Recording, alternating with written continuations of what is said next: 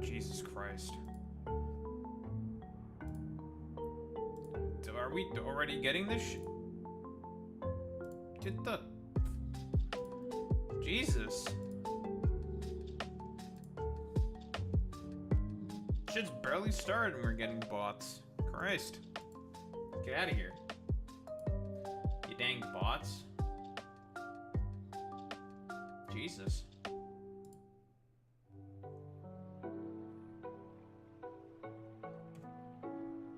I forgot to go grab water and I'm kind of thirsty. Son of a bitch. Well, here's what we're gonna do. We're gonna load the game first. Then I'll go grab water.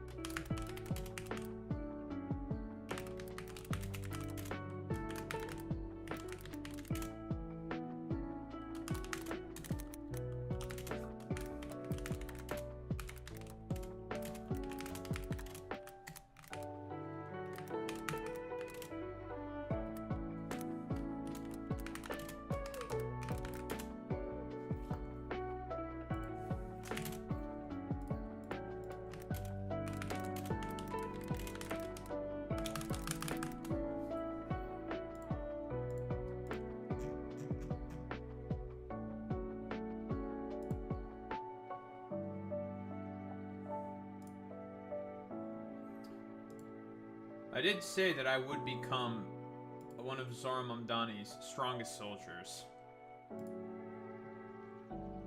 And such is my duty that I burden myself with.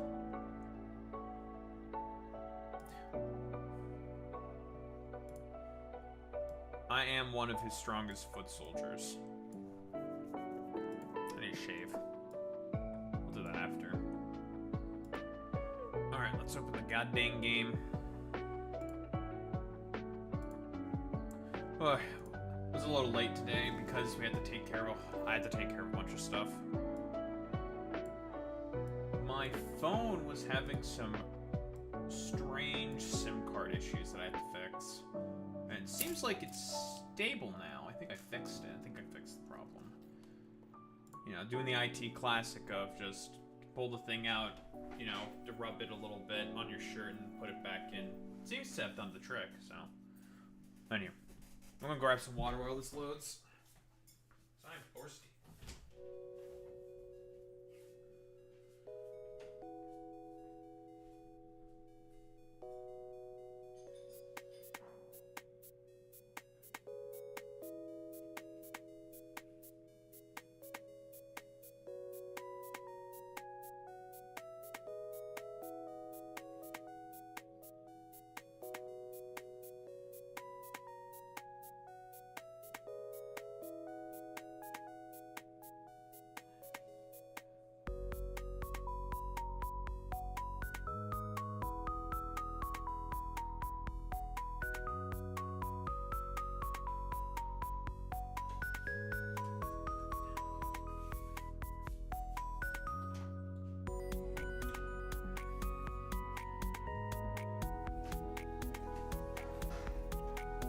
Ugh. We are so Barack Hussein Obama. Obama, folks.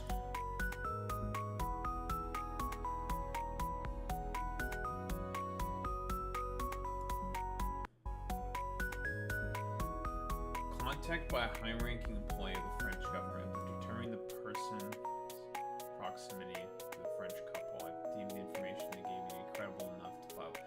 Oh no. Dude. Holy shit, Candace Owens with her fucking, like, what, she thinks that the Macrons put out a fucking hit on her? Because of her stupid ass fucking defamation lawsuit that the Macrons hit her with? Because she kept saying that, I think it's Bridget Macron right? Brigitte Macron is like a man in actually. All right, man. Totally, yeah.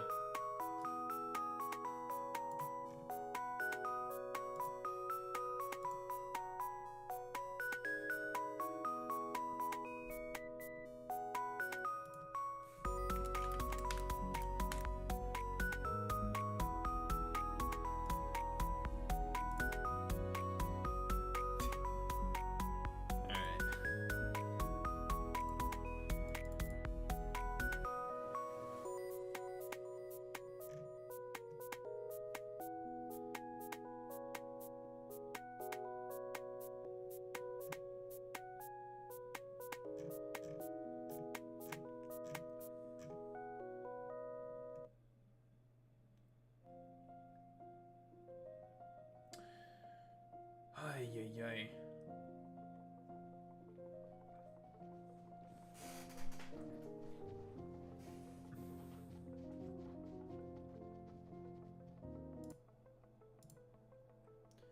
It's funny. Funny, funny, funny, funny, funny.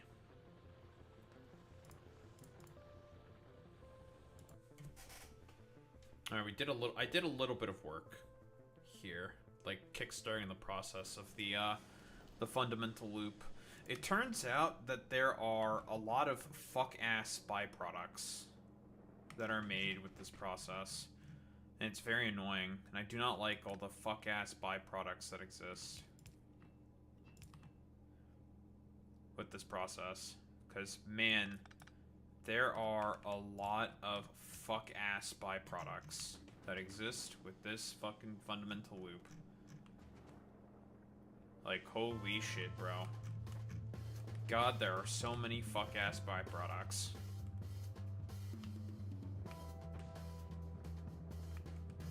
God damn, there's a lot of fuck-ass byproducts.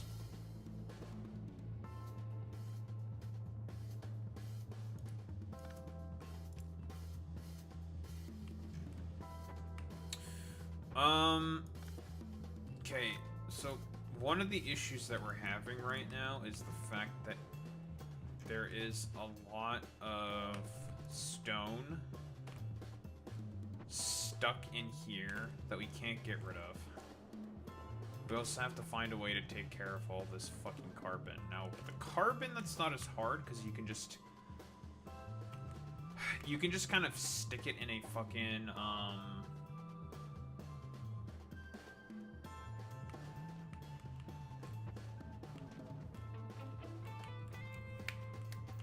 oh, you can just, like, stick it into a fucking, whatever the fuck. Well, we need some coal, right? Because there's some coal we need.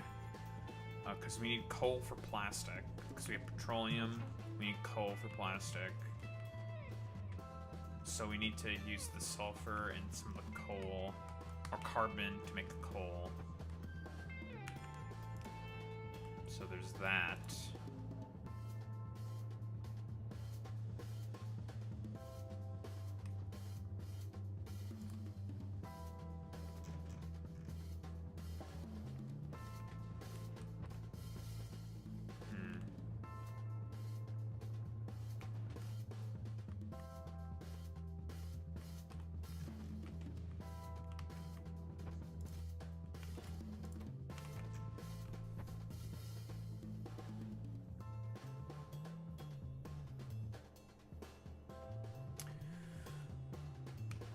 Ugh.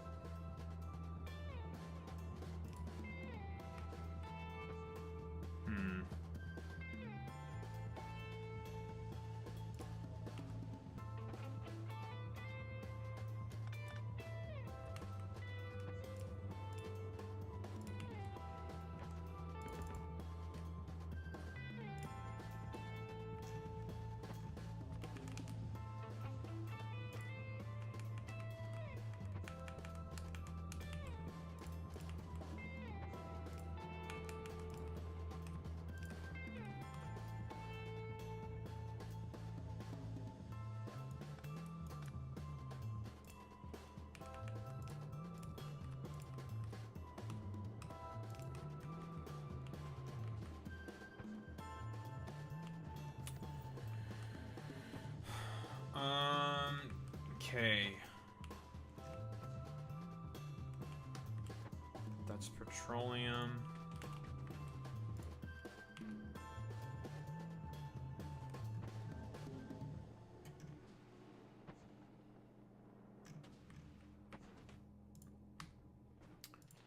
You know, maybe I should have made these green circuits at a later point in time.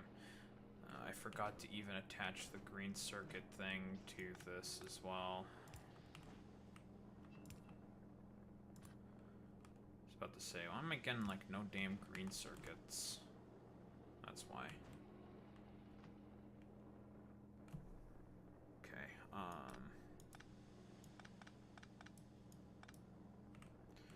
this then needs to be adjusted.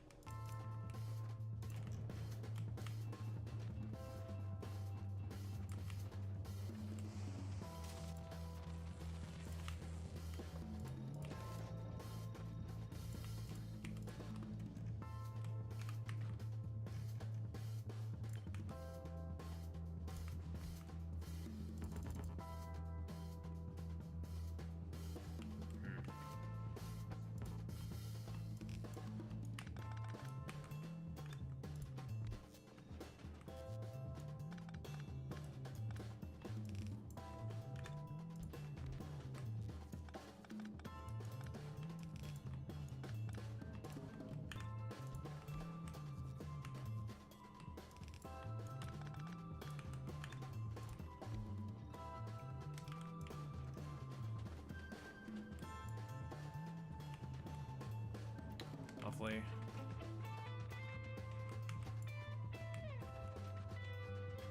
Lovely. There's green circuits.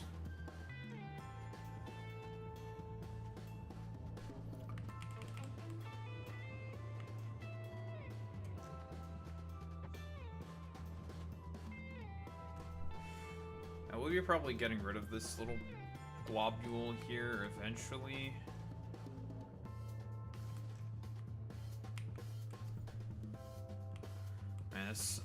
Thought this was gonna be like nice and neatly organized and everything. It's a fucking big ass mess.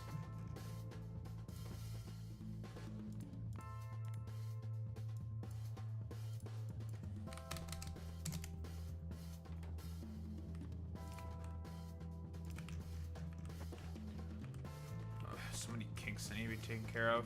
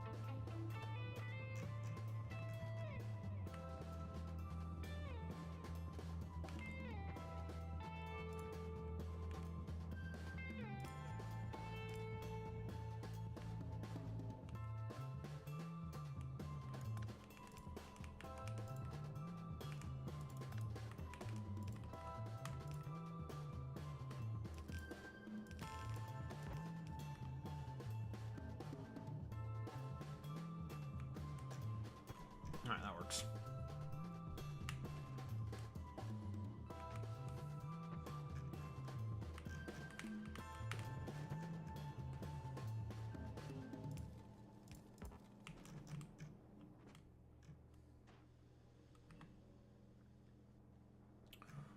That is all connected to the more overall network. I think I might just have to move this further back. Yeah, I think that's just what I'm gonna have to do. I think I might move the whole carbonatite thing back a tile. I think that might be easier for me.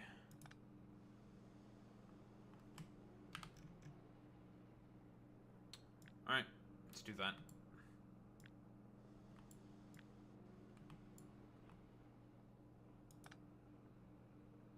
Let's move this whole build.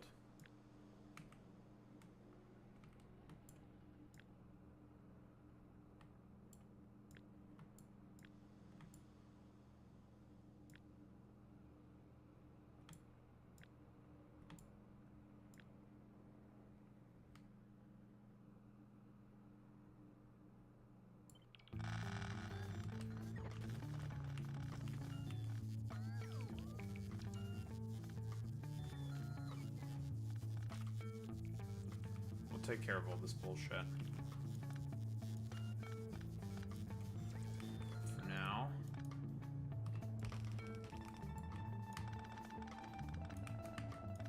I got these pipes.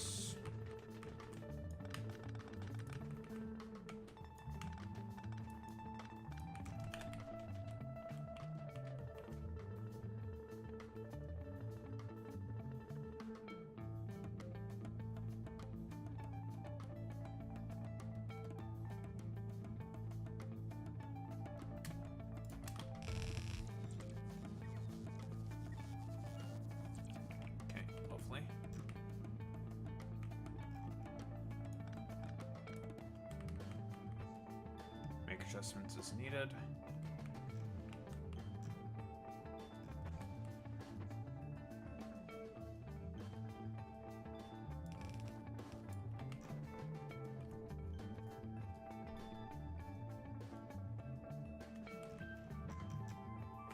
Much better.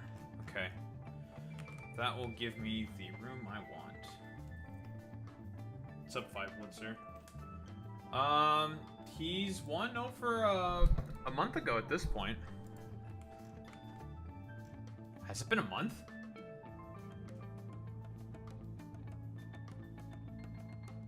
No, it's not been a month yet. Has it been a month? I don't even know. He's been mayor-elect for a while now. That's all I have to say.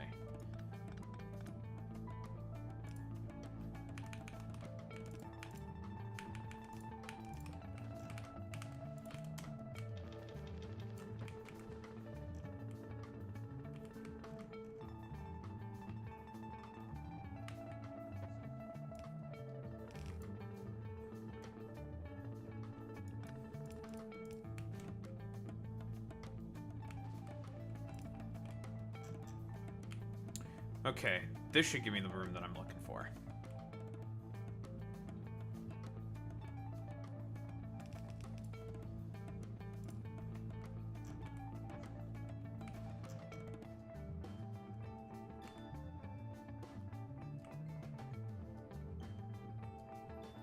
Cool, I don't follow politics anyways. That's fair. That's what I'm here for. To give you the only the most informed takes. TM.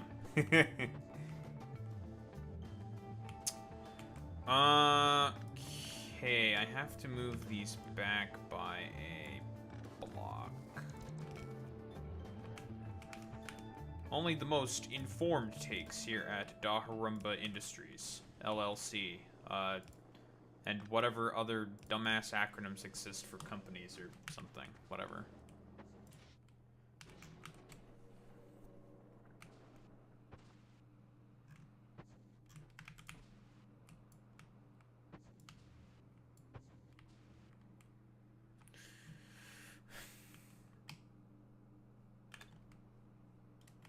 But yes, Zohran did win.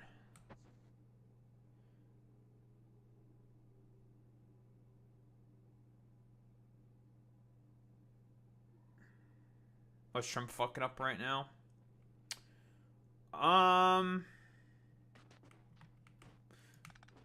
For the time being, it's more justifications for the invasion of Venezuela.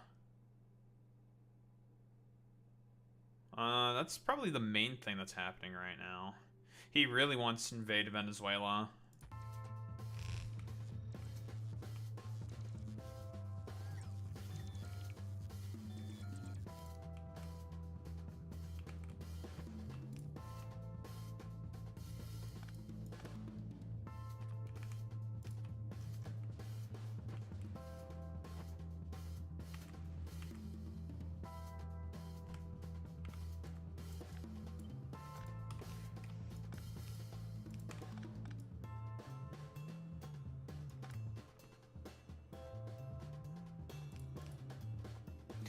I think he just recently designated Nicolas Maduro as like a narco-terrorist, which is nonsensical. So, you know how the United States has been bombing a bunch of random fishing boats out in the middle of the Caribbean Ocean?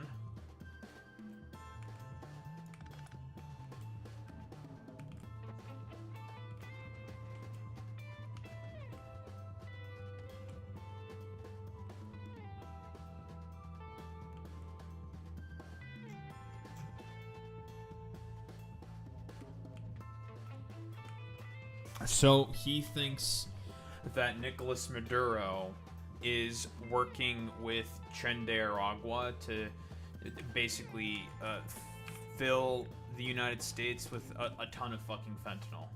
It's nonsense, obviously. Like, there's no evidence to suggest that that's the case whatsoever. And he's just, like, randomly bombing boats in the middle of international waters because of reasons. Well, we can get into the reasons, but we'll just say it's because of reasons, quote unquote, right?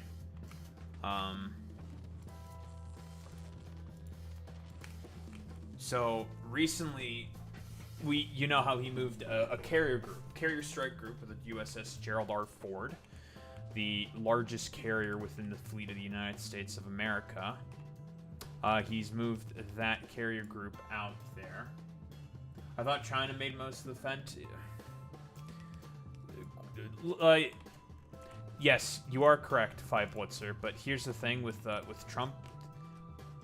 The thing is that he's a dumbass, and if he sees something on Fox News parroted on there, he'll just like start repeating that talking point. Cause grandpa, right? Old man, grandpa, brain leaking out of ears, blah blah blah blah blah, right? You know, he's old. And his brain barely works.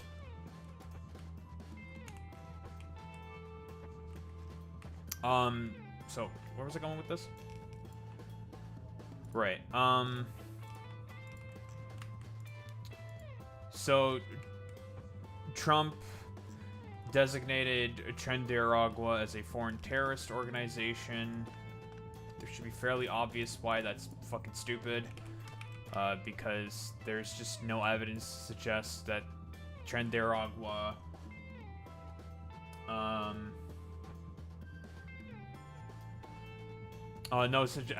no evidence to suggest that there's a fucking any evidence whatsoever for like a bunch of narco traffickers being led around under the fucking purview of the state for fucking the express purposes of wanting to distribute a bunch of drugs in the United States of America. It's nonsensical. It's stupid. But again, Fox News grandpa, his brain is leaking out of his ears.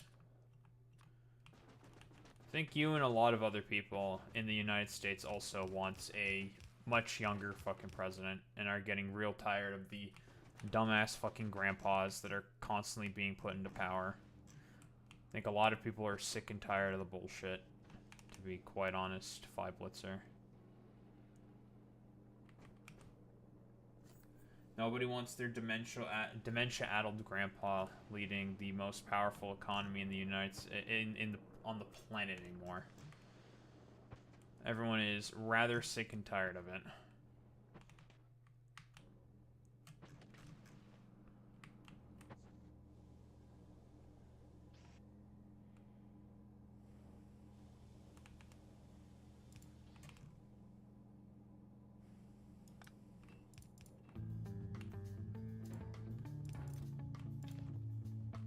Nice. Nice that I fit that in there. Lovely. Can now start to get rid of all this excess ore that I'm never gonna use.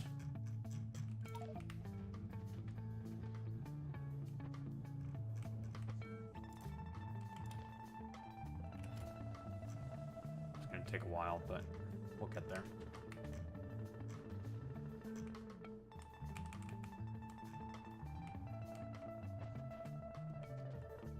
What was I saying?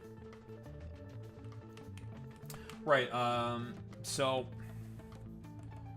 in 2019, Trump had a botched coup attempt, and as a result of that botched coup attempt in 2019, in Venezuela specifically, he slapped really, really harsh sanctions on the economy that caused it to go into hyperinflation. So the economy of Venezuela is basically on the verge of collapse, right? And as a result of the economy of Venezuela being on the basic verge of collapse, right? From the sanctions that he put on the Venezuelan economy, it caused a bunch of people to move. And this is a point that I've brought up consistently.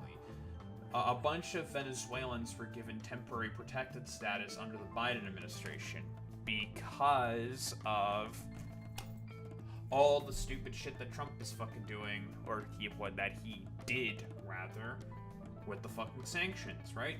He hit the main thing that powers the Venezuelan economy, put sanctions on petroleum-based products, right? That's Venezuela's main export. And as a result of him doing that, what happened exactly?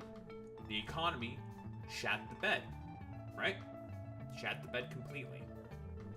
And as a result of the economy shitting the bed, a bunch of people left the country. Naturally, right? Because the economy fucking sucks. Pretty simple, right? Joe Biden let in a bunch of those people. Let in a bunch of those Venezuelan migrants. And this is what caused the quote-unquote migrant crisis within the United States of America that every fucking conservative was bitching and moaning and complaining about. Well, it's just like, well, motherfucker, you caused this. Your guy did that. Why are you blaming Joe Biden for this? Doesn't make any fucking sense. There's a lot of things you can blame Joe Biden for. Yeah, absolutely. What happened with Venezuela? That's on you, man. That's completely on Donald Trump and the current administration that's in power right now. Basically nothing to do with Joe Biden. Right?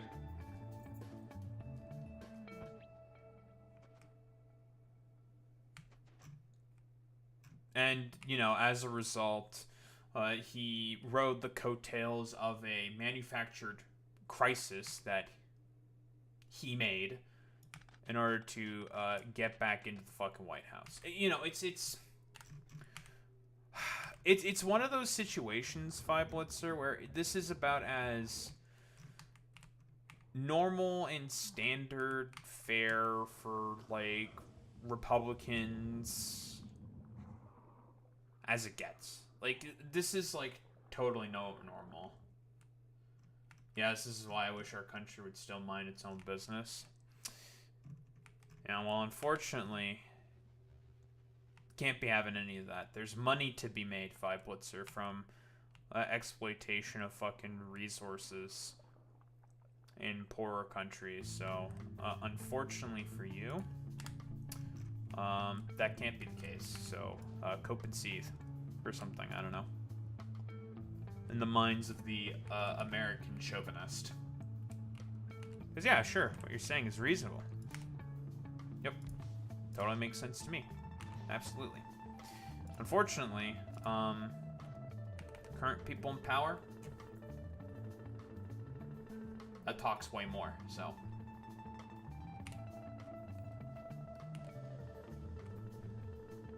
There's money to be made.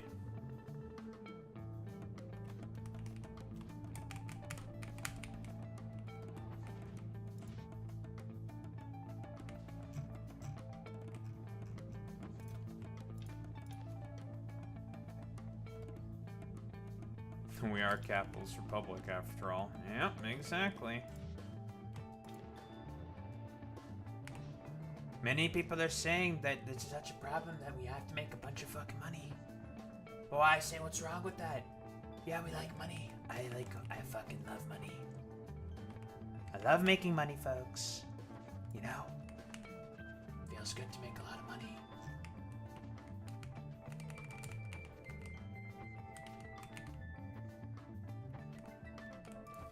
Did I leave myself any presses? That's a good question. Did I? If not, I should have. Just gonna send myself down some radars.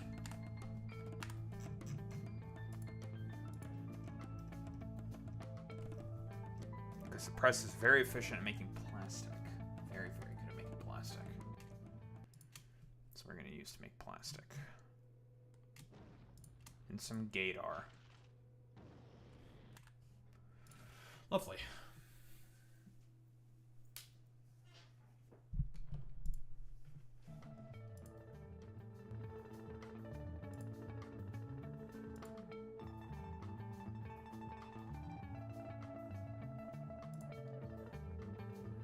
Man, I made a lot of really stupid people very angry. So that's good.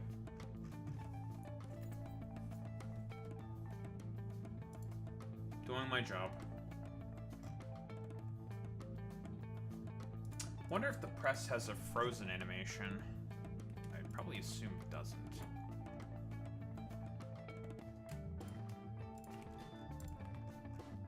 Oh, it does! Wow. Look at that.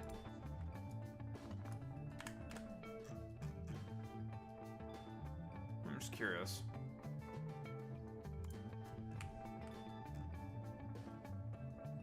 Well, that's just kind of what the press normally looks like. Never mind. Whatever. A man can dream.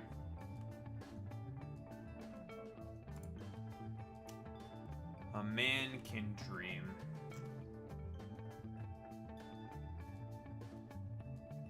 My social studies teacher is right now teaching us about the city of Pompeii. Started the neoclassical renaissance of architecture. That's cool. It's an interesting topic to learn about. It's very interesting, Feibblitzer. Very interesting learning about neoclassicism.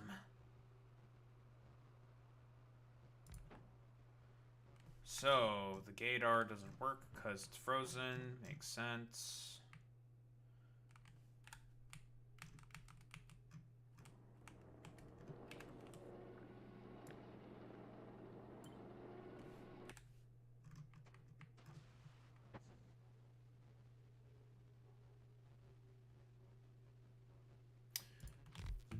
Do I have my laser turrets with me?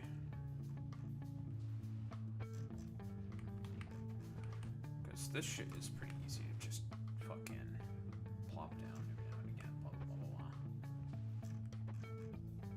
Sure is.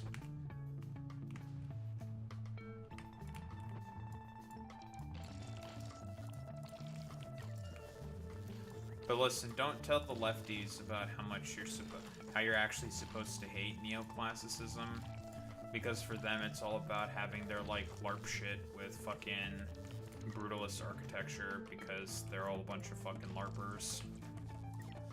Because the Soviet Union used brutalist architecture. It's just like, nah, bro, it's fine to have pretty looking buildings. But the Nazis love neoclassicism. Eh, not really.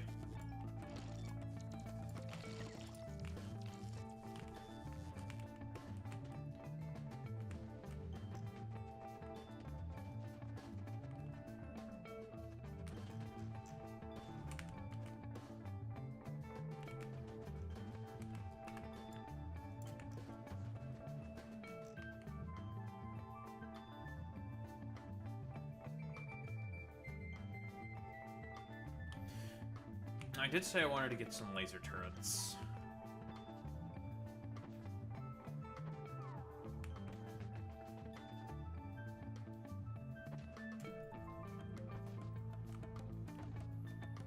Because lasers are pretty good against the enemies on this planet, because they don't have any laser resistance.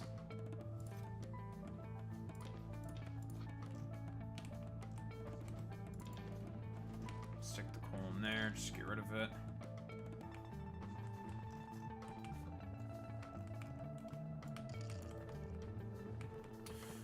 Curious, can we make a biolubricant? Yes, we can make biolubricant in chemical plants. So this is how we get our lubricant on this planet. Because there's another recipe we can use with the fossils that lets us make jelly. And I was just like, what exactly am I supposed to use this jelly for? Now I know exactly what we're going to be using the jelly for. We're going to be using it to make lubricant.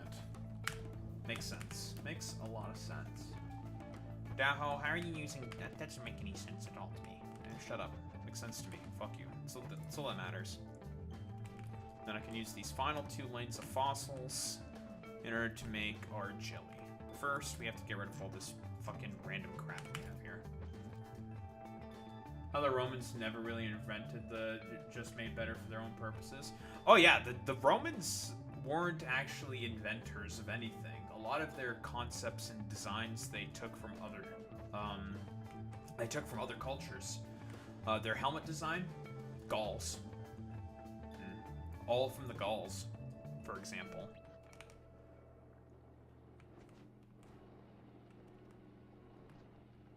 A lot of their military tactics, they stole from other people. They were unironically the dudes who said, like, hey, if it ain't broke, don't fix it. And it's just like, well, yeah, I mean, that makes sense. If it works, you know, if the shoe fits, the shoe fits, right? The shoe fit, right? And it's just like, all right. It's difficult to argue against that, you know? They worked for the purposes of the Romans at the time, so they fucking just YOLO swag did it. Okay. Hard to argue against that. Sometimes the shoe just do be fitting, you know? Mm-hmm. Quinqueremes and shit. That's all Carthaginian.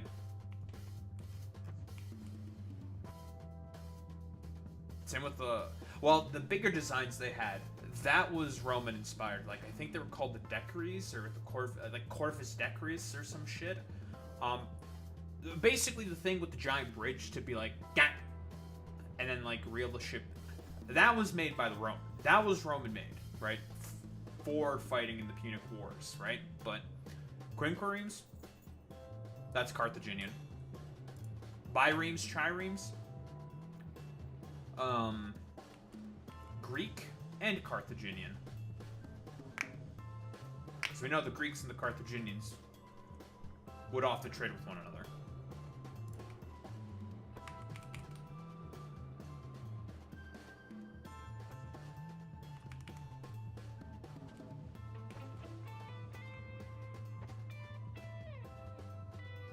I didn't give an exit path for this.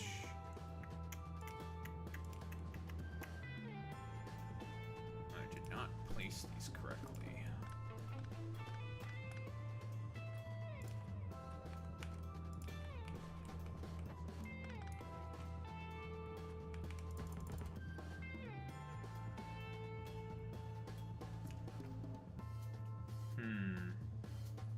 Kinda need to fix this.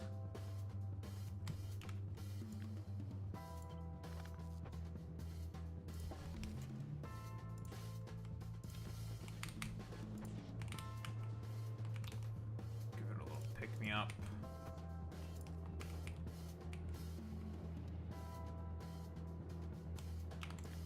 Push these back, get rid of that.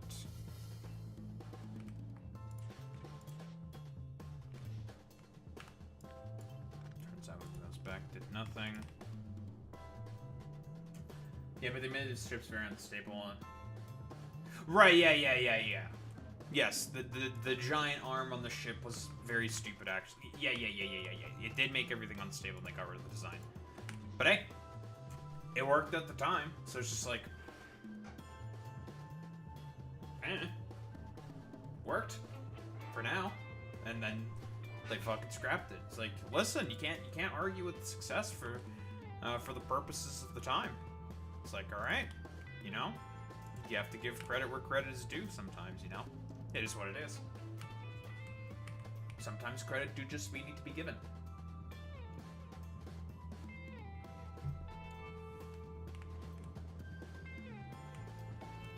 And that's what we call a truth nuke.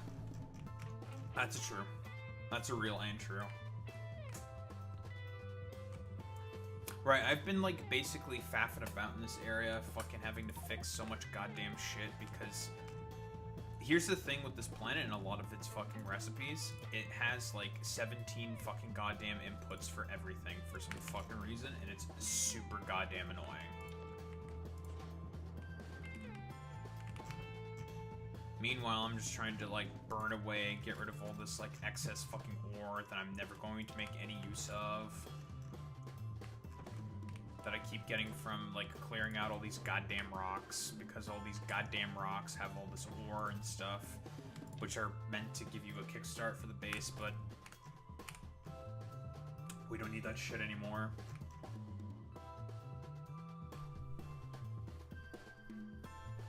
Those big warships we have are useless because of those small torpedo boats.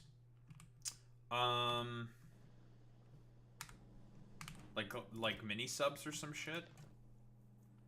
I know they had like the exact same things in like World War II, where they had mini subs.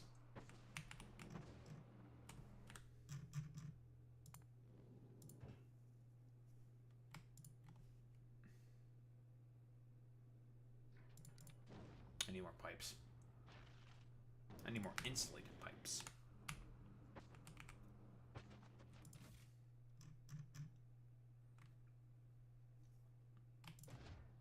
Right, I came here for the lasers. Looks like I need more heat pipe as well. Luckily we produced that on site, which is good. And we're having to ship this shit in, because that's annoying.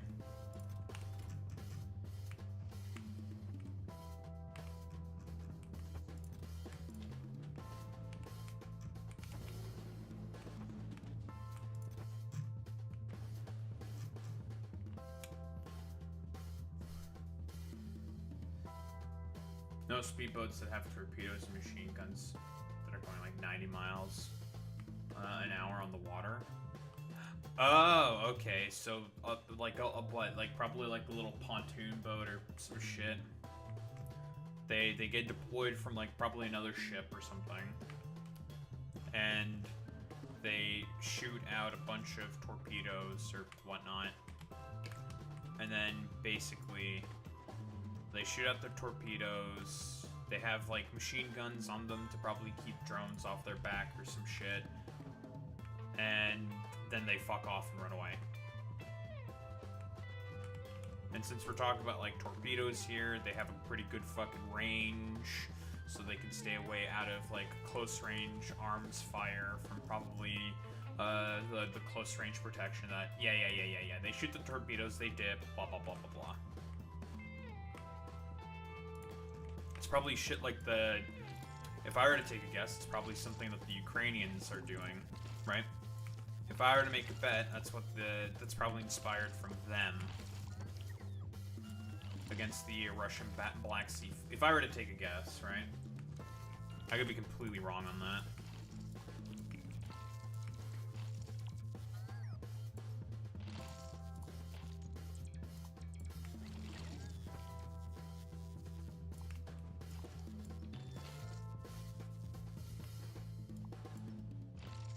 Although in a lot of cases, the Ukrainians, they just shoot like missiles at the Russian Black Sea Fleet, and that also works.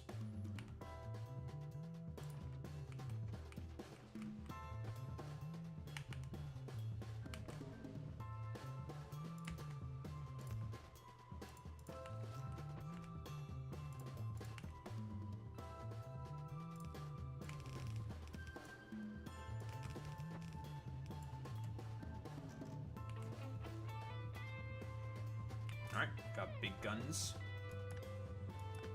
not big guns, but we got guns. Okay, let's attach these to the equation. No, yes. I guess you mean no and yes.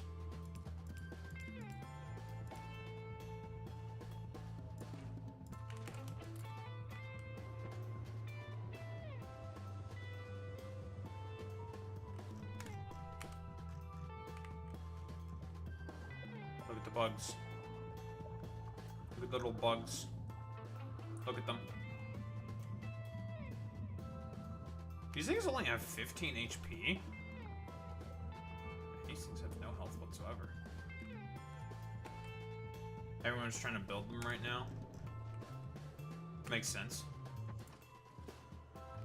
I mean, they've been successful in the Ukrainian war, and they're cheap, right? Like, what, a couple of torpedoes with like pontoon boats and shit? That's not very expensive, right? It's cost effective. Just like with like Ukrainian FPV drones, right? A lot of people are starting to fucking invest in Ukrainian FPV drone production because just like, well, it's a new fucking thing that everyone else is doing on the battlefield, so fuck it. We might as well start doing that shit as well. I mean, it makes sense. New fucking forms of warfare and shit like that, and someone else has already been doing it, like, successful tests of it on the field of battle. Might as well, fuck it. Just adapt those particular forms of warfare, because just like, well, you know, fuck it. Yeah, makes sense that pirates, that the Houthis would also build those as well, because again, it's cheap, right? It's cheap, it's inexpensive, it's relatively cost-effective. Makes sense. And, you know, asymmetric warfare and stuff like that.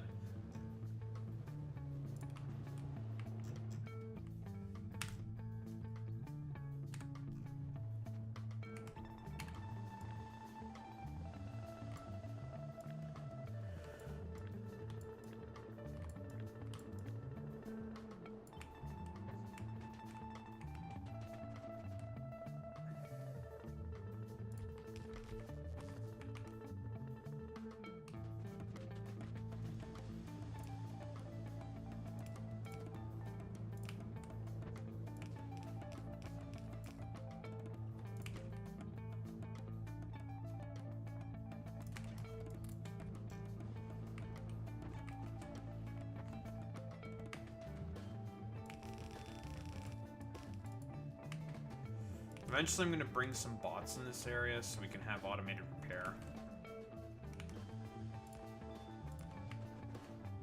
For our defensive perimeter.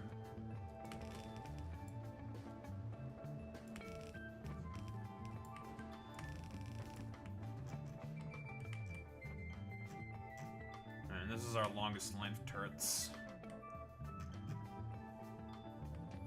Just like stick the roboports in the corners. It's pretty simple.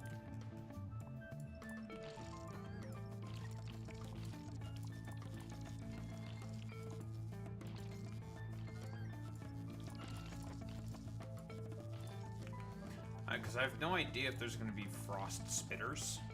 I don't know if there's going to be ranged enemies. Better to be safe rather than sorry and be prepared.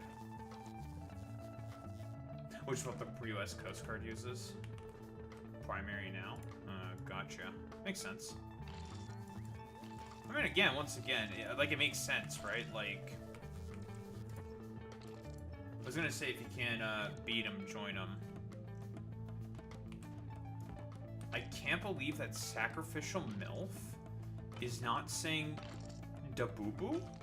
What the heck? I am bewildered. There's no da-boo-boo posting? Is this Sacrificial MILF? Has she been, like, replaced by, like, a doppelganger? Like a shapeshifter? What the hell's going on here? Oh, I know what happened. It's because I posted pro-women content. I know what it is. You have something cuter. What?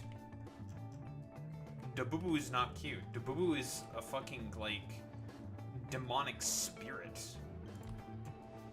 that needs to be destroyed.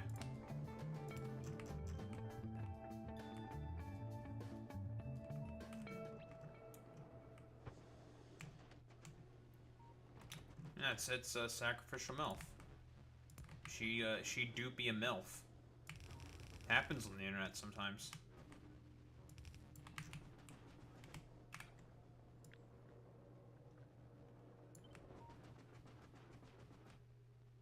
Checking the general chat.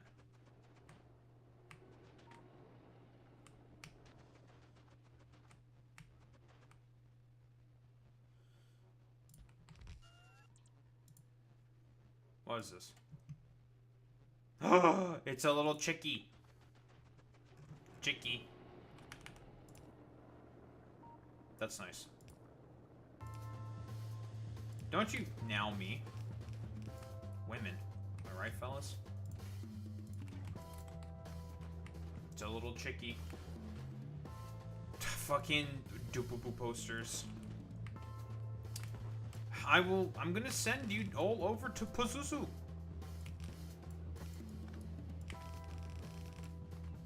You will be sent to Pazuzu. The American people are tired of women. Thank you, Bernie. I agree. Bernard Sanders. Listen, if there's one man who's always got me, I know it's always gonna be Bernard Sanders. My inventory's full. Oh, that's a bitch.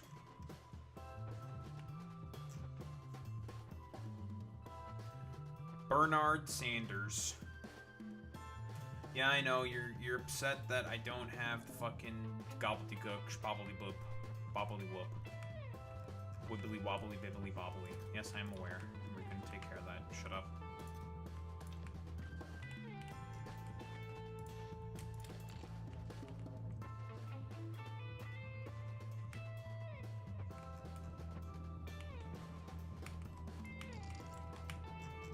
Doctor, turn off my cringe inhibitors. But Raiden, you'll lose subscribers. Do it. Okay. I was fucking joking. Why did you do it? Come here, my robots.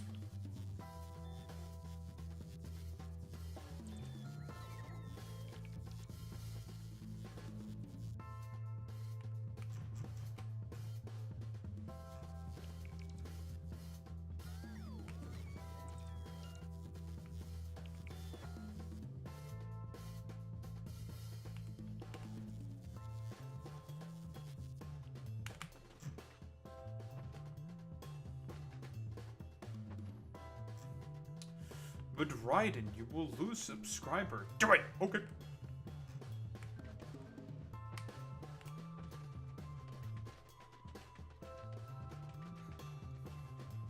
You know, Doctor should have said, no takesy backsies. Then that dumbass Raiden would have actually learned his stupid ass lesson. Idiot. Stupid. Fuck you, Raiden. Everyone knows about the sacred rules of no takesies backsies.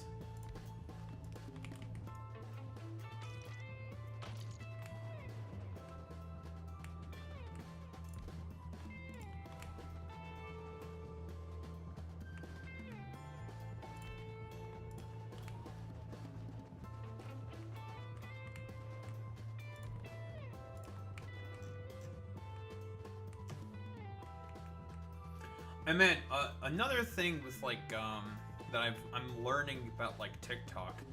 They are so fucking peculiar with language. Like, okay, I put in a caption, right?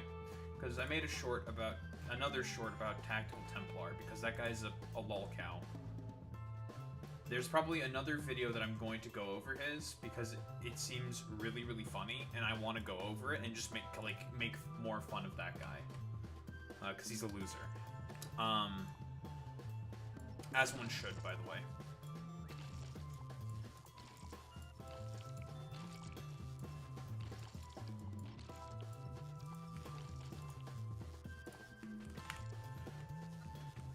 go. Lovely.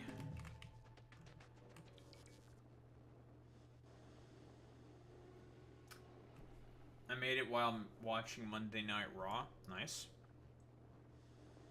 Whoa, whoa, whoa. You raw? You were raw while making it?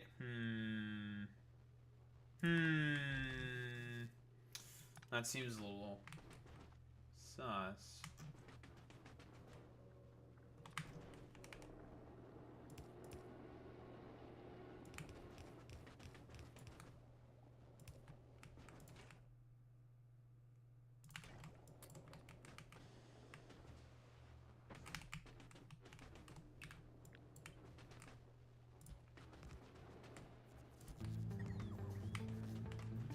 But anyway, I'm getting distracted.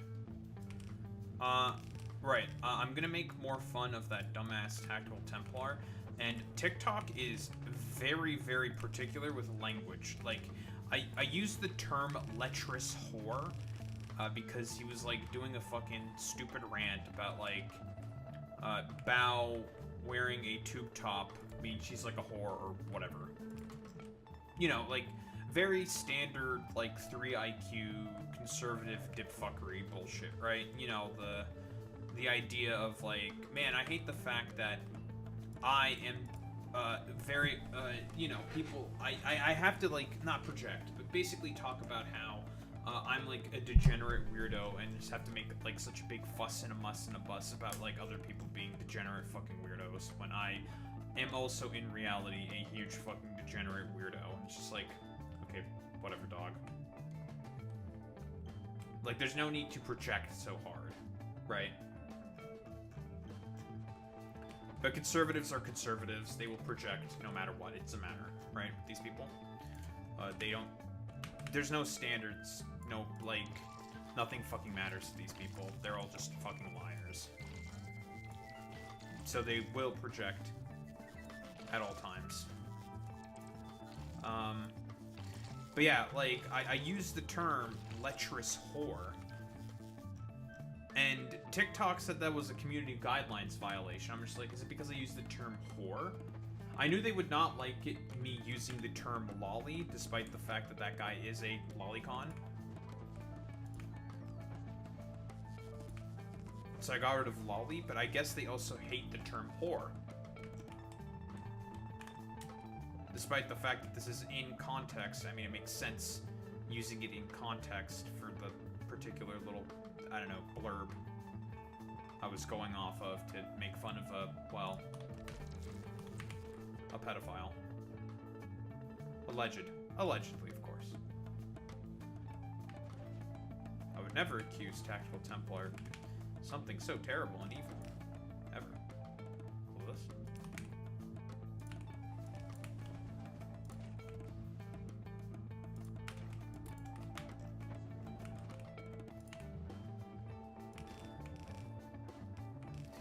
You know, every time I see Minnesota 5 Blitzer, I just think of the Little Yachty song. It was Little Yachty who sung Minnesota, right? If I recall. That's like, that shit just like plays in my fucking head. I just keep hearing like, Minnesota! And shit like that. I don't know if that's a good or a bad thing.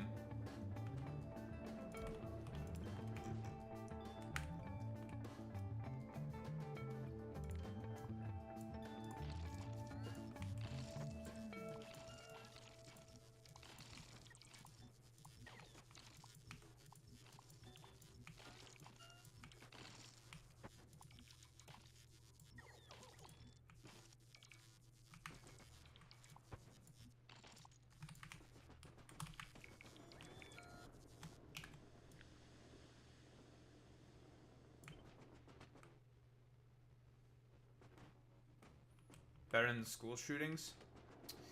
Yeah, you guys did have that one with, Robin Eastman.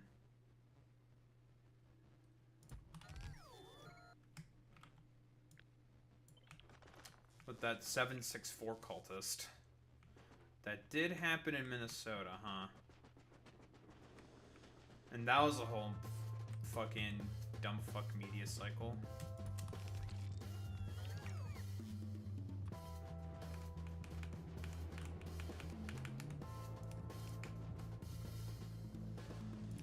Guys, I can't believe that young people are getting groomed into neo-Nazi cults. What must we do? Well, we must blame them for being trans. Clearly, this only happened because she was trans. Like, that's not... It's not the reasoning, though.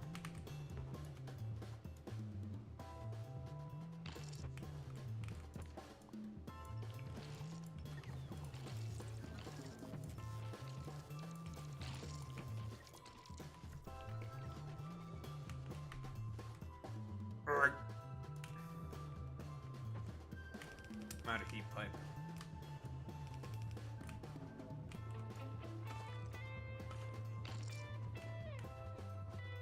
I have to go get more heat pipe. And empty out my inventory again.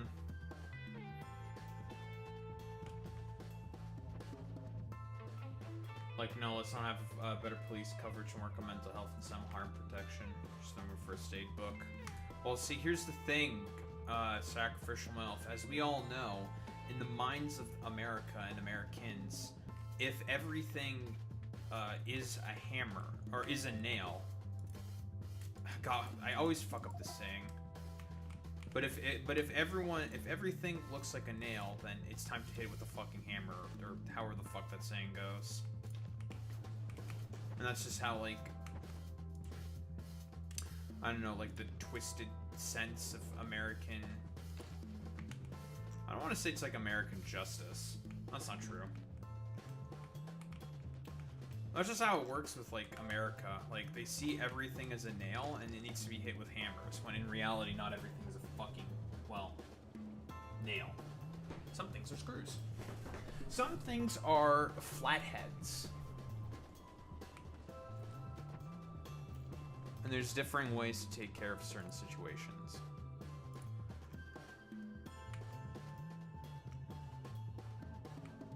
How the fuck are you out of ammo?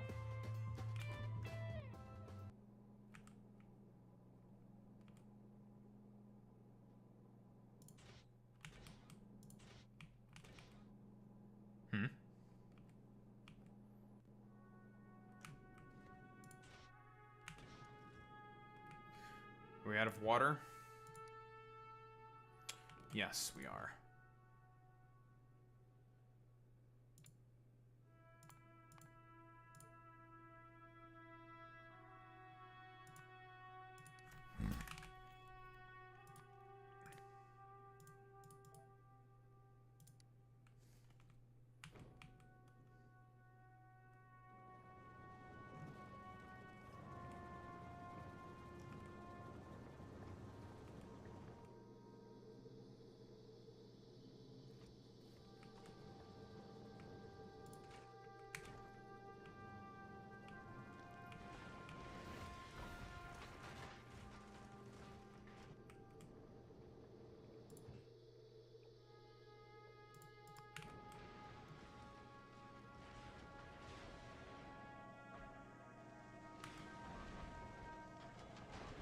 That's not good.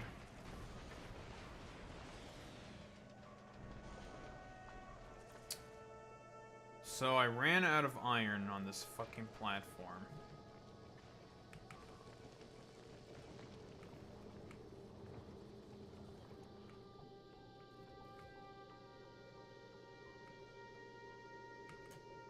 How exactly do I have no power? What is the problem going on here? My fucking refuel didn't trigger. Oh, no wonder.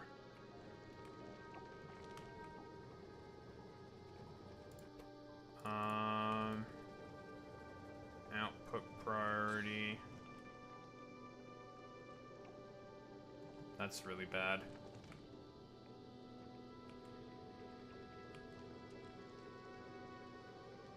What's up, Zane?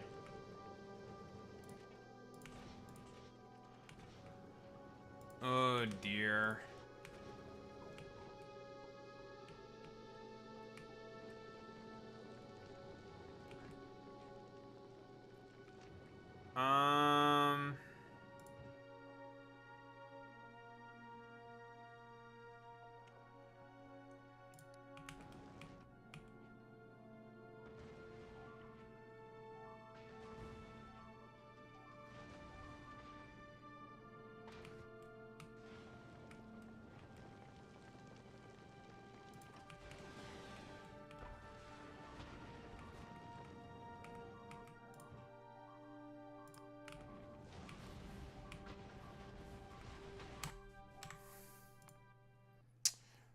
Son of a bitch. That's annoying. Okay,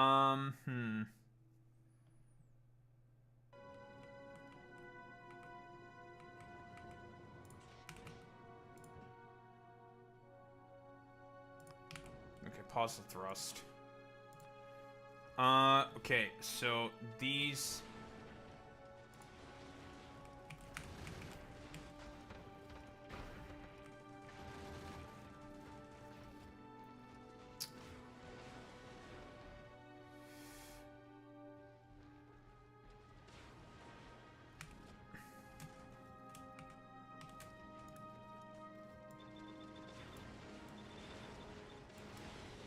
Okay, we need to leverage all the rocket ammo we have.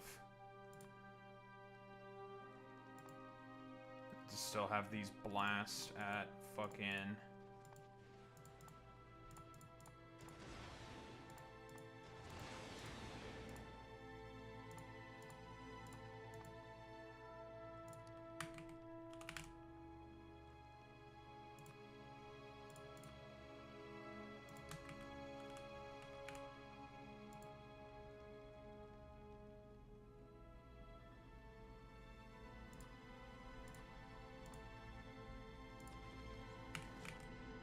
Oh dear. There's a big waste of rocket ammo. But we don't have a choice. We have to get back home. My fucking refuel interrupt didn't trigger. No wonder we are having some fucking problems.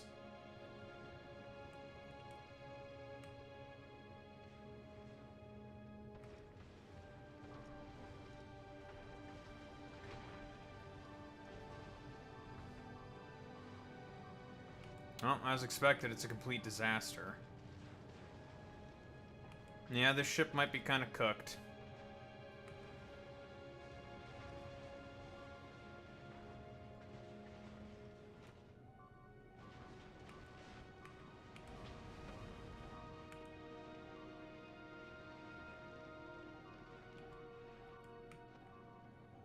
Yeah, this ship's cooked.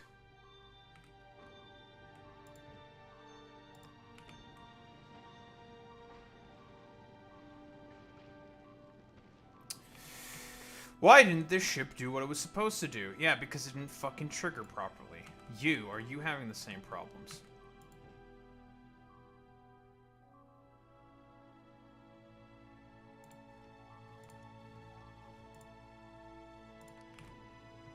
But yeah, this ship is done.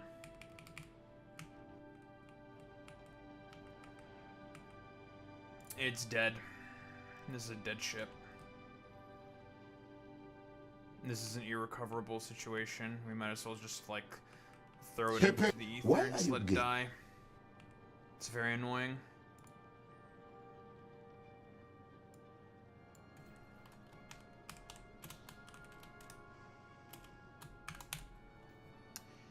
Ugh, that's annoying. We're not losing really anything to...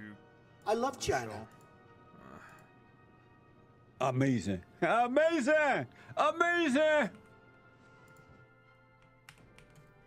It's all because the fucking interrupt did not function like it was supposed to.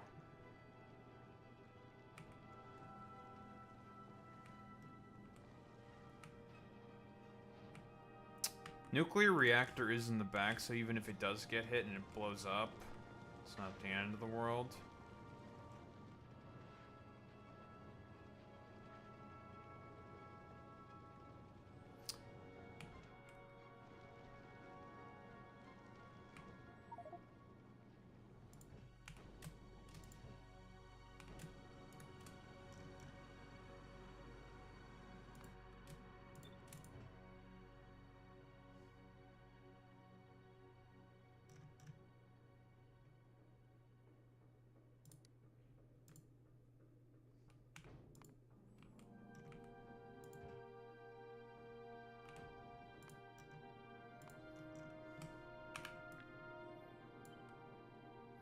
I love it when my fucking interrupts that I have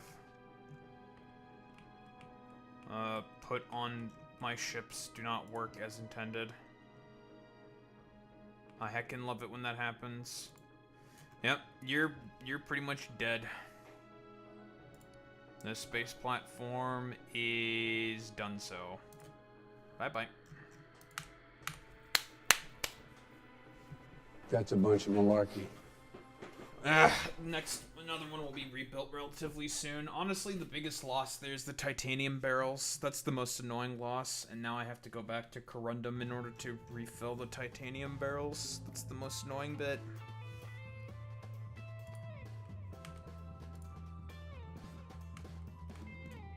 Everything else that's been lost there, I think it's pretty negligible. Like, oh man, I have to build some more foundries. Okay, whatever.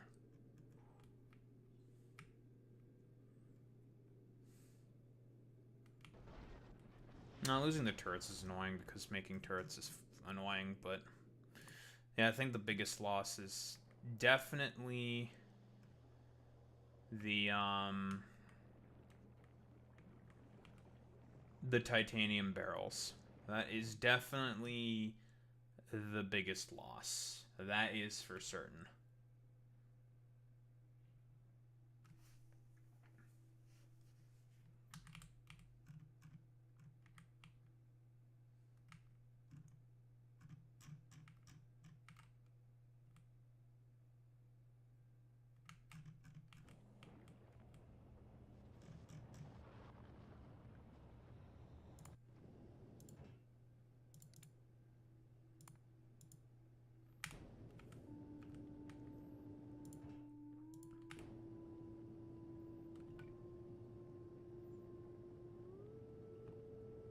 Amazing.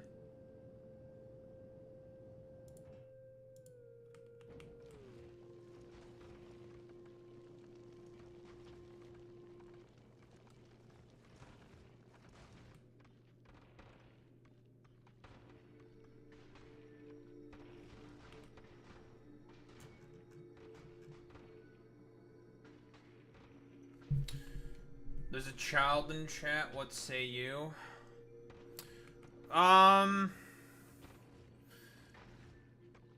I've never, like, okay. Cause here's the problem, Sacrificial MILF, right? I can do, like, basically everything possible to try to, like, say, this is 18 plus, blah, blah, blah, ignore the warnings and recordings. There's not really much I could fucking do that. If someone just, like, fucking ignores them, I can't fucking stop people from ignoring them. The only thing I can say is, yeah, this is... the shit that we're talking about here is intended for mature audiences. Viewer discretion is advised. That's all I can do. Right? That's all I can do. I can't stop, like, people who stumble into the stream who are of certain particular ages. Also, like, do we even know? Right? People just say shit on the internet. That's the problem. Now, I understand, like, I don't disagree with the policy that a lot of people take, like, saying, like, no, just, like, ban them and tell them to come back when they're 18 or older, or whatever, right? And that's a policy that makes sense to me. Like, that makes sense. Just don't fucking fuck with that shit. But so long as people just don't be weird, just don't be fucking weird, forehead. Otherwise, I don't really care. Because, like, here's the thing. If you are of a certain age demographic and you want to engage with certain fucking content, where, like, people talk about more mature subjects, all you can do is just say viewer discretion is advised, and there's like, not much else you can really do. It's the internet. People are going to engage with, like, whatever the fuck they want to engage with. Like, I can't stop that. Like, there's just nothing I can do. So long as they understand that, that's all I can do.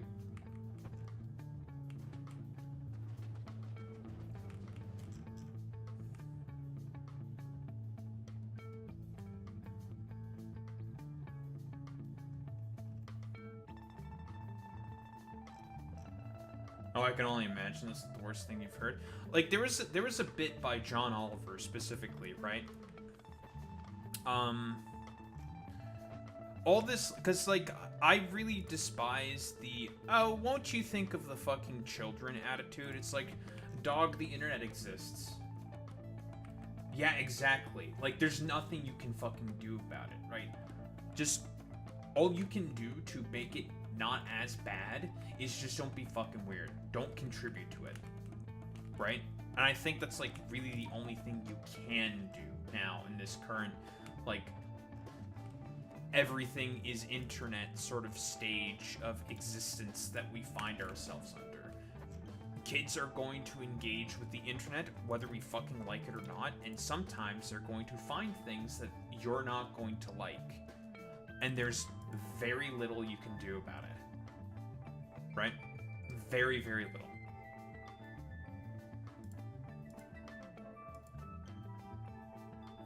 Like, I have, like, a rule in my Discord that says, oh, you have to be, like, 18 plus in order to go. I just basically copy and pasted that from the Hassan fucking server. I'll be quite honest. I just copy and paste that shit. I don't fucking enforce the age restriction rule because we don't have any NSFW shit on there.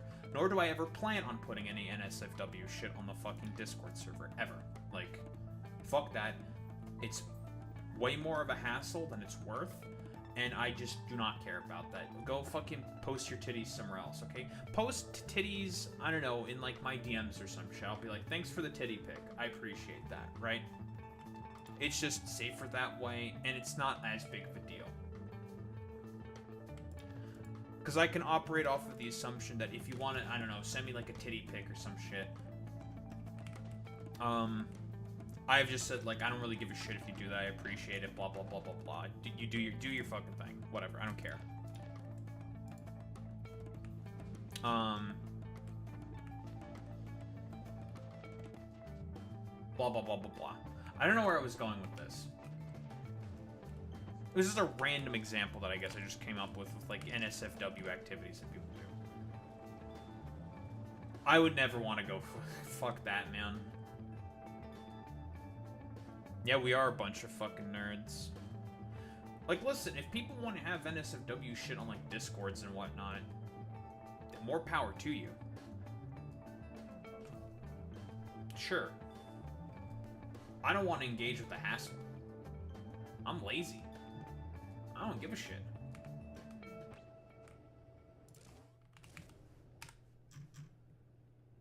I'm just one lazy-ass motherfucker.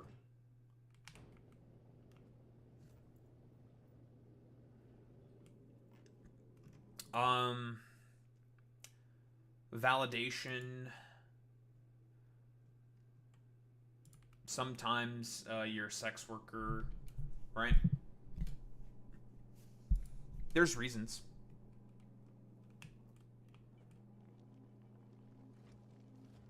Yeah, sometimes people are weird.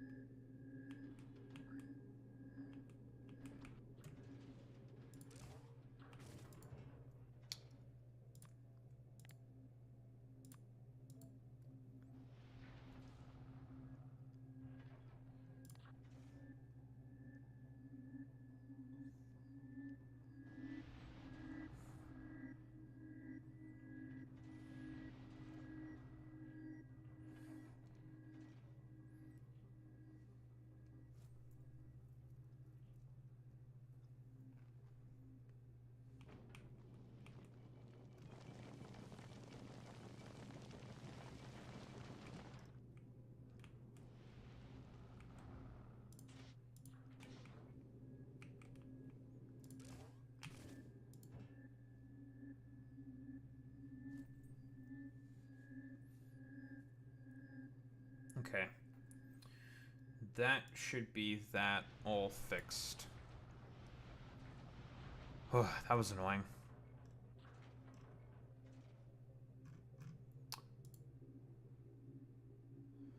Bunch of issues that needed to be fixed and now are all fixed.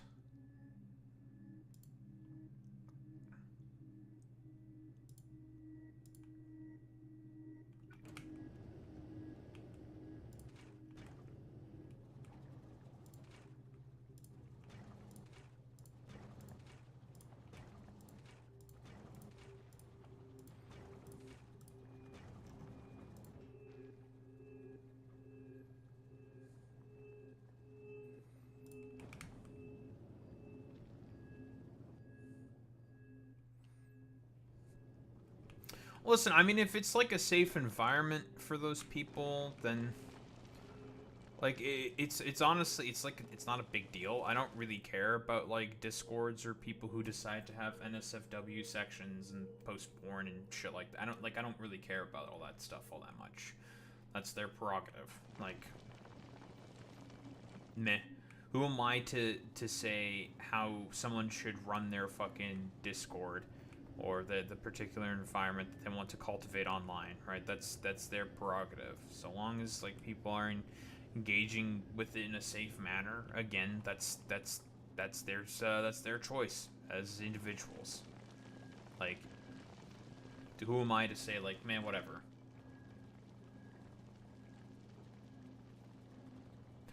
Yeah, that is probably the best way to put it, sacrificial MILF. Yeah, you don't get... Like, the older you get, it doesn't matter. Like, who cares? Like, it does not get easier, but the older you get, the less of a fuck you give. Because it's just like, yeah, whatever, who cares? Like, I'm almost 30, for fuck's sake. Like, I don't care about that shit. Because I'm old enough to just not give a fuck about it.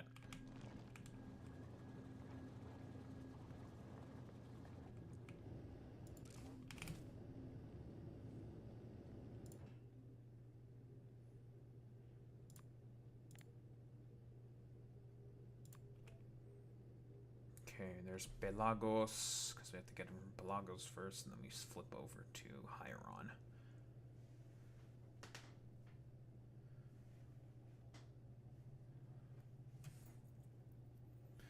It's unironically as Achievement Hunter once said, which is very funny that I'm referencing Achievement Hunter, but they're correct in this point. If you're, like, say, hanging out with... You're like 30 years old and you're hanging out with a bunch of 20-year-olds or 19-year-olds. That's weird. Like, that is fucking really, really weird. But the older you get, the less weird it becomes, right? If you're like, say, a 35-year-old hanging out with like a 25-year-old, that's not that weird. It's just like, oh, okay, whatever. Because it's implied that you've fully matured and whatnot. And fully developed as like a human being. Like, that's less weird. The problem is that the internet kind of blurs that barrier. It makes it very complicated to discern whether someone is of a particular age or is of a particular predisposition or whatever. Like, it kind of becomes impossible to do that same thing, that exact same assessments here. So...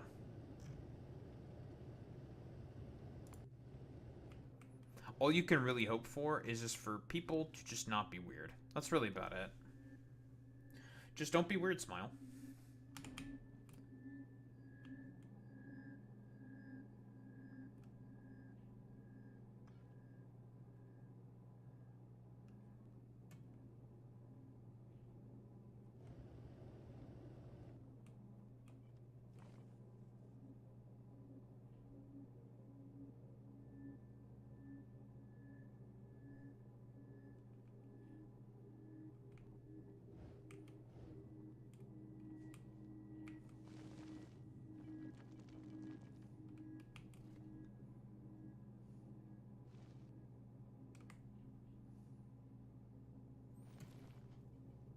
I could have said I was 21 or something. Yeah, you could.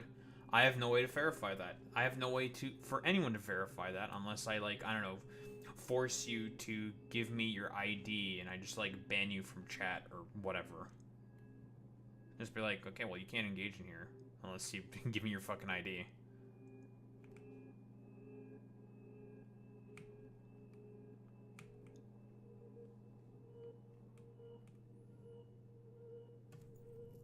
Well, I have points of leverage. I do. The same thing that I said before. If I wanted to, I could just, like, ban you from chat, right? DM you and just be like, okay, well, this is a explicitly 18 plus space, or whatever. And I could just force you to give me identifying information up until I can, so I can confirm that you're a particular age. But, like, honestly, that's such a pain in the ass. Just don't be fucking weird. That's really about it. And if anyone's, like, in chat is, like, weird to, like, an 8th grader that's, like, in the fucking chat or whatever, though we don't even... If you are an 8th grader, I don't know, I don't have a reason to think that you're lying about that. It's just like, if anything, if anyone's being fucking weird about it, just let me know. And we just deal with it appropriately. That's really about all you can do. If I could turn back time and go back to 8th grade me, I'd do these things. Drop fake-ass friends that didn't really make you happy. Your time is more valuable than fake smiling through shit. Do what the fuck you love and don't let anyone tell you otherwise. And third, experimenting in life is amazing. It's okay to try something not like it. Just don't do don't do a bunch of hard drugs or super illegal activities. That's true. What the? A leftist saying that people shouldn't do illegal activities? You might as well just say you're not a leftist, sacrificial MILF. What the fuck? Inconceivable. Okay, novice. You are going to not Tiber.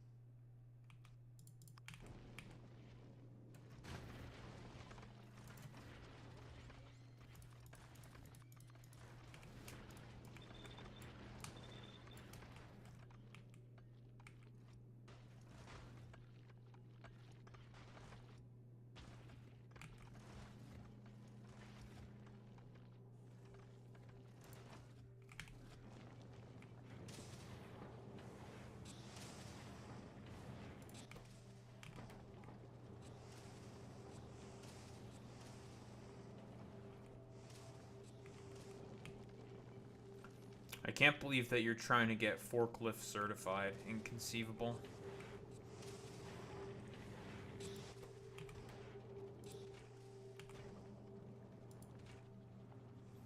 Who the hell is out here trying to get forklift certified? What the heck?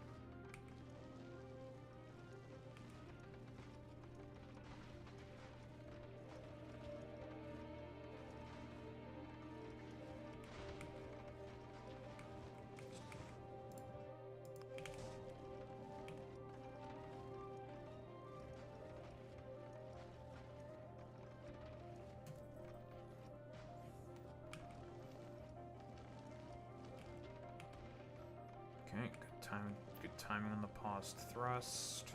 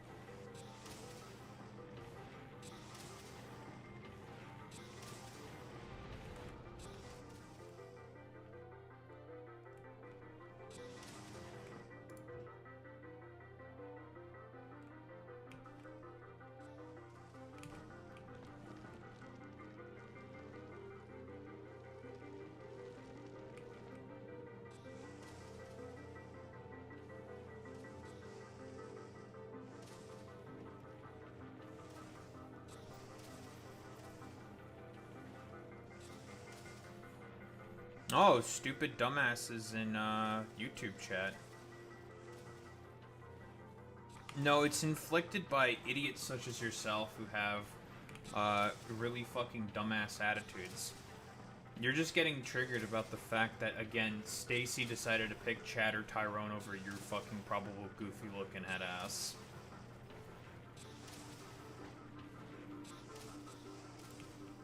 Again, another fucking dumbass dude in YouTube chat wanted to comment on someone else's looks without ever fucking posting any face. Bro, if you're like a fucking spitting image of Adonis or whatever, post pics. If you're such a fucking giga chat, post pics, prove it. Unless you're a little bitch about it. Be a little fucking bitch about it, dude. I'm not a coward.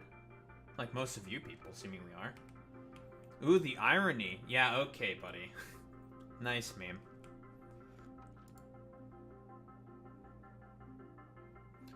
You know, it's weirdos like you that are the main reason why your dumbasses like you are never getting any bitches on your fucking dick.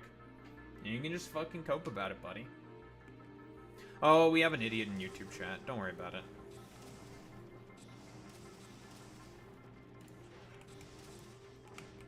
Okay. We'll just let that do its thing for now.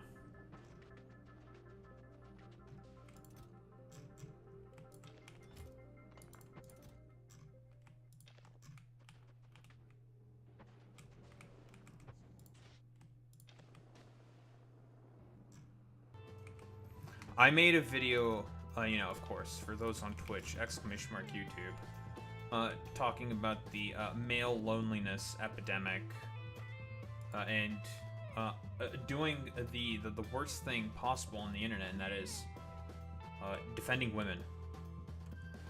I know, shocker. And a bunch of triggered ass little snowflakes decide to come in the comments and just be annoying. That's really about it. It's pretty normal.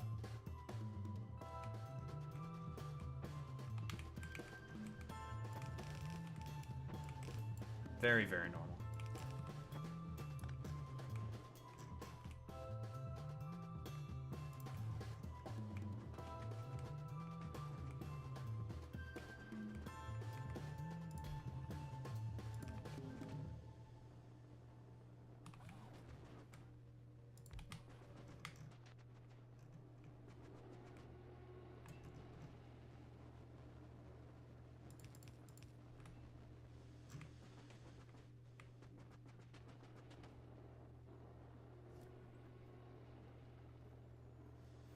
Ooh, and someone really isn't worth fighting for unless you know they'd do the same for you without notice.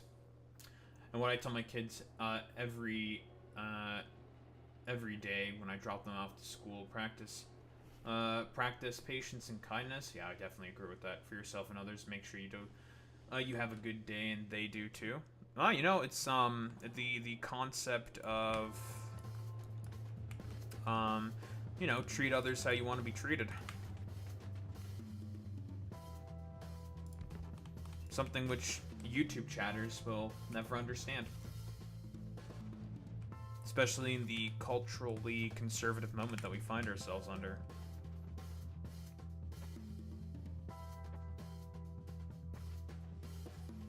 Oh, but darn, sacrificial MILF. You could have had someone on YouTube chat to chew out. Unfortunate, you missed your opportunity. You could have had a little bit of fun.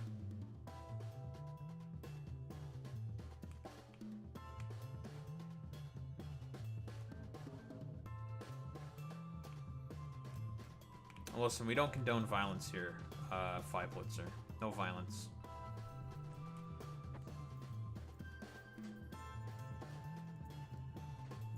Neither will you. Your videos are just talking shit about people. Yeah, and I tend to be correct. And I have almost 300 subscribers as a result of me just talking a bunch of shit on people. A bunch of people who deserve to have shit to be talked about on them because of the fact that they keep engaging in absolutely shameless, and I mean absolutely shameless fucking behavior that deserves to be called out. And what, you're just getting triggered in YouTube chat right now about the fact that you are being called out for your own shameless behavior. Do better. Reflect inward. understand why you might be being felt like that you're being called out in that fucking video. Why? Do some reflection for once in your potentially miserable fucking life. Reflect, think about certain things, and then come back once you have some answers that you think are correct. For the fact that you're in YouTube chat says enough. That's true, sacrificial MILF. Do I have convictors? I forgot to put the radar there. That's why I'm doing all of this, to put radars down, so I can see what's going on. No, it was the irony of what? Do you know what irony fucking means? Do you know what that term means? Because I have a feeling you have no idea what that term means. What, is it because you think I'm, like, conventionally unattractive? I've never stipulated that I was conventionally attractive or anything. Like, do you know what that means? That, term of phrase means. If I was... It would be ironic for me to say, like, oh, yeah, like, I get all the fucking bitches on my dick or whatever. Blah, blah, blah, blah, blah. I never said that. I never make that assertion in that fucking video, so that's not me being ironic. So you might want to try that again.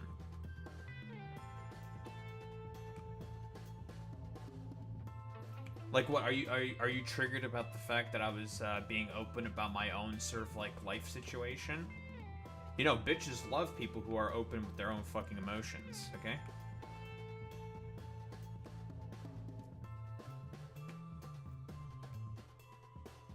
You being their least desirable guy. You mean the? You might want to work on your sentence structure a little bit there if you want to be able to formulate an actual fucking argument for affirming your fucking dumbass positions. Before, like, I don't know, desperately, like, flailing about. How do you know what is desirable in an individual? You don't fucking know what is desirable within individuals. We know what is stuff that is certainly undesirable in a lot of men nowadays, and that's being a fucking dumbass Trump supporter. Wanting to take away people's civil rights. Which, that makes a lot of sense. Because you seem to be the archetype of person who seems to be okay with fucking taking away women's civil rights. Personally, I'm against that. Yeah, what? Your mom? Is that the women that you're around? Yeah, okay, buddy.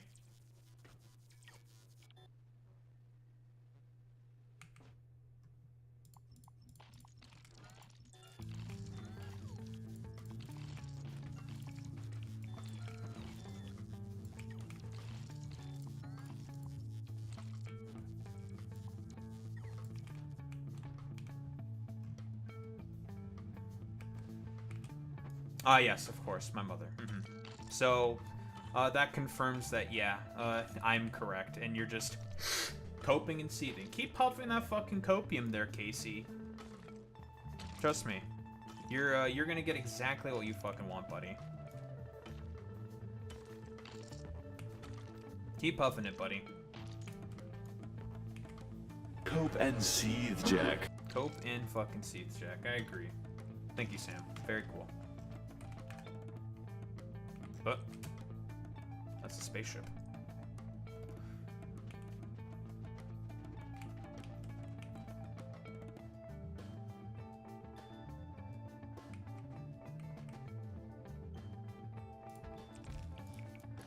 Why are we still here? That's really loud. Just to suffer?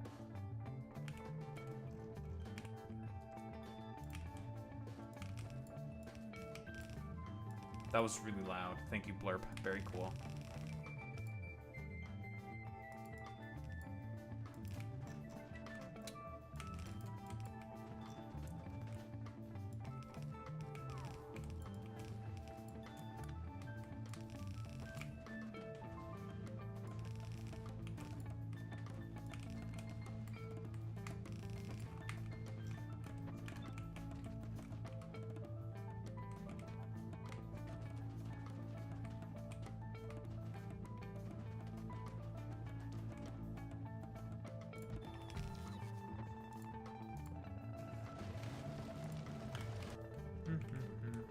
Your mom? Thank you, Dr. Disrespect. Very cool.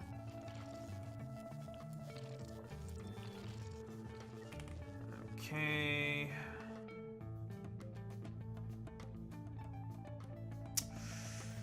I didn't grab any roboports. That's okay.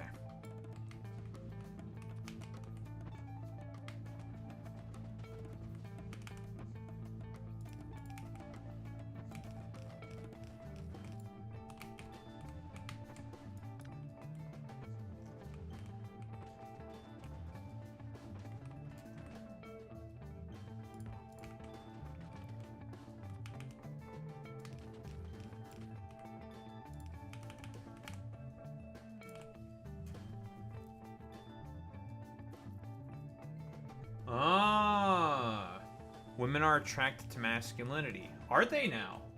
I didn't know that you were a connoisseur of all women, that you are a, you know all of the opinions of all women all around. I had no idea that you had this mind control reading device that was capable of understanding the inner desires of what all women desire. A sacrificial MILF.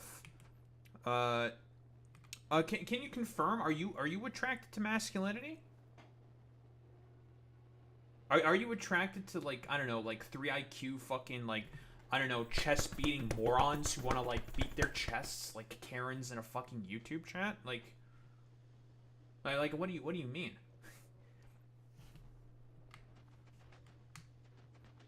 Yeah, man. You keep fucking coping and seething to your mom being a weird emotional fucking shut-in and, like, I don't know, like shitting and farting in a fucking YouTube chat. Tell me how that's going for you, buddy. Mm-hmm. You have fun with that. I didn't get any roboports. I forgot roboports.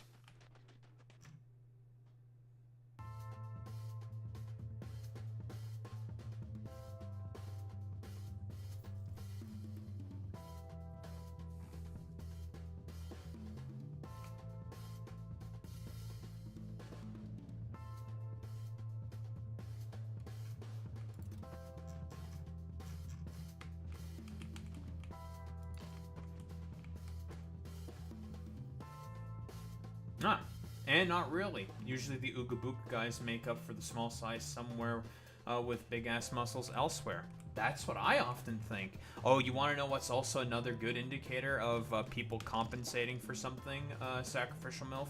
You know those really fucking loud-ass mufflers that some motherfuckers put on cars?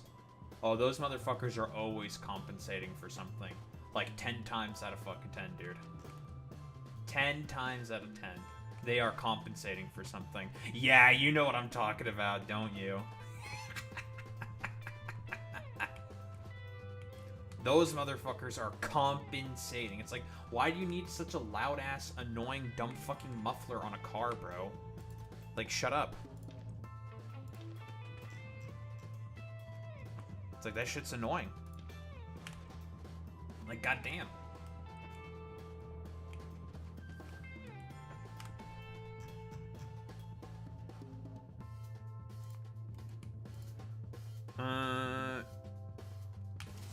Almost there.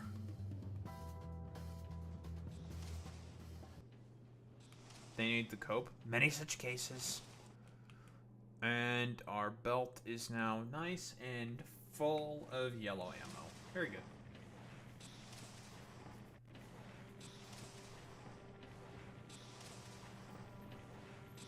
Oh, it's just like the thing that Not Just Bike says consistently, right? About, like, loud, annoying cars is, like, one of the biggest reasons for as to why people do not like living in the city, because of car-based fucking infrastructure. Which is why, for example, congestion pricing in New York, really, really good, right? Less cars on the road, less fucking noise, right? And all the, like, dumbasses that keep typically rather cope and fucking seethe about that shit tend to be really annoying morons who don't even live in the fucking state. Or in the city.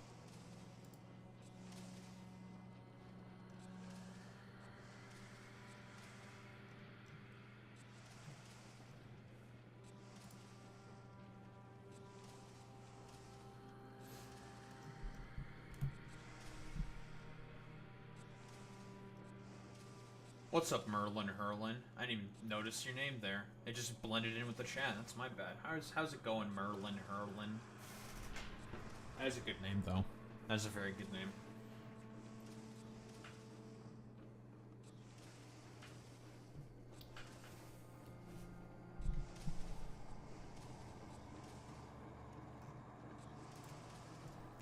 Ah, you know, lost one of my ships in Factorio, so I had to rebuild it. Why? Because my interrupt didn't work, and I'm kind of annoyed about the fact that my interrupt didn't work. It's probably because it's less than or equal to. Let me see if changing that interrupt should work. That should probably work. You like loud cars, Five Blitzer? Well, your neighbors aren't gonna like you if you have a loud car.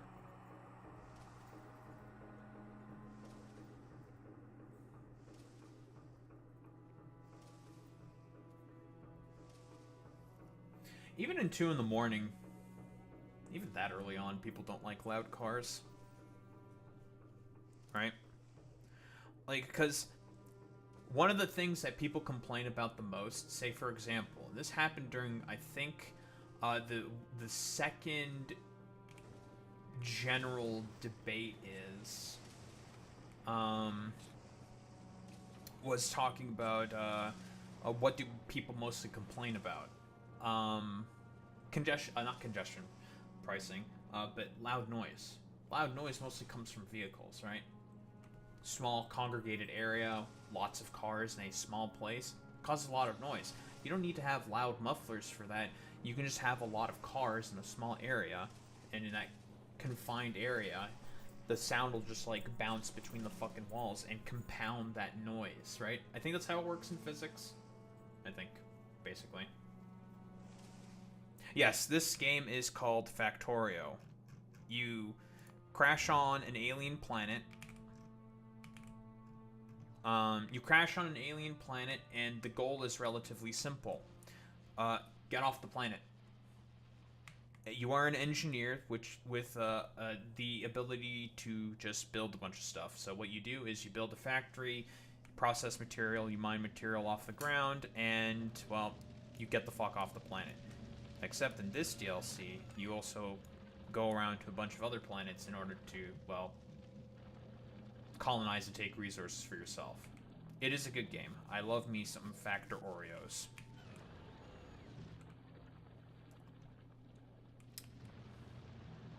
I love factoring my Oreos. But you go on planets, you build factories, you make science, profit. That's about it. Yeah, this is what Elon imagines himself doing, but I am one humble autistic with a mouse and keyboard, doing calculations and stuff, things that Elon could never possibly imagine doing. And being very, very autistic about how to place my buildings to make my factory look nice. But yeah, you go on planets, you build shit, and profit. That's about it.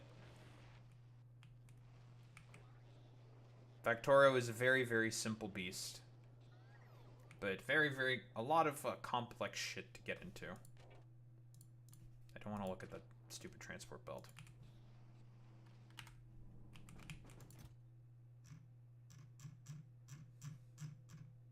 But yeah, this is, you know, I would like to see Elon play Factorio, because I think it would be really, really funny.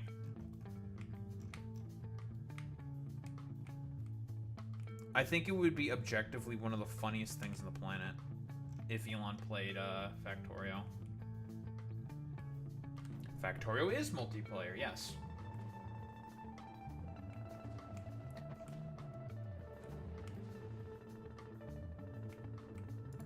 Even with the mods and everything. So long as the people have the exact same mods, Factorio is multiplayer. I don't even think you need to have the same mods. I guess it depends. If it's QOL mods, then yeah, you don't need to have the same mods. But like planet mods, I think everyone has to have the planet mods and stuff like that. It's a good game. I love this game. There is actually a PvP mode, right? Like, if you want to, like, dick around in your multiplayer game and just, like, kill people, I mean, you'll eventually get kicked out for griefing, but, like, I mean, you could do that if you want. Eventually. I mean, the person who created this game was inspired by a Minecraft mod. I don't remember the name of the Minecraft mod. Something Industries. But, yes. It was inspired by Minecraft mods. Like most factory automation games. Were inspired by differing, like, well, Minecraft mods.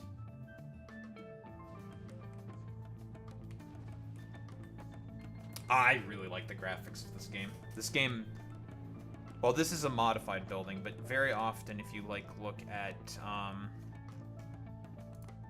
here. This game is fantastic. Just, like, noticing things, like, this is a thruster on a spaceship, on essentially a giant flying brick. Where you can see just the ramshackle sort of detail for a thruster for a, well, a spaceship. This is not what it's supposed to look like, obviously. It's very, very ramshackle. It's very ridiculous. This game just has so many fucking nice animations and, like, nice little keys to detail. Like, you can see all the different crucibles moving within the foundries, and it's very ramshackle because you're just you're a lone engineer making shit. It's very good. And they don't have to be the nicest. Like, are these the nicest possible graphics? Debatable. Highly subjective. But for conveying the sort of, like, world and situation that you find yourself under, I think it does a fantastic job of that.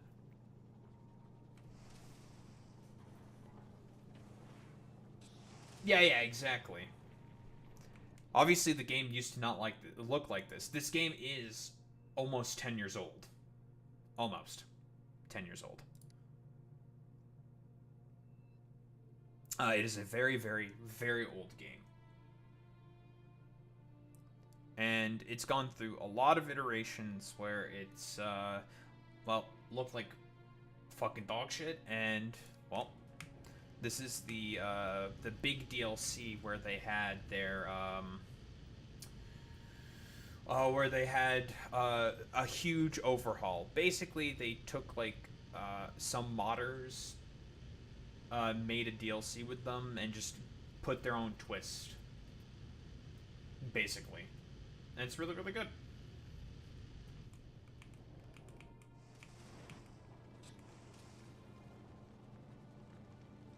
Don't say that, Five Blitzer.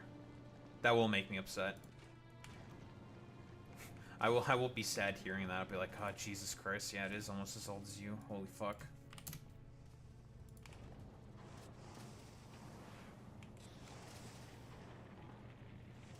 What's up, Sacrificial Milk? Eve? Yeah, that's true.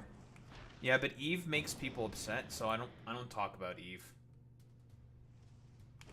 Eve is an upsetting game, so I don't want to think about Eve.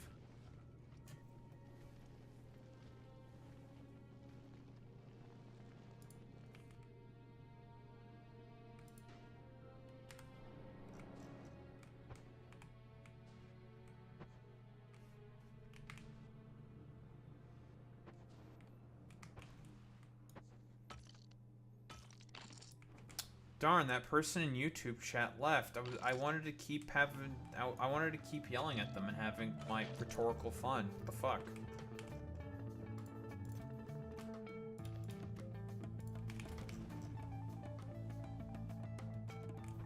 Well, that's boring.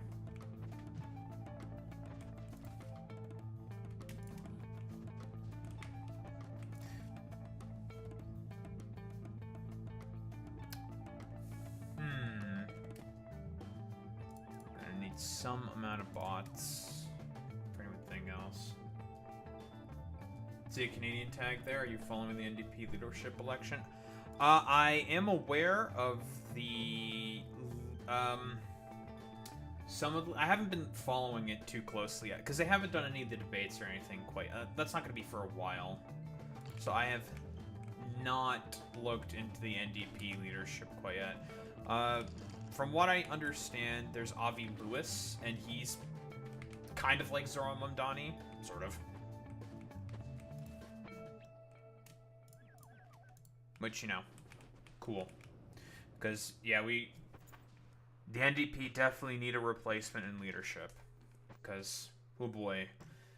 It's not that Jagmeet was bad, right? Jagmeet was fine. Like, I don't have a problem with Jagmeet. It's just that we need someone with a bit more gusto and aggression.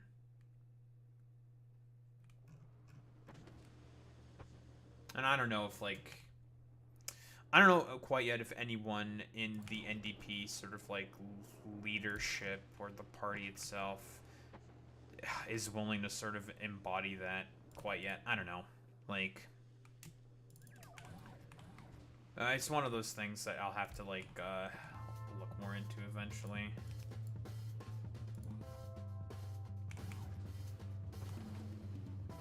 When the fuck did Minecraft come out? Wasn't that in, like, 2000 or something?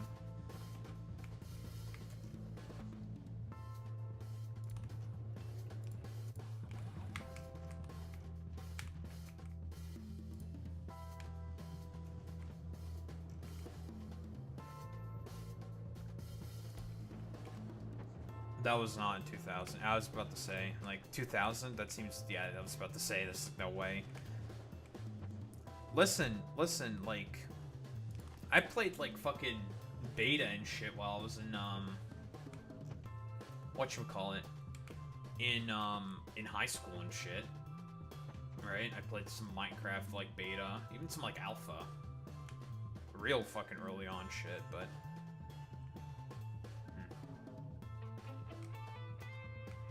Yes, 25-year-old in 8th grade. Yeah, okay, fucking... I don't remember how old you are.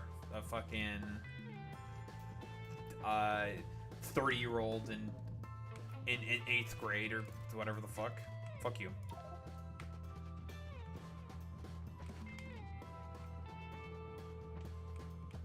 No, it was earlier than 1.0.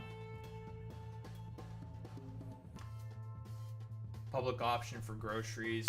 Ooh. Public option? That's good. I still like things. That's fine, yeah. Talking about groceries makes sense. It's a big issue with Canada. All the fucking time, it seems. Network of public telecom providers. Big fan of that. Public builder for housing. Fan of that. Postal banking. Public postal banking and pharmaceutical manufacturer. I'm liking all that stuff. That's good. Considering who his wife is, I'm assuming the Green New Deal will be part of his platform as well. Good. We should have a Green New Deal. If this country wanted to manufacture a ton of fucking, like, green energy material, or rather, like, solar panels, wind turbines, and shit, we could definitely do that. The problem is the U.S. The bastards across the border.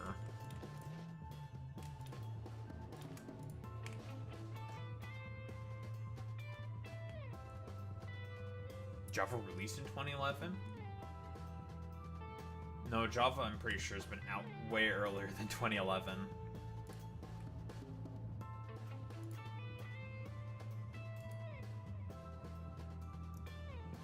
Like, for the programming in the IDE, it's been out definitely way earlier than that.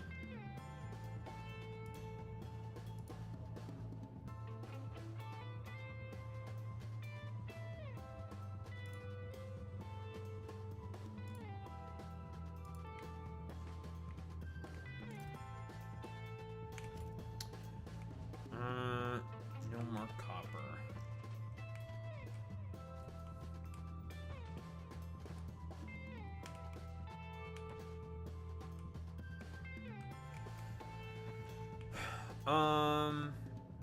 Okay, now that I finally cleared out all of this bullshit, I still have to work on getting rid of this stuff.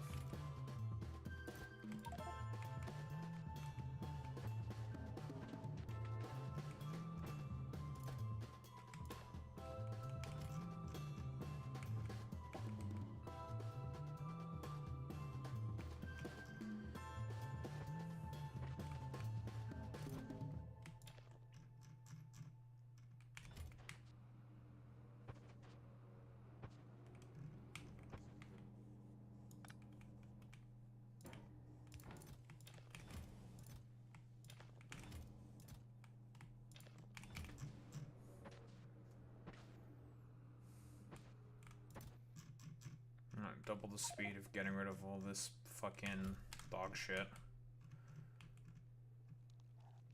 Oh, hello. I see we're preparing an attack.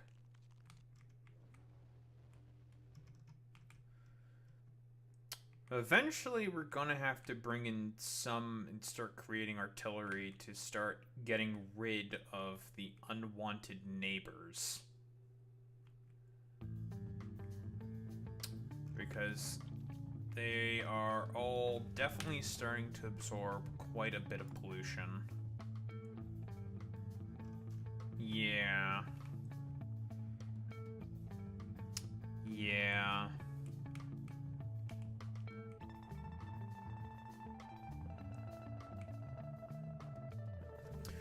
We're gonna have to go out there and start killing. Pocket Edition, August 2011. See, I don't ever remember any of the history of this stuff because it's just been like so fucking long. I don't have to take care of any of these nests over here. They're just gonna, like, I don't know, cope and seethe and mold in their little corner. It's funny. Because they can't leave. It's funny.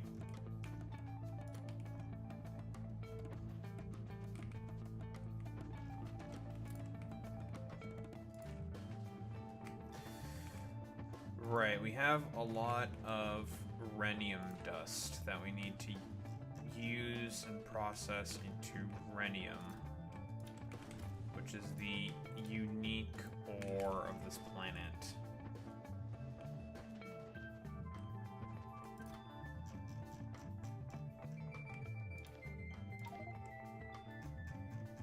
Now, before we do any of that, we just need to get rid of all this fucking ore. Or what?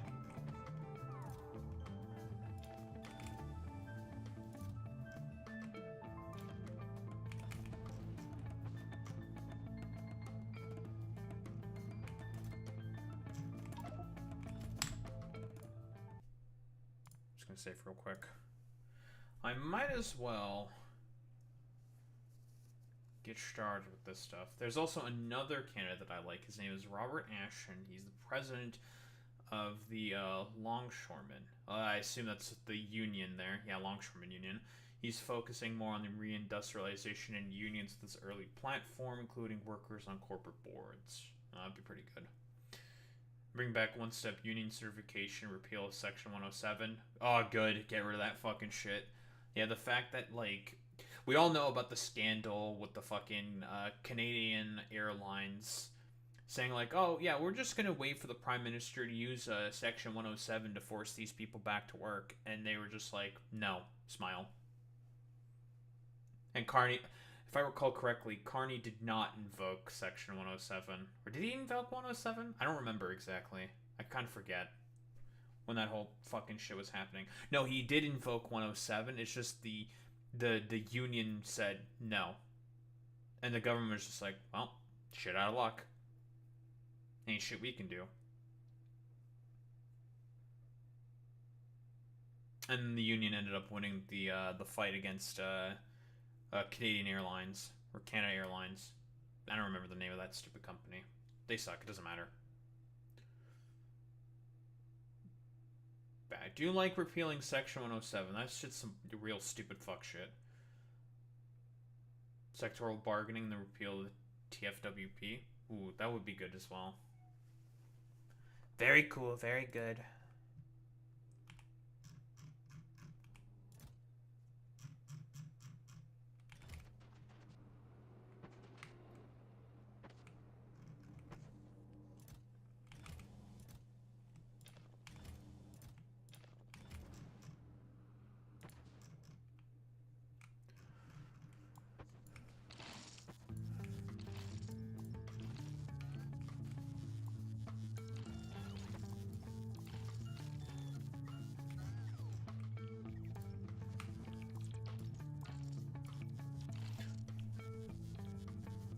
Carney also abolished the Ministry of Labor and put its responsibilities on the Ministry of Jobs and Families. I suppose for one good thing that Canada gets opposition to Trump, 10 bad things are... actually, I have bad news for you on that particular respect, Merlin Herlin. No. Even like the supposed quote-unquote greatest resistors that we have to Trump and whatnot, like Doug Ford and all these other fucking dipshits, in reality, they're not they still give in to and capitulate to a lot of fucking Trump's bullshit. It's a canard. It's nonsensical. We don't actually have like people who are putting up like fundamental principled resistances to Trump. Like Carney and Doug Ford will still capitulate to Trump pretty much at any instance they can get. So, it's... No, we have our own Air Force. It's obviously tiny in comparison to the United States of America, but we have the...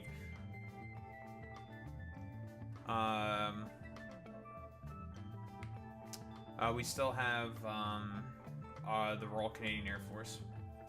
So not a good thing comes from Carney, pretty much. Well, no, that's not necessarily true. It's not Pierre Polyev.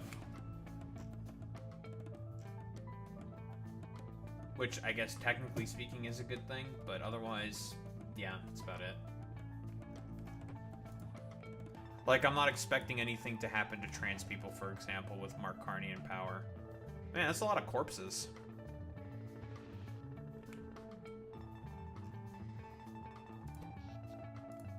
Well, let's do some killing. Need to get rid of these guys so they don't evolve. The weapons I have are bad. Like, these guys are really weak to electricity. And that's my primary weapons that deal damage, are electric-based weapons. So...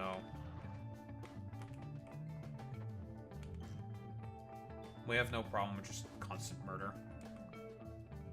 Yes, you do have the first and second largest air forces on the entire planet.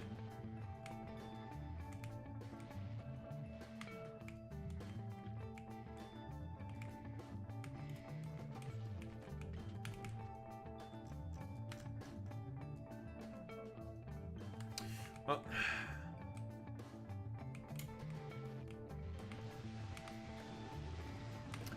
can't believe that Daho is colonizing and destroying the humble, noble aliens on this planet. No, don't worry, we'll do something worse to them eventually. Because eventually we're going to need material from them. Oh, there are little frost spitters. What's their damage profile? I do like the model that was made, the custom model made. I just want to take a look at your stats. Can you guys, like, stop moving around? I'm just trying to read. Shut the fuck up. I'll murder all of you.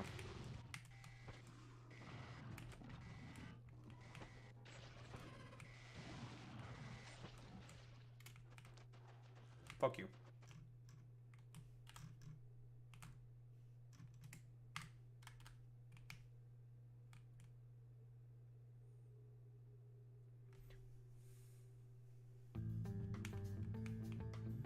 That is true. Minnesota should join the Greater Canadian Commonwealth, along with the entirety of the west coast of the United States of America.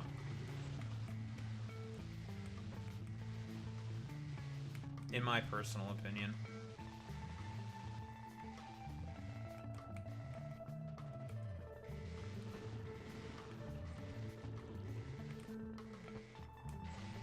True, and yeah, that's pretty true. That's true, and yeah, that's true. That's true. That's true. That's pretty true.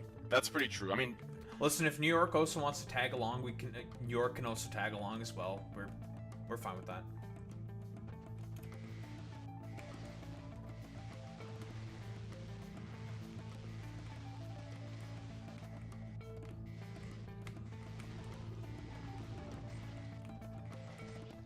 It's a slaughter.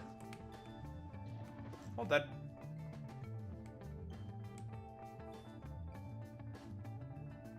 Yeah, 1000%. Yeah, you guys can keep Idaho. Yeah, that's fine. Yeah, you guys can keep your Hitlers. That's fine. I too also agree with this sentiment. Yeah, you guys can keep the Hitlers. Wait, that shit's a fucking AoE splash attack? Really? Huh. That's cool. Well, time to die.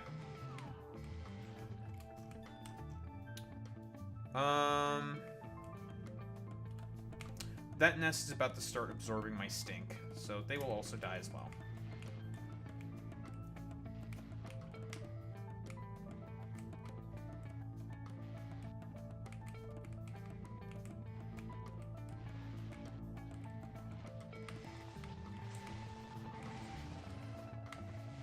There's a big nest.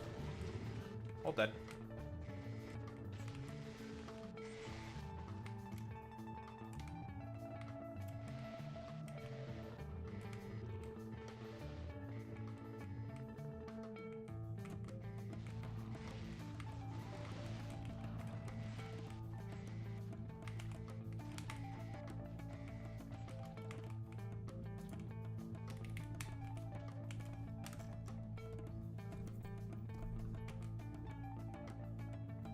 All dead.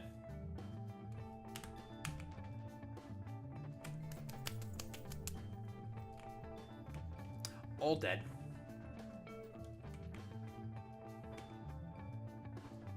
Oh, many people are saying that,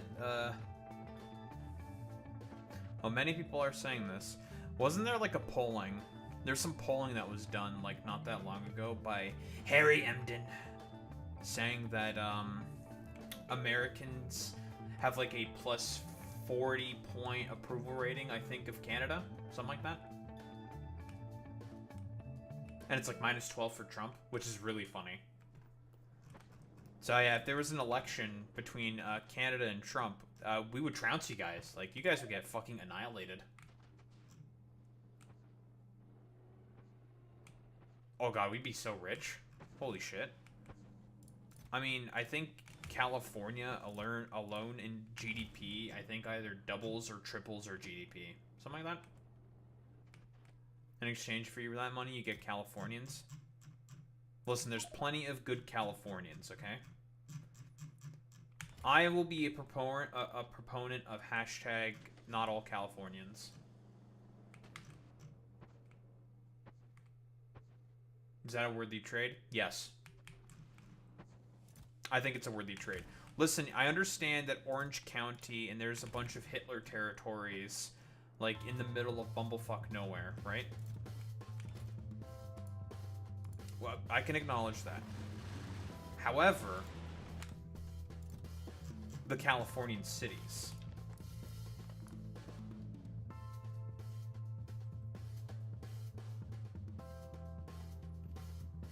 I think the Californian cities might outweigh the Hitler particles.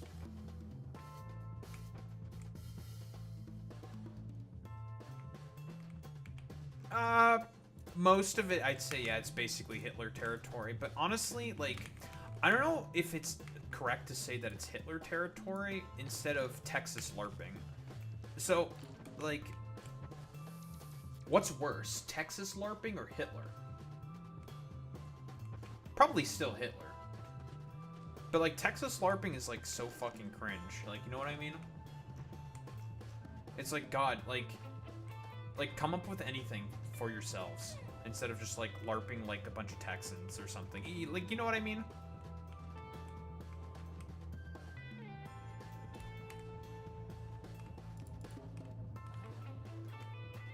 All the, like, stupid LARPy secessionist bullshit. It's, like, so boring and dumb. It's like, okay, bro.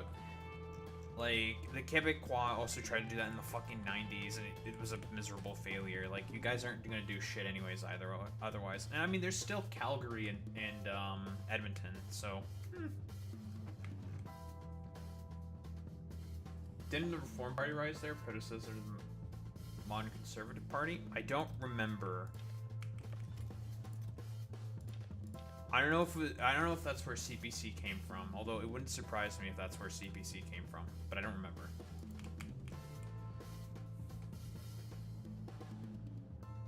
Is it sad that I don't get how Canada is divided? What do you mean, in terms of, like, the provinces and territories? What do you mean by that exactly?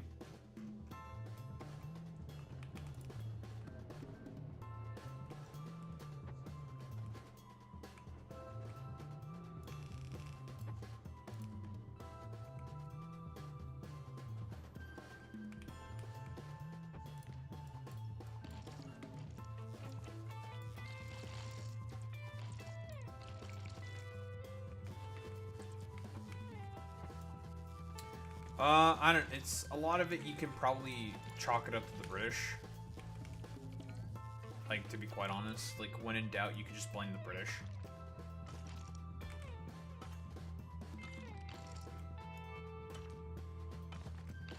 Or the French. It's a lot of history that I don't remember exactly off the top of my head.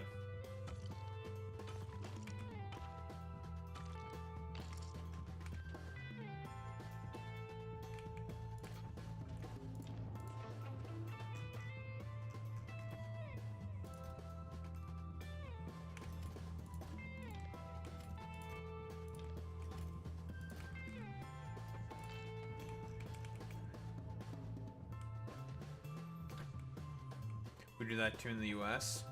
Well, like I said, blame the British. Because that's a British special right there.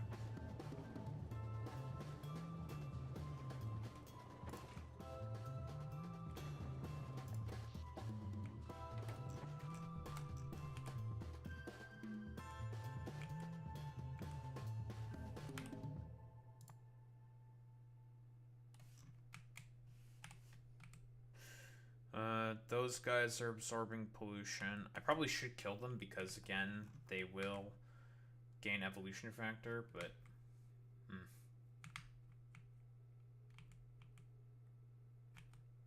It's not the end of the world.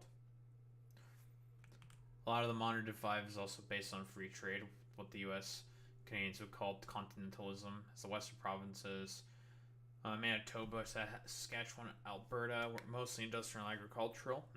Thus, while the eastern territories were also the transition to services and finance, the West struggled in that regard, and thus the root of the modern divide is there. Yes, that's a very good point. Like, because what do you know Alberta for? Oil. What do you know Saskatchewan for?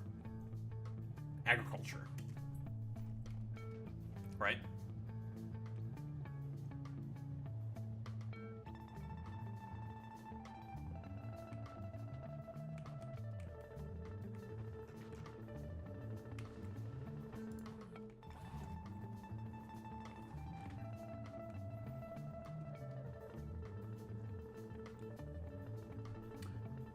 What did Europe do in order to fuck up America?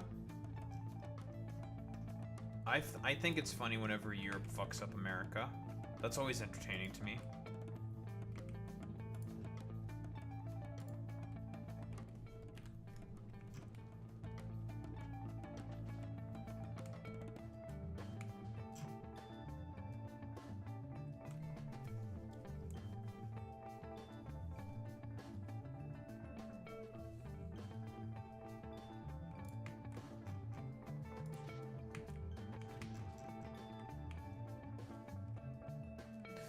Nice. We did a nice, good job cleaning out and clearing out areas to get some work done. Because we need to expand this factory. There are new products that we must build.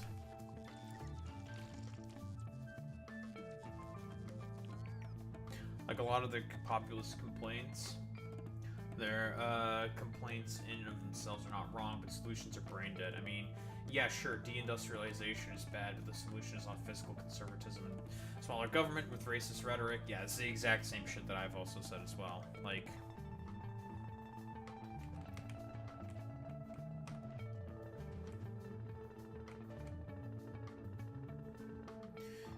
But you know what? It's... Okay, like... If I can just be a tiny bit of an asshole, just a little bit, you know? It's one of those situations where it's just like, learn to transition with the modern economy, right? It's my general problem with conservatisms. in general, right? It's always like they want to return with a fucking V, and it's just like, when are you going to learn, old man, that you can't always just return with a fucking goddamn V and make that a optimal solution for literally every fucking policy prescription on the planet? Because it's just not how that works.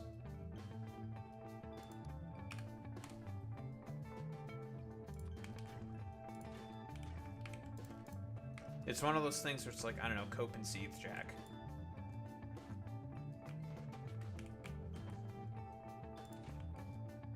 Can we abolish the ATF?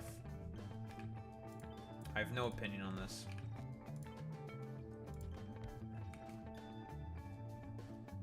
Yeah, exactly. Very stupid. Like, it's like, yeah, you guys are correct in the prescription, but the solution is very dumb. But that's like general conservative policies as well. It's like, yeah, man, deindustrialization and further corporate consolidation of our economy. We need to further privatize everything. That's gonna fix stuff. It's like, yeah, dude, totally. It's like, motherfucker, that's what caused the problems to begin with. Like, whatever. Okay, sure, conservatives.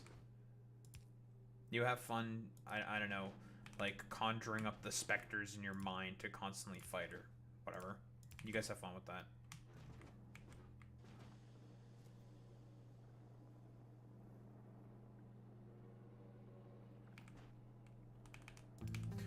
Oh yeah, they hear the term green and they say like, what, you want you want to stop the cows from farting or some shit, and they just do like engage in like a thought terminating cliche. It's just like, no, that's not, we're not talking about cow farts, you fucking morons. Why are you guys so obsessed with cow farts? I mean, they love making AI videos of like, I don't know, Trump shitting on a bunch of people, which is weird. Maybe they're the ones with the weird scatological fetishes or something. They're the ones who keep putting Trump in, like, I don't know, the seat of a fighter jet. Or themselves in seats of fighter jets, where they're just, like, shitting on everyone. So then it makes you start to ask some questions. It's like, maybe you guys are the ones with the, I don't know, scatological obsessions. I'm just saying.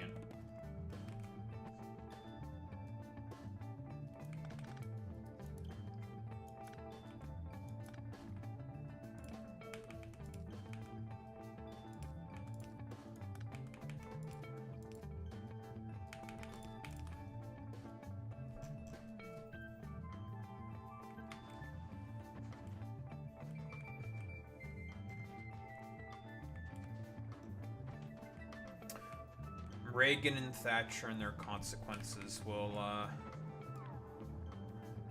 forever be remembered and constantly ring out for the decades and decades to come.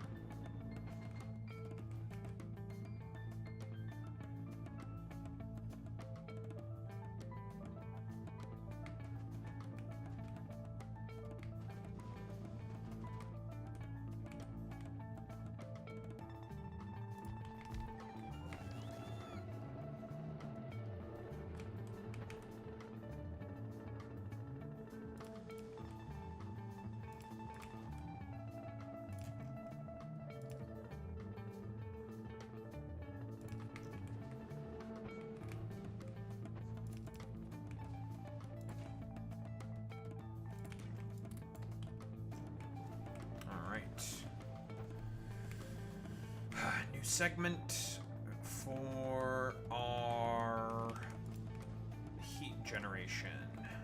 So we always have to keep that shit up. Always, always, always. Remember to always keep up with the heat generation. Very, very important on a frozen planet.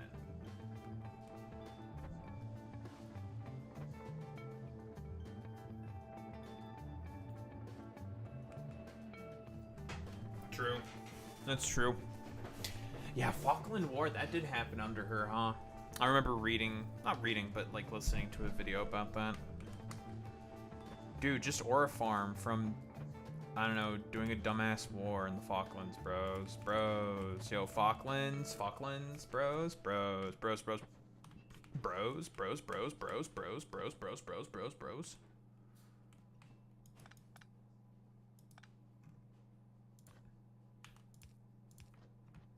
We live in a very silly society.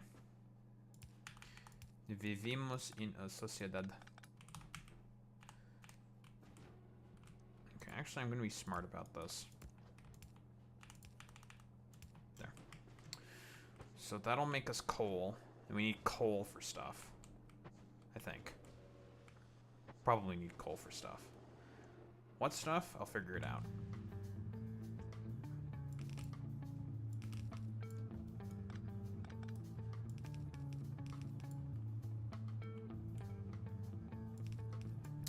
But I do think I need coal for a bunch of stuff.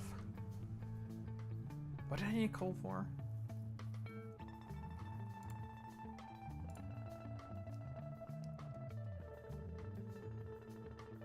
No, it wasn't for this.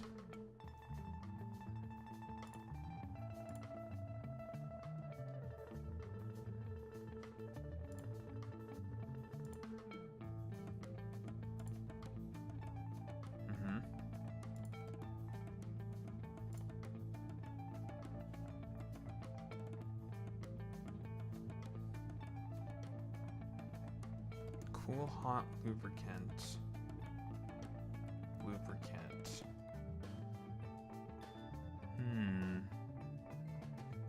Steam? Okay, so to make hot lubricant we need... Okay, I think I now know why the jelly... Okay, so it turns out this planet needs probably a fuck ton of lubricant. Okay. It's weird. Why do I need the fucking coal again?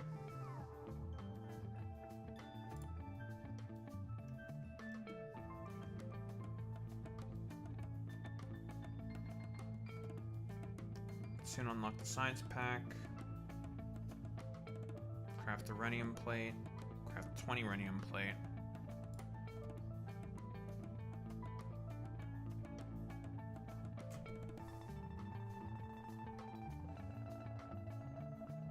How the fuck am I gonna get rid of all this steam? And lube.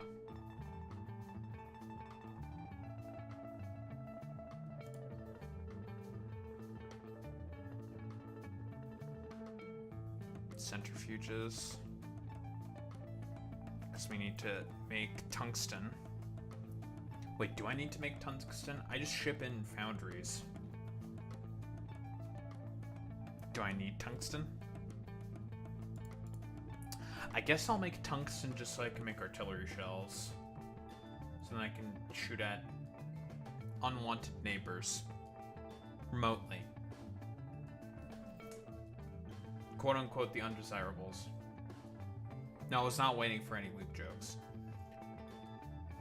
I'm aware that this planet needs a fuck ton of lube. Get your mind out of the gutter, sacrificial MILF. What do I need coal for here? There's a reason why they want us to use coal synthesis.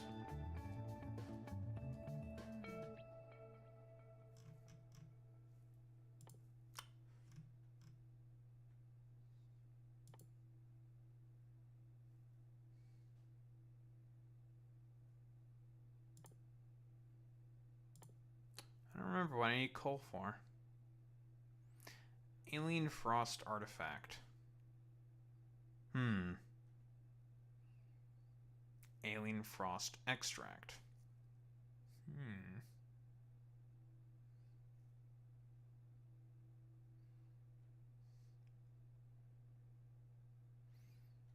Light oil.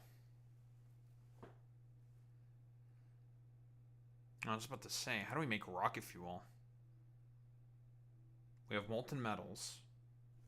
I needed it for plastic. Right. That's why I was making a bunch of coal. Plastic. I just remembered. I'm a genius. I play this game very often. Right, I need coal for plastic. Because petroleum, we have petroleum. Ow. Once we have the loop going, we'll have a lot of petroleum. Right, because I need coal for plastic, so then I can make red circuits, then blue circuits. then LDS, and then I need to somehow make rocket fuel. Rocket fuel is going to be... Actually, no, wait. Hold on. We can make a jelly on this planet.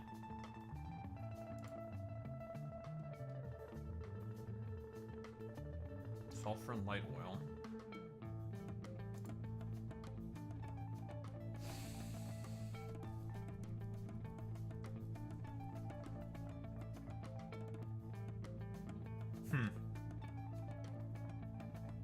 Bioflux.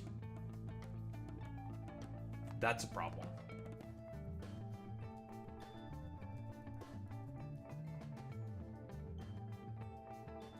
I can only make this in biochambers. Okay, that doesn't work. How do I make rocket fuel on this planet?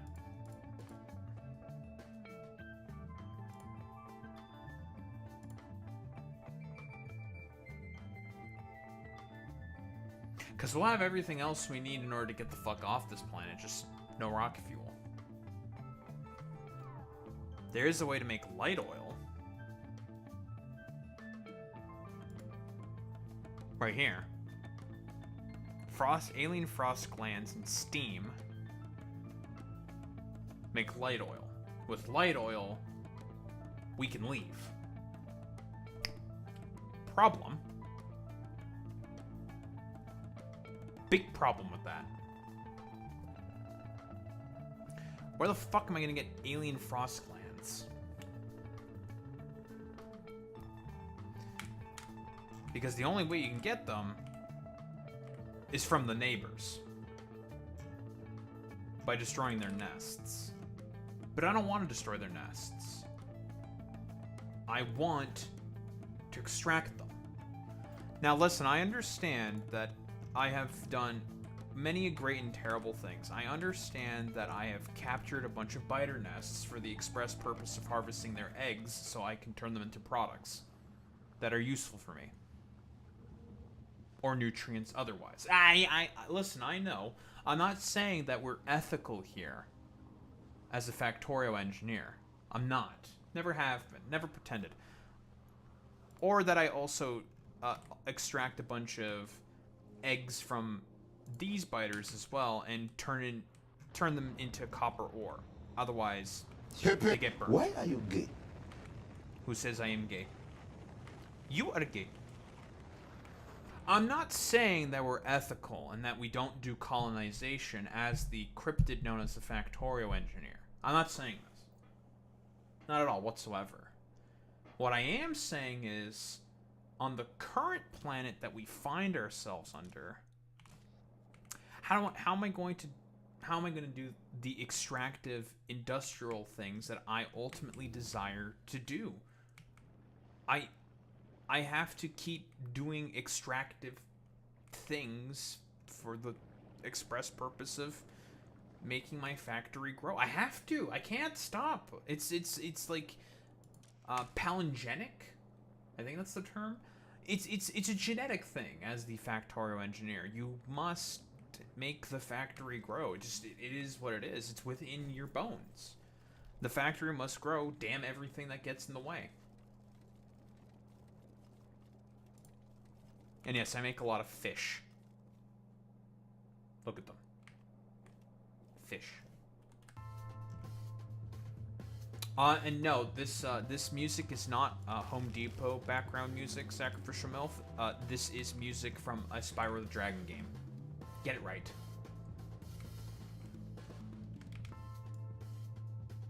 We are Spyro the Dragon enthusiasts in this chat. I will not be tolerating any slander in that respect. That is not a lot of coal.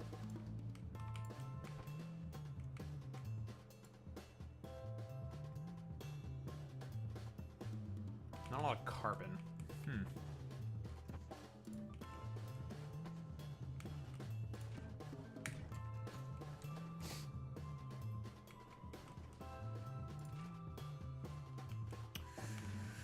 Do I need the sulfur for anything else?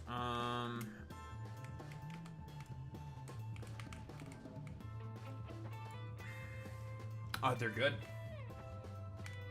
The remastered package, it's good. It's a good remaster. Good game. Good games.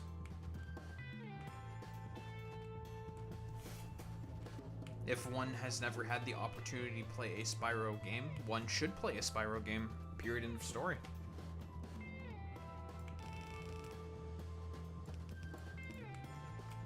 One should always have the opportunity for themselves, if possible, to play a Spyro game.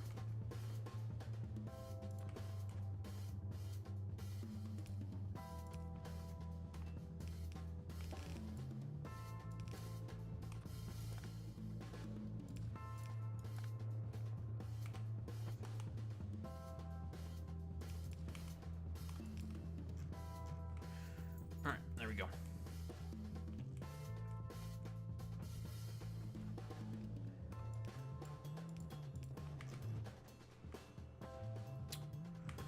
Okay, because I've had this thing kind of flicked off for a little while we take care of a bunch of problems. Slash, I had to expand these facilities. In fact, I might expand it just a little bit more. I'm going to expand it a little more. Because, I mean, the amount of... How much do I extract from the ground?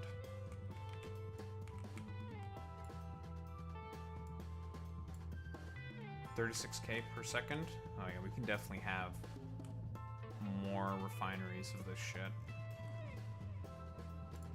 Of the natrocarbon.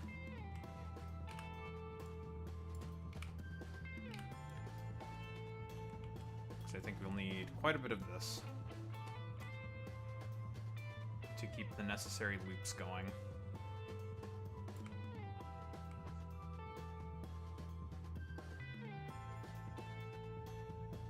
Well, that's kind of gay, derogatory.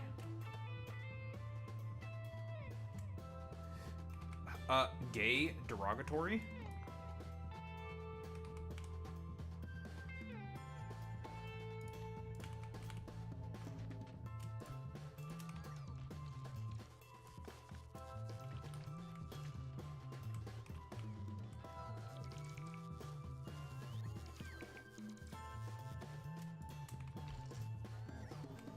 Listen, Sacrificial MILF, don't be surprised by the fact that I say gay derogatory.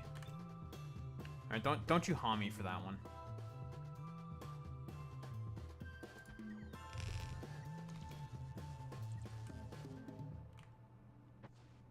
One more heat pipe.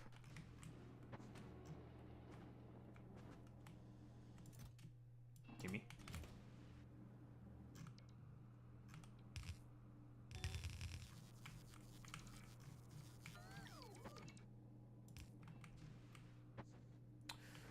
Wakey, wakey, wakey. It's time to go to school.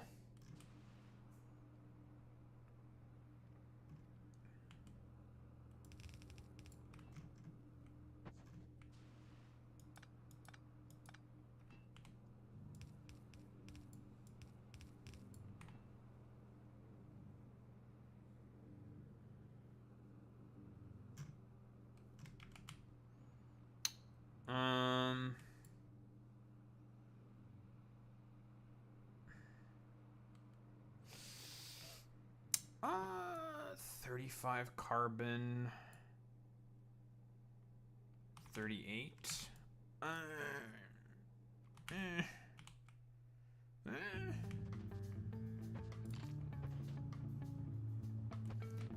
But I'm surprised that you're not saying that this music is Spyro coded, because this music is so Spyro coded to me.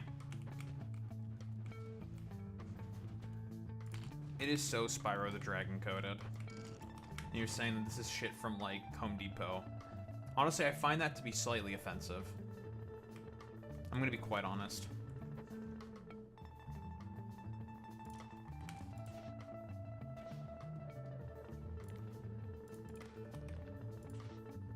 Honestly, read temperature.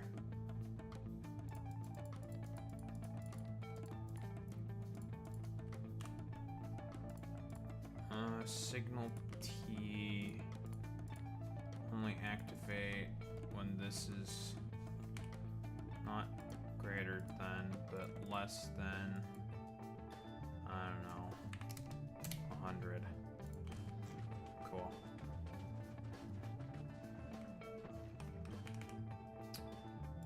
Alright, let's flick this thing on.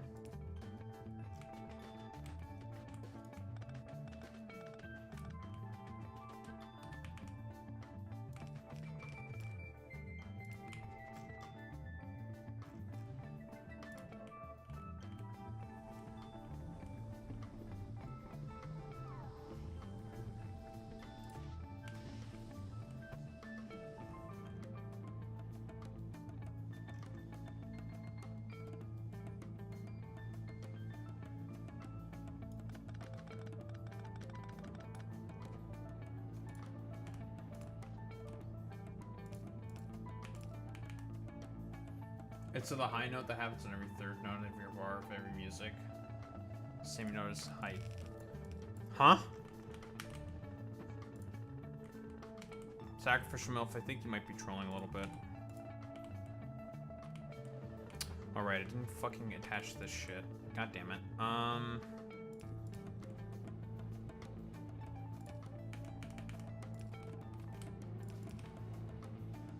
Okay, there. Get to work, damn it.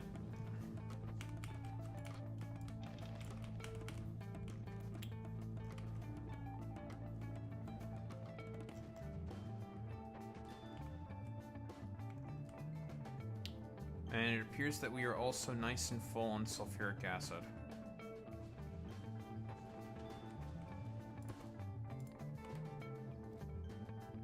Very cool. That's my Fulcantism. Yeah, you the fucking tism? Yeah, you what, you wanna blame this all on the fucking tism? Yeah, I see how it is. I see how it is, Sacrificial MILF. Gotta blame everything on the fucking tism.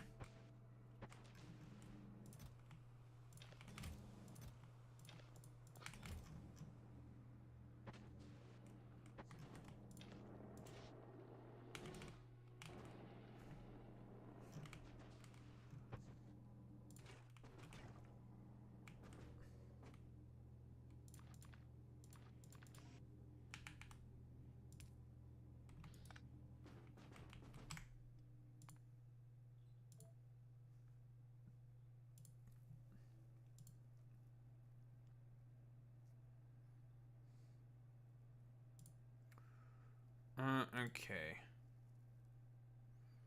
How long is this Zohran Meet the Press interview? 18 minutes. Cool.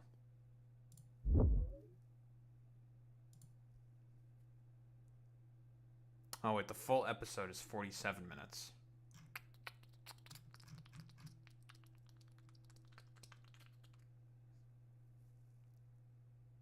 And joining. Is this where he says that I endorse Hakeem Jefferies gobbledygook?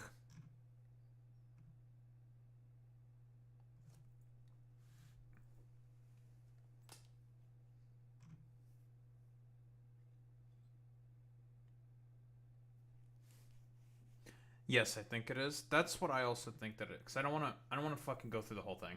I don't care about it. I don't care about going through the whole thing. I'll be honest. What's up, Sneaky Ninja? How's it going, buddy? Am I a left winger? I don't know. You tell me. Based off of my video catalog.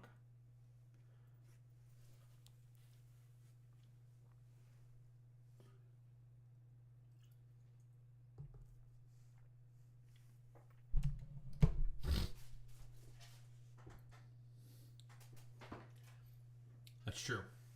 You do be gobbling on my D till I gook. That's true. We love our gobbledygook. But yes, to answer your question, yes, I am a left winger.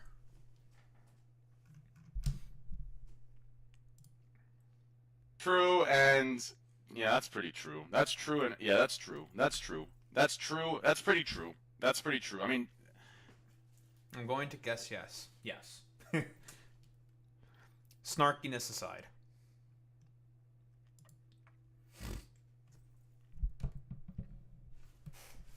I'm getting attacked by the Flum demons right now. My favorite demons to be attacked by. Left-wingers love to be sarcastic. You know, some are saying this. That's true. We are actually alt-righters.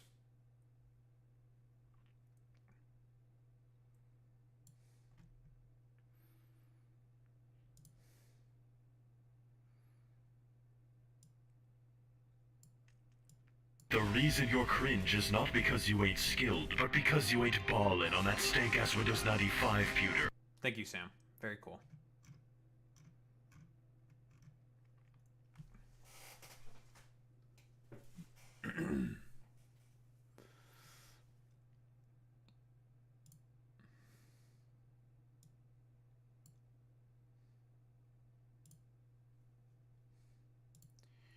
Boop.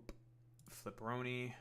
Looks like you're a gotcha player at heart. Is that because of my brain damage? No, it's because you go after children, and there ain't enough room in this preschool for the two of us.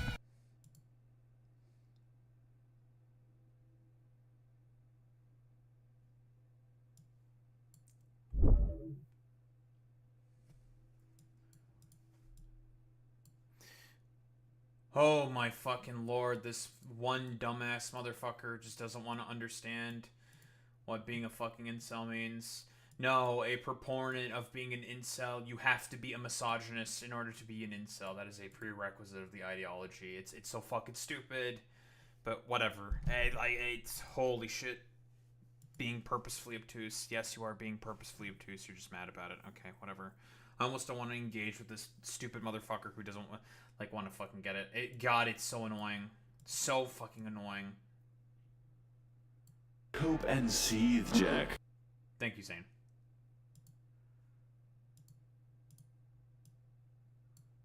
Like...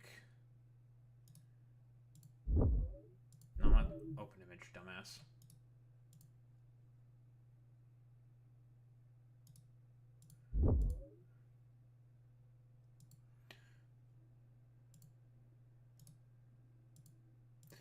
You know, Zane, you just need to take a look at the fucking arguments there, and just, I don't know how much more, like, blatantly, like, how much more I have to say this to this fucking dumbass.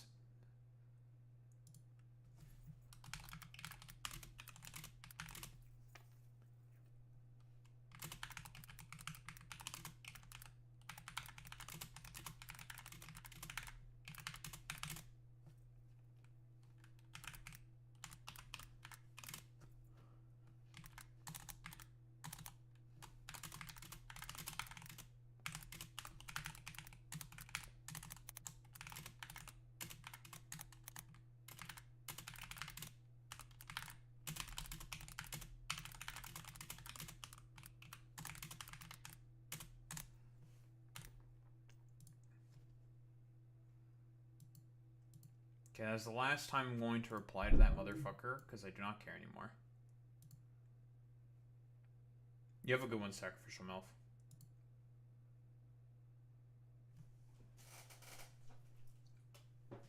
Why do left-wingers like Muslims if their views are culturally right-wing? It's not that left-wingers have a like for Muslims, inherently. Nobody in reality actually likes a lot of the shit that's preached by a lot of these like evangelical fucking weirdos that exist even in either Christianity or Islam. Nobody actually likes any of that stuff. The reason for as to why a lot of people on the left will defend the sovereignty and for the ability for people within the Middle East to be able to choose their own paths is simply due to the fact that the United States of America, along with Israel, consistently pushes for imperialist policies for the express purpose of having, well, extractive industries established for the benefit of Western corporations. It's not that people, like left-wingers, inherently like Muslims. That's nonsensical. That is stupid.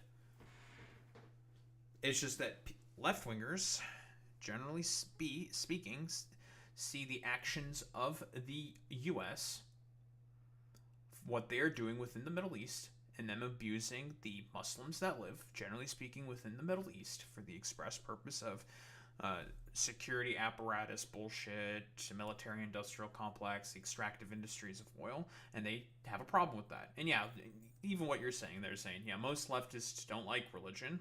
We like the freedom to express it. If people want to be able to express religion, you can do that.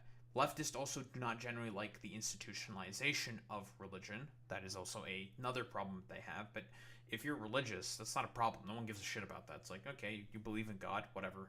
It's fine.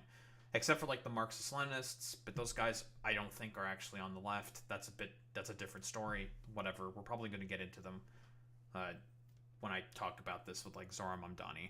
But yeah, for the most part, people don't like those guys. They're very stupid and very fucking annoying, and they are wrong about basically everything, but that's a whole other fucking different situation.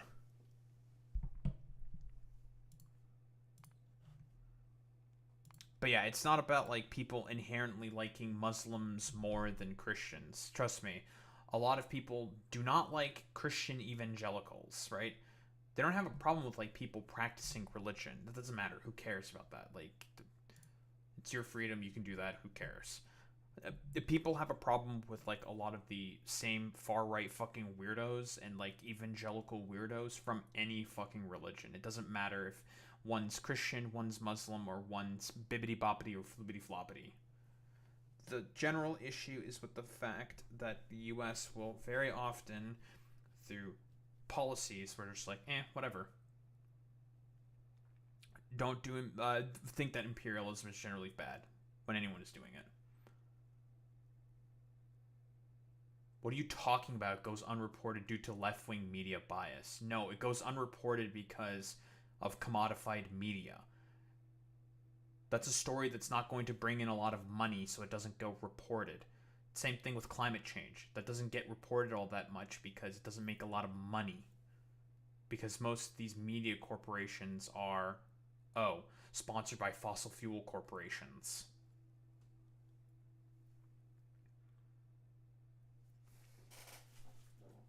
Obviously, no one thinks it's good what's happening to Christians in Nigeria, that they're getting killed by Boko Haram, but there's a lot of complicated reasonings for as to why that situation is the way that it is within tensions between Christian farmers within Nigeria and Muslim herders of like sheep and camels and all that fucking shit. I don't know if they herd camels in Nigeria.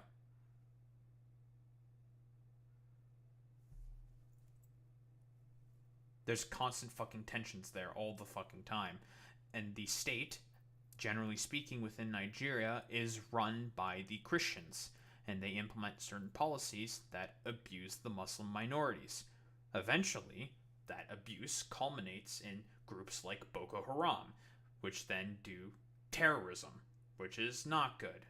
Again, it's due to failures of a lot of the West, for example, the basis of Nigeria in terms of being able to create more equitable situations for the populations within the fucking area, them not having the ability to administer and create the sort of foundations for those people simply due to the fact that they've been abused by Western powers. Colonialism, scramble for Africa type shit. So it's a lot more difficult for them to be able to produce like equitable situations because a lot of those old power structures still exist within those fucking countries, right? So that's why. Because the Christians got more empowered by, I don't remember who, was it the French that occupied Nigeria? I don't remember who exactly occupied Nigeria. I think it was the French who occupied Nigeria, them empowering certain minority groups that were willing to work with the colonial sort of empire in the area that occupied their territory. Or them having like preferential treatment Because if it was the French that occupied Nigeria, they would have been more partial to the Christians in the area. At least that's my guess.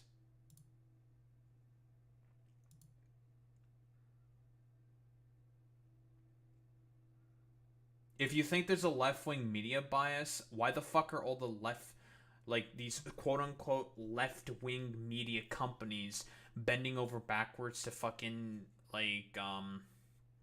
appeal to Donald Trump? If there was a left-wing media bias. No, you're just having a problem with the fact that reality skews liberal. You have a problem with reality. Tends to lean on a pro-Islamist agenda. What the fuck are you talking about? What, CBS and MSNBC gets funding from Arab nations? What the fuck are you talking about? You're spewing nonsense. I had no idea that the Gulf states, Saudi Arabia, funds all those media conglomerates. That's a shocker to me. Stupid.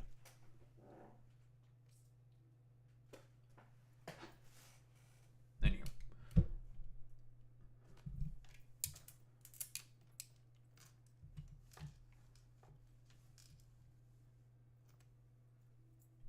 I'm gonna go to the bathroom real quick.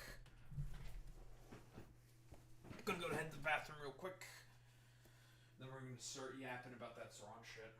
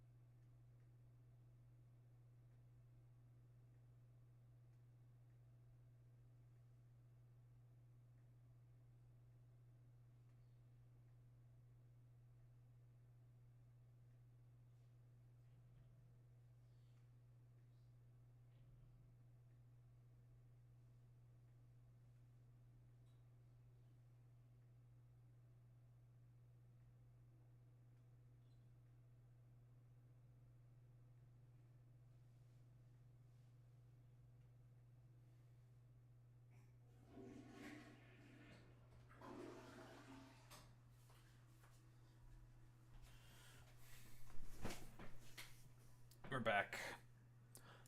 Oh, I'm wrong. Okay, then prove that CBS, MSNBC, and all of these quote-unquote, and CNN receives most of their fucking funding from the Saudis or the Qataris or other Gulf nations. I can guarantee you that is not where they're getting most of their funding from.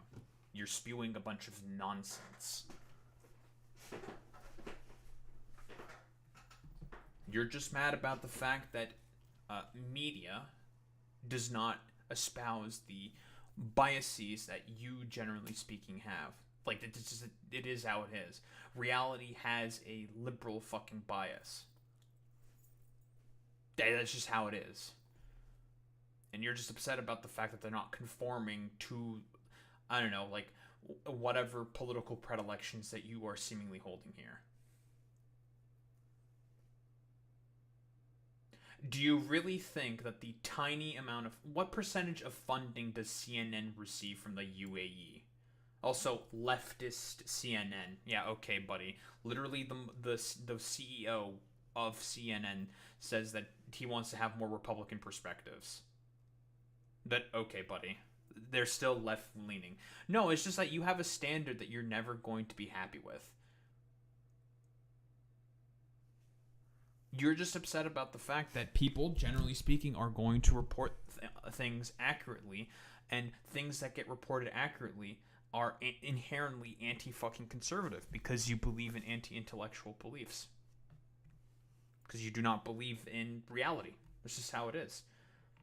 There's no leftist bias being brought in from the fact that they receive a bunch of fucking funding from Arab Gulf states that are run by a bunch of monarchies. Like, what the fuck are you talking about? I didn't know that all of these monarchies run in the Gulf states had left-leaning biases. Like, what do you, like, again, think about this for like literally 3 seconds. What are you saying? Like, you're saying nonsense. You're spewing a bunch of words. No, that's not, because it's not a fact. That's not a fact. I'm describing you, and you're just upset that I am holding up the fucking mirror. That I literally brought out the fucking Uno reverse card. I'm just like, brother, that's you. That is you. Uno fucking reverse card. Cope and fucking seethe about it, buddy. Like, there is one thing.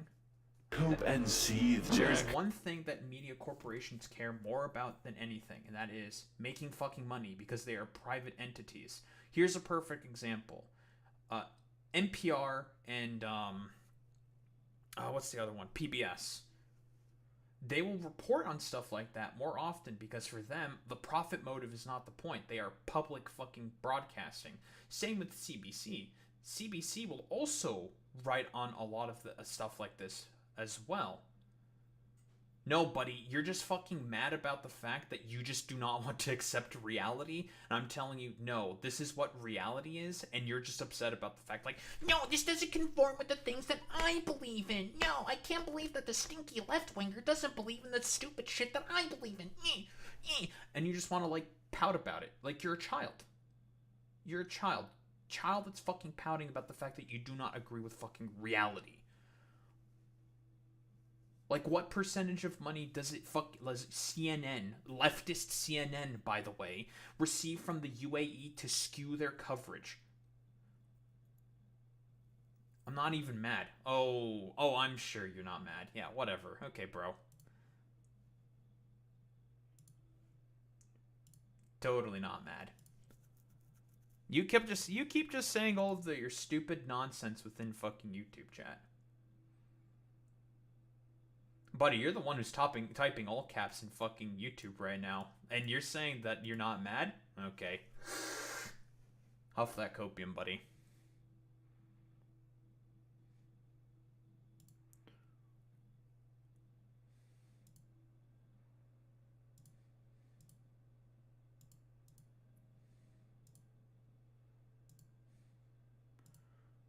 Just keep pouting there, my man. Stay mad. You're just wrong. The media only cares about one thing and one thing only, and that is doing anything possible to make money, because they are private institutions. And what do they care about? Money. So they're not going to report on certain things because it doesn't make money. Why do you think all these, like, stupid, dumbass 24/7 news cycles only talk about Trump licking whatever fucking nutsacks all the time? Oh, because that makes money. You didn't present any fucking facts. I asked you to provide what amount of percentage does CNN receive funding from the UAE. I also asked about CBS and MSNBC. You never talked about those who gets their fucking funding, so I guess they just don't. So again, like, what amount of fucking funding do they get from, like, the Saudis or the Gulf states or any of this stuff? You've not provided any fucking evidence for any of your dumbass fucking claims, so I'm just insulting you. Cope about it. Like, just fucking cope. You're just upset that you're just getting insulted because you believe in just complete fucking nonsense.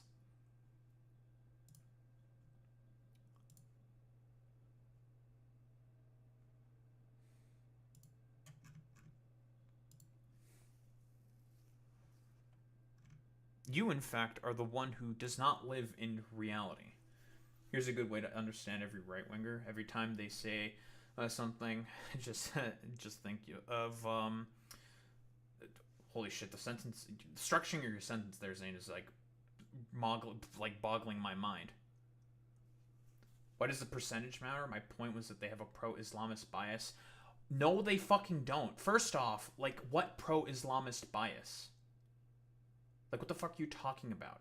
Like what reporting have they done that would indicate they have a pro-Islamist bias? Again, like, you are saying a bunch of claims, and I'm saying, oh, maybe it's because of all of this stuff, and you're not providing any evidence for your fucking claims. So I'm just insulting you because you still aren't providing any evidence for their claims. And the percentage amount matters because of the fact that for outlets like Al Jazeera, it will skew their fucking coverage in certain ways. For example, Al Jazeera, funded by the Qataris, they are not going to be as willing to criticize the fucking Qataris. Yeah, Mamdani wants to implement woke Sharia law with his Arabic numerals that he wants to teach everyone. Yeah, okay, dude. Like, I'm just saying, like, you're spouting a bunch of nonsense, and I'm asking for evidence for any of your claims, and you've provided nothing. Nothing. So I'm just insulting you now because you're stupid. It is what it is.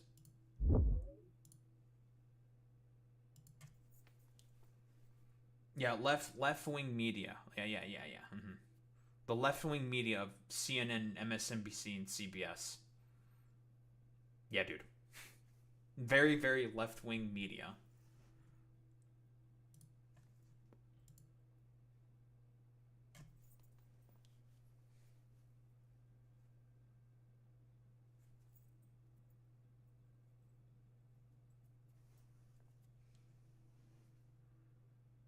No, you didn't provide any evidence.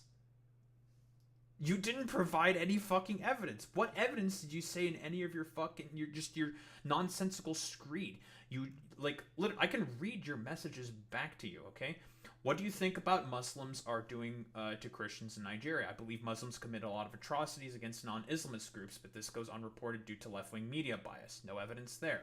I disagree. I think there is a left-wing media bias, which tends to lead into the pro-Islamist agenda because of the commodification and funding they receive from Arab nations. You still have not provided any evidence there. You're wrong. CNN is funded by the UAE. I never said most of it comes from there. Again, I asked for, okay, what percentage are they getting from the UAE, which would skew a part of their coverage to not be as critical of the fucking UAE. And again, like I said before, the current CEO that's in power in CNN has literally talked about how they want to be more pro-Republican. So throws a little bit of a wrench in that particular narrative that you have there. You don't want to accept these facts. I asked for fucking evidence, and you still aren't providing any evidence. Again, you've provided no evidence for any of your claims. You said a bunch of fucking claims and provided nothing. Nothing.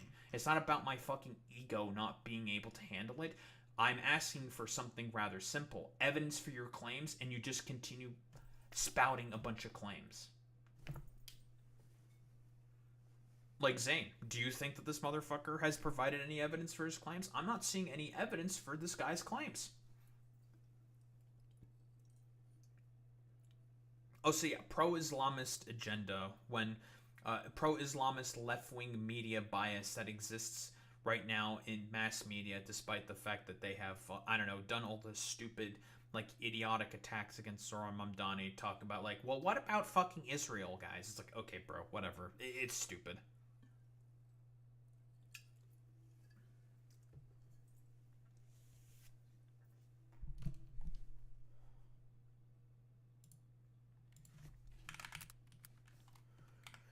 Vuvuzela.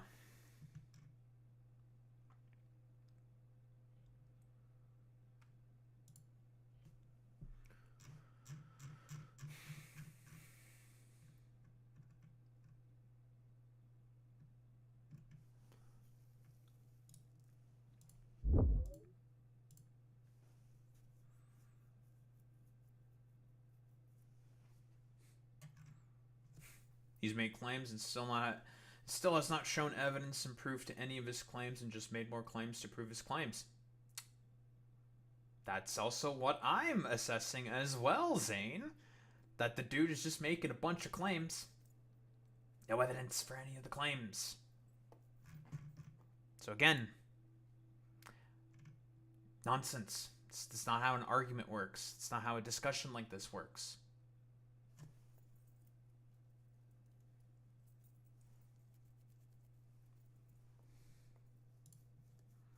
Cartel de les Sols.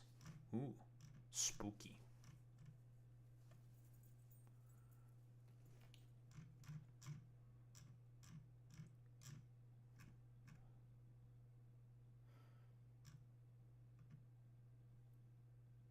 This isn't a debate?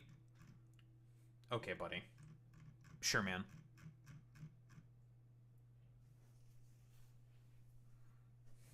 Again, I'm pulling out the fucking Uno card. You're the one who doesn't want to accept reality. That's you, buddy. You're the one who doesn't want to accept reality, my man. That's you. That is you. You don't want to accept reality. I explained some of the potential reasonings for as to why there are attacks on Christians within Nigeria by Boko Haram. It's because of a lot of vestiges of colonialism that probably still exist. Now, I'm not 100% certain for as to why it is, but I'm taking a bit of a guess based off of history. And you're just saying, like, no, there's left-wing media bias not covering the story. It's like, no, it's because it's not a sexy story, and it doesn't make a lot of money for these media corporations that are all private fucking entities. Like, that's why. There's probably articles about it. It's really about it. And yeah, all we are asking for is to provide evidence for your first claim, which you still haven't done.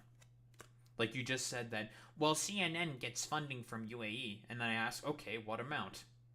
Because it matters, because that can potentially skew their coverage for how they would do about UAE. And you talked about it all media having a left-wing fucking bias. I'm just like, okay, CBS as well, MSNBC, all of these fucking media conglomerations, it matters.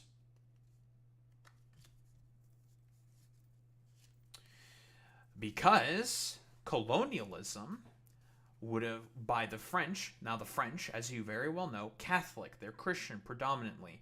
So what would they have done in order to make sure that they can more easily handle the territory, given preferential treatment to the fucking Christians over the fucking Muslims in the fucking area, right?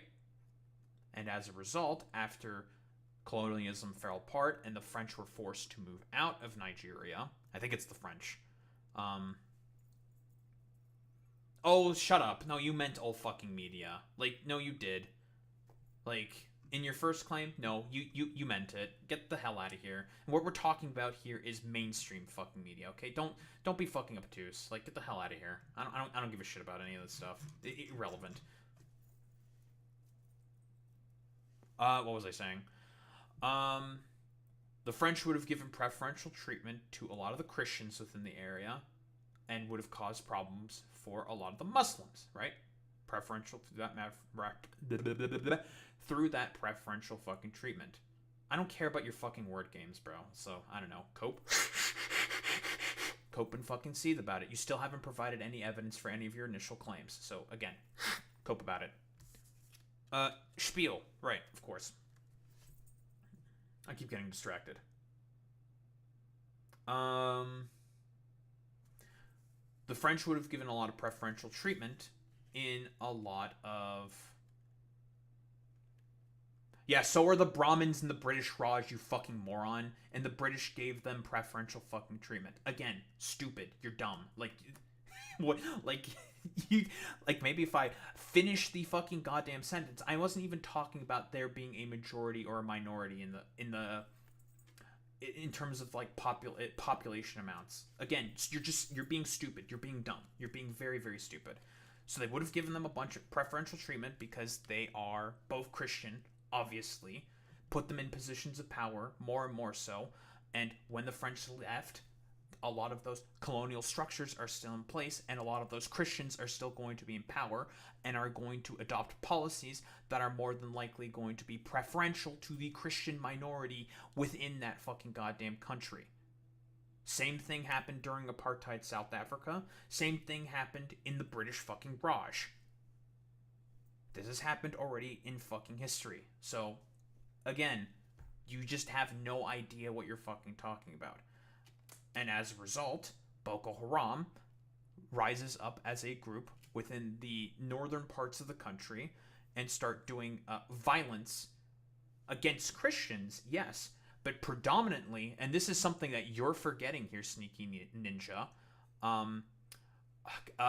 Sunni Muslims or Shia Muslims. I always confuse the two. It's either they do, I don't remember if they're a Sunni predominant group or if they are Shia. It's one of the two. It's one of the two. Do you have evidence for that? Of what? Boko Haram attacking predominantly Muslim villages? Yeah, sure. I could find something. Boko Haram attacking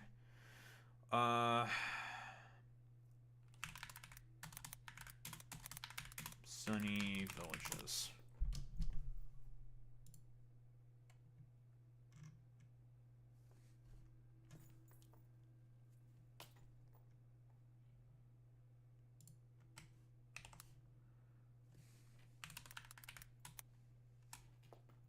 Like, I can find something.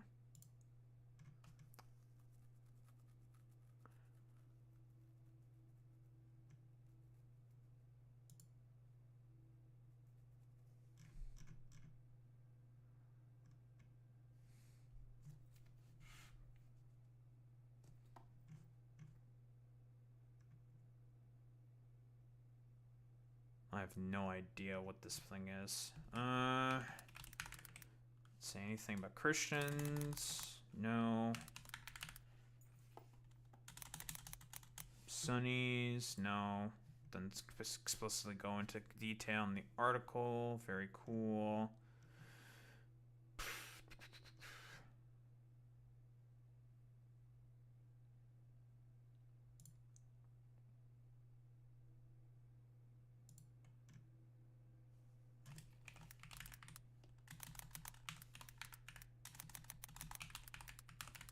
Man, a lot of these articles are just simply not talking about who's the predominant religion in most of these fucking village attacks. Can we talk about right-wing media being biased against Islam for literally everything, and they aren't even being paid for it by anyone specifically? True. That is very, very true.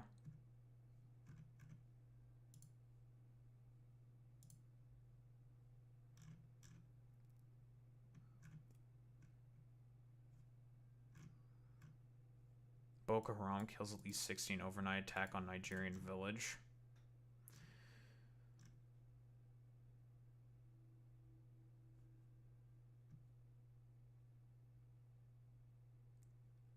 Borno State.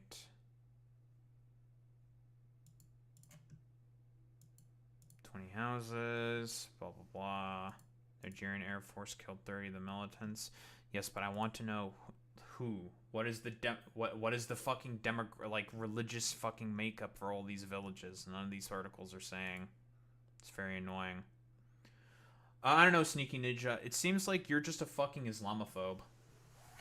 Christian isn't good for the world. Christianity isn't good for the world. Judaism isn't good for the world. Organized religion is not good for the world. Institutionalization of religion is not good for the fucking world.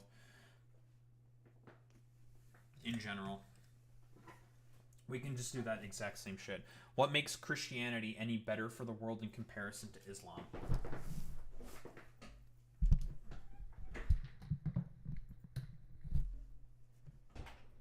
Yeah, if people want to practice religion in particular ways, they can fucking practice. Who gives a shit? Islamophobe? Yes.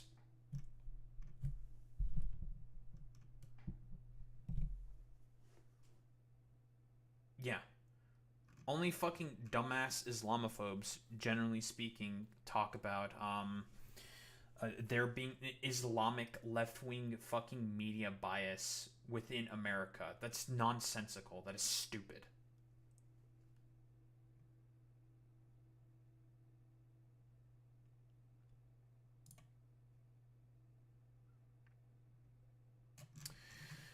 Fuck you, New York Times.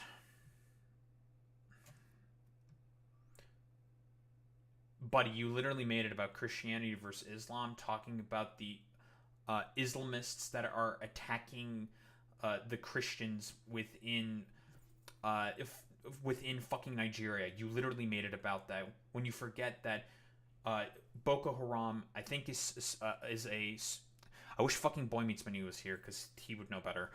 I think is a Sunni Muslim extremist group, and are more than likely going to do attacks on Shia villages that exist within the northern parts of Nigeria, just as much as they're going to attack Christian minorities also in Nigeria, because they are an extremist group. They are a terrorist group that have risen for various fucking reasons. It's not just explicit to just it being an Islamist terrorist group uprising and bullshit like that. No, there's complicated reasonings for as to why this is the case, but you want to boil it down to Christianity versus Islam because you're Islamophobic. You literally just said Islam isn't good for the world. Okay, Christianity isn't good for the world. Judaism isn't good for the world. Religion in general isn't good for the world. What is the fucking distinctions between either Christianity or Islam or Judaism or any of these other religions that exist that makes it good or bad for the world? That's nonsensical. You're just spewing nonsense for the sake of spewing nonsense. No, you did that. You literally made this... Buddy, like, do you want me to repeat your fucking words back at you again? Mamdani is an Islamist, and left-wing media loves him. Why does the percentage matter? My point was that they have a pro-Islamist bias, and that was the reason why. You're the one who made this about Islam versus fucking Christianity from the beginning. I disagree. I think there was a left-wing media bias which tends to lean into the pro-Islamist agenda. Because of the commodification and funding received from Arab nations. What do you think about the what Muslims are doing tonight, Christians in Nigeria? I believe Muslims commit a lot of atrocities against non-Islamist groups, but this goes unreported due to left-wing media bias. That's you. You did that. You did that. That's literally you. You made it all about Islamists, quote unquote. No, don't repeat it. What? Don't repeat your exact fucking words. Why? Because it makes you look ridiculous? Again, cope. Just huff that shit. Huff that fucking copium, buddy.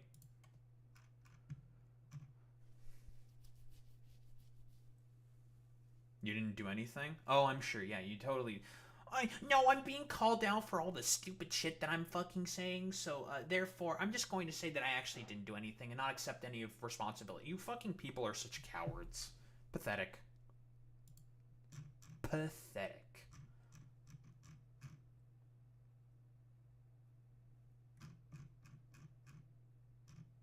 I'm not spinning anything, buddy. Like, what do you mean spinning? What am I spinning? The fact that I don't agree with your idiotic fucking statements? And when I ask for the basics of intellectual fucking rigor, you decide to go off on like a screed about it? Saying like, no, it's all about the pro-Islamic bias. You just have to believe me. It's just like, no. It's like, okay, provide evidence for any of your claims. And when I talk about the history of the positions, you're just like, no, you're just wrong. You have an ego. You're just mad that I'm presenting all of these facts. When you didn't present any facts, you had made a bunch of claims, but whatever. And I asked for the basics of intellectual rigor, some evidence for your claims, some facts to prove your claims. And you just didn't do it. You just didn't do that. You just kept making claims. But listen, I understand that you don't understand how shit like this works, how arguing works. You don't just keep making claims, and then you somehow think that that you're saying a bunch of facts. That's nonsense. You're saying claims. You're saying words. Words are coming out of your mouth, which I can't stop you from doing, because those are words. Everyone speaks words. And it's just like, okay, words. You're saying words, but you've provided no evidence for any of your claims. So, again, like, cope about it. Yeah, sure. Here comes the same attempts at, like, thought-terminating cliche where you're just like, you just don't want to accept reality from a dude who doesn't understand about the consequences of colonialism within Western fucking Africa. So, okay, buddy. Oh, whatever.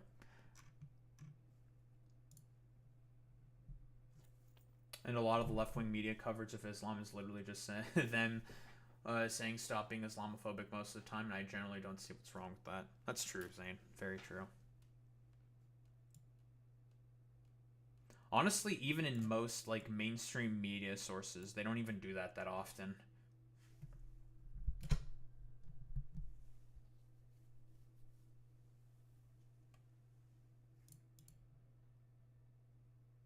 I'm very open-minded. I asked you basic questions and you failed to answer any of my basic fucking questions. If I was any other left-wing streamer, your dumbass would be banned right now. I haven't banned you. Anyone else would have you RKO'd instantaneously. I expect the basics of fucking intellectual rigor from anybody.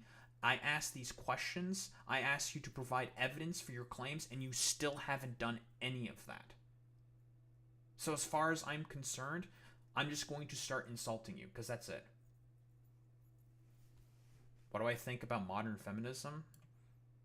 I think it's fine. Like, are we talking about, like, third wave feminism, second wave feminism? There's a lot of different kinds of feminism. It's not just as simple as general, like, oh, it's feminism. It depends.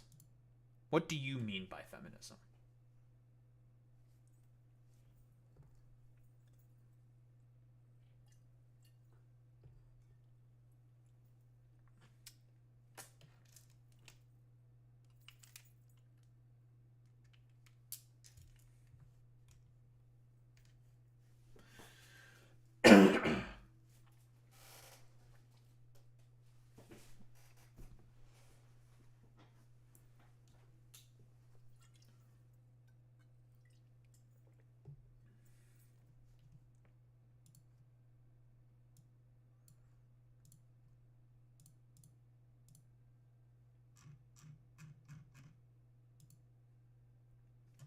Third wave feminism, about intersectionality. It's generally speaking quite good, right? We can talk about well, I don't know as much about any of the failings of third wave feminism. There's like fourth wave now feminism.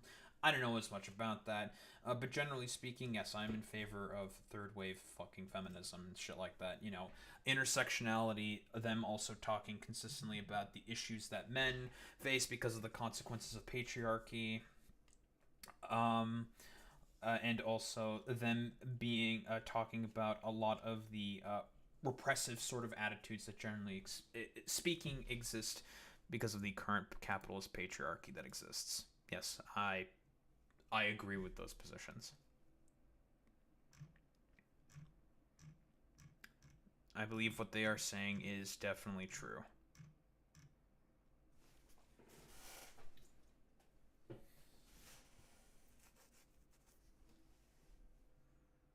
But what do you think about it?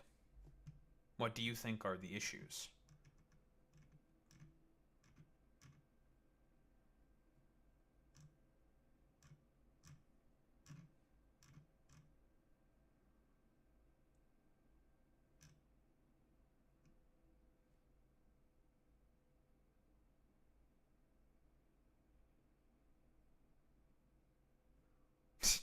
Andrew Cuomo, Sliwa has been a total fraud for decades. I believe he cost me the election. If he didn't run, I would have won. He still wouldn't have won, but okay. Does that mean you are a Mamdani? Why are you bringing up Zohran Mamdani in this particular... Are we just going to bring it back all around to, like, random Islamist bullshit? Why does that matter? Like, why are you bringing that up?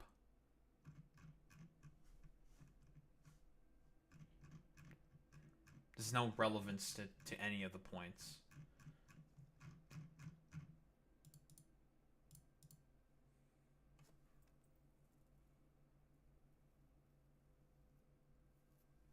Thank you, Zane. Yeah, can we talk about how the right tried to twist Zohran Mamdani's campaign into him promoting Islam when in reality none of his main talking points was about that, and he was so fed up with the Islamophobic rhetoric he had to address it by just saying stop being Islamophobic once again, still not promoting it.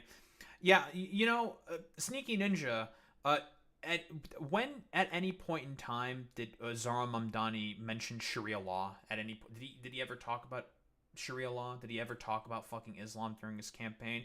Because I looked at his campaign. No, because he mentioned capitalist patriarchy, so I was curious. Zohran would agree and talk about the problems with there being patriarchy causing problems with with problems for not only women but also men. Yeah, he would probably agree with that position. That's true, Happy Goat. Can we show his wife having zero head covering? That's true. That is a good point. If Zohran Mamdani was a proponent of Sharia law, yeah, his wife would be wearing a headscarf at all fucking times, but she never does. Yeah, Trump is my goat. That's true. This. If listen, Sneaky Ninja. If Zohran Mamdani was a proponent for Sharia law, why is his wife allowed to not have a headscarf on around him at all times? If he was a practitioner of Sharia law, this would be fucking haram to the max. This would be super haram. Fake news. This would be hyper haram. What's going on here? That's a little weird.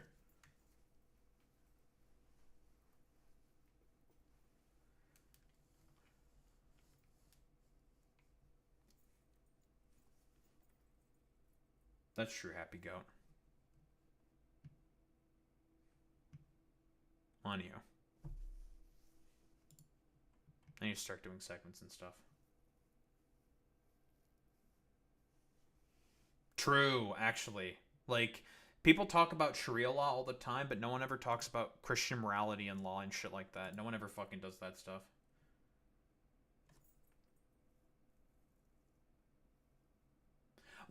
Okay, again, what in any of his policies is pro-Islamist? What, free busing is pro-Islamist? Making housing more affordable is pro-Islamist? Wanting to do a pilot program with 5 fucking grocery stores is what about it is pro-Islamist? And we're back on the fucking Islamist fucking bullshit again, because you're just an Islamophobe, bro. Like, just accept the fact that you're just an Islamophobe, little bro. And it's all looped back around. So, it's stupid. Like, it's nonsense. I don't know, personally, I too also want some woke Sharia law. Zane, Happy Goat, you want some woke Sharia law? Personally, I want some woke Sharia.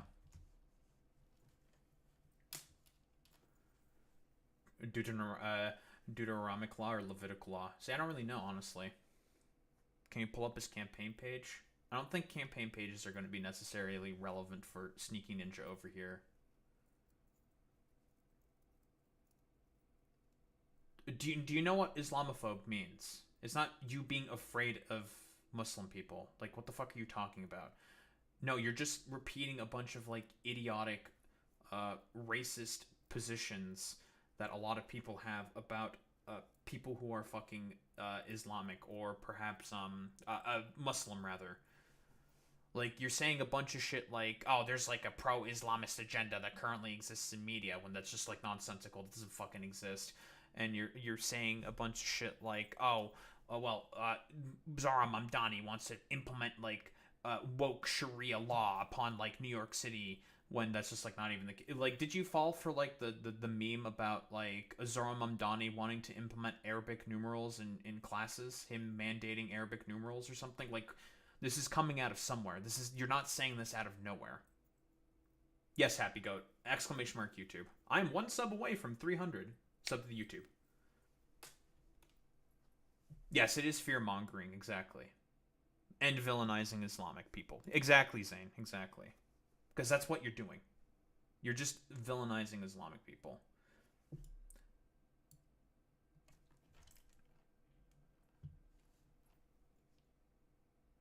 It's true. This man right here, currently on everyone's screen, this guy right here, bad.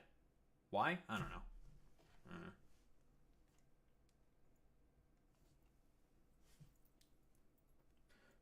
Anywho, I need to start. No, I'm not. Then why you keep repeating the exact same talking points, brother? Why? You keep bringing up the same talking points and not refuting any of the claims. So, I have no other thing to assume besides you're just saying this because you have some strange fear and fucking prejudice. So, whatever. What does it even mean that he's not a true Islam? What, he doesn't do the Hajj? He doesn't do the 5 times prayers a day or what? Who cares? It doesn't matter if he's a true Muslim or whatever. That doesn't matter. It doesn't matter. Who cares? Who cares? Yeah, most people aren't true Christians. Exactly, Zane. Like, there's like, what is a true Christian? What is a true Muslim? What is a true what is this? It's nonsensical. It doesn't matter. Who cares?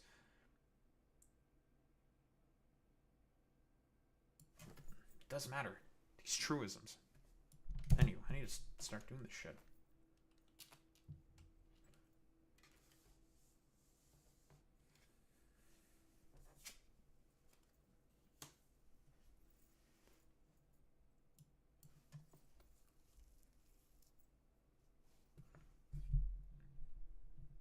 I'm a true Scotsman. That's true.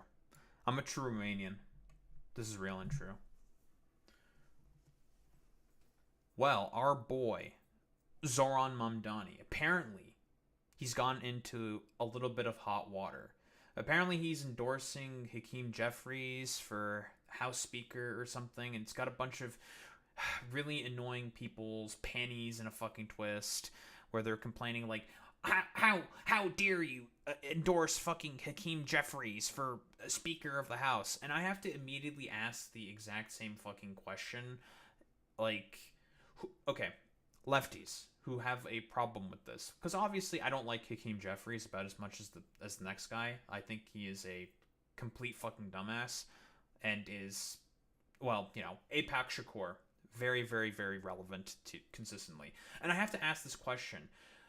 Who else is going to be the current fucking Speaker of the House? It's one of those situations where you need to ask yourselves this particular problem. Why pick fights that you don't need to? Right? Why pick a fight that you don't need to? It's overall irrelevant for him to call, I don't know, for the endorsement of Hakeem Jefferies as the House Minority Speaker, well, within Congress. So who really cares at all about Zohran Mamdani in particular also endorsing that position? Also, keep in mind, and this is a concept that lefties have a very, very hard time grasping, he is still transitioning to become mayor of New York. He's not currently in office. A lot of his policies haven't been put in. He does not have much in terms of the sort of political capital respect. If he wants to start, like, swinging his dick around and, I don't know, endorsing certain people and challenging vestiges of power within the a Democratic Party, he needs a bit of political capital. He needs to be successful. The more important thing to be focusing on right at this moment is him getting into power and having his agenda be successful. And I've already talked about this concept before. He is going to receive constant fucking attacks, not only from the bourgeois within New York City, right? He's still going to get attacks, dishonest attacks from all the corporations and the rich people that live within New York. Duh. And there's going to be constant wrenches thrown into him being able to implement his policies and his plans. Not to mention, again, Eric Adams, he has said it himself that he's totally willing to just completely rat fuck a bunch of differing boards and other positions for the express purpose of making it harder for Zohran Mamdani to make it more difficult to pass his agenda. Like, he said he was, this is what Zohran has claimed himself, that Eric Adams was going to stack the rental control board to make it harder for him to specifically freeze the rent on a bunch of rent-assisted, but a bunch of rent-assisted apartments within New York, which is one of his main policy proposals and goals. And Eric Adams has said he's willing to rat fuck up on that. So it's just like, okay, bro, it's very, very fucking stupid. Yeah, like you're saying, Happy Goat, he's not even mayor yet. All the shit he's doing is now just posturing. Use your brains, people. 1000%, exactly. Like, but anywho, I don't remember if this is the exact interview where he says that he is endorsing Hakeem Jefferies or whatever. Let's just do some like Zohran Mamdani content. Again, like, lefties, I want you people to use your brains for like literally 3 seconds. This is coming off of him having that highly successful interview within the White House where basically he slapped his dick on the fucking goddamn table to Donald Trump. He said, "Suck it." And then Trump started fucking sucking the dick. And it's just like, holy shit, dude. That is insane. I have no idea what Rizdani did in order to have the fucking president give the fucking Bubba treatment to him, but it must be something fucking insane within the water that it's making, I don't know, Trump fawn all over him. I mean, we've talked about this concept before. Trump really likes winners, yada, yada, yada. Yeah, exactly. Yeah, Yowie Trump, exactly. Saw his beautiful beard. Yeah, exactly, Zane. But anyway, why don't we take a look? And joining me now is the mayor-elect of New York City, Zohran Mamdani. Mr. Mayor-elect, welcome back to Meet the Press, and congratulations. Thank you so much. It's a pleasure to be back. Well, it is wonderful to have you here in person, fresh off of your first meeting with President Donald Trump. Fresh off the meeting. You. He even said you could do a great job as mayor despite months of a bitter back and forth. Were you surprised by the warm welcome that you got? You know, I was looking forward to having a meeting with the president to speak about the needs of the 8.5 million people who call the same city we love home, and to speak, frankly, about the affordability crisis that is pushing so many of them out of those 5 boroughs. And I found in the meeting that I had with the president a productive one, and a meeting that came back again and again to the central themes of the campaign that we ran: the cost of housing, the cost of childcare, the cost of groceries, the cost of utilities. And it showed that this is an opportunity to now start to deliver so that people can do more than just aspire to struggle in New York City, but actually to be able to live there. But did you expect it to be so chummy? What was going through your head when you were standing there? You know, I thought again and again about what it would mean for New Yorkers if we could. That's the exact same stuff I also said, Happy Goat. Like, Trump just wants to sit in with the cool kids, and guess what? Mamdani has main character energy that Trump desperately wants to have, because he himself just doesn't have the same energy anymore, and he just wants to hang out with a bunch of fucking main characters. Why do you think he likes dictators so much? It's because in his mind he sees them as the main characters.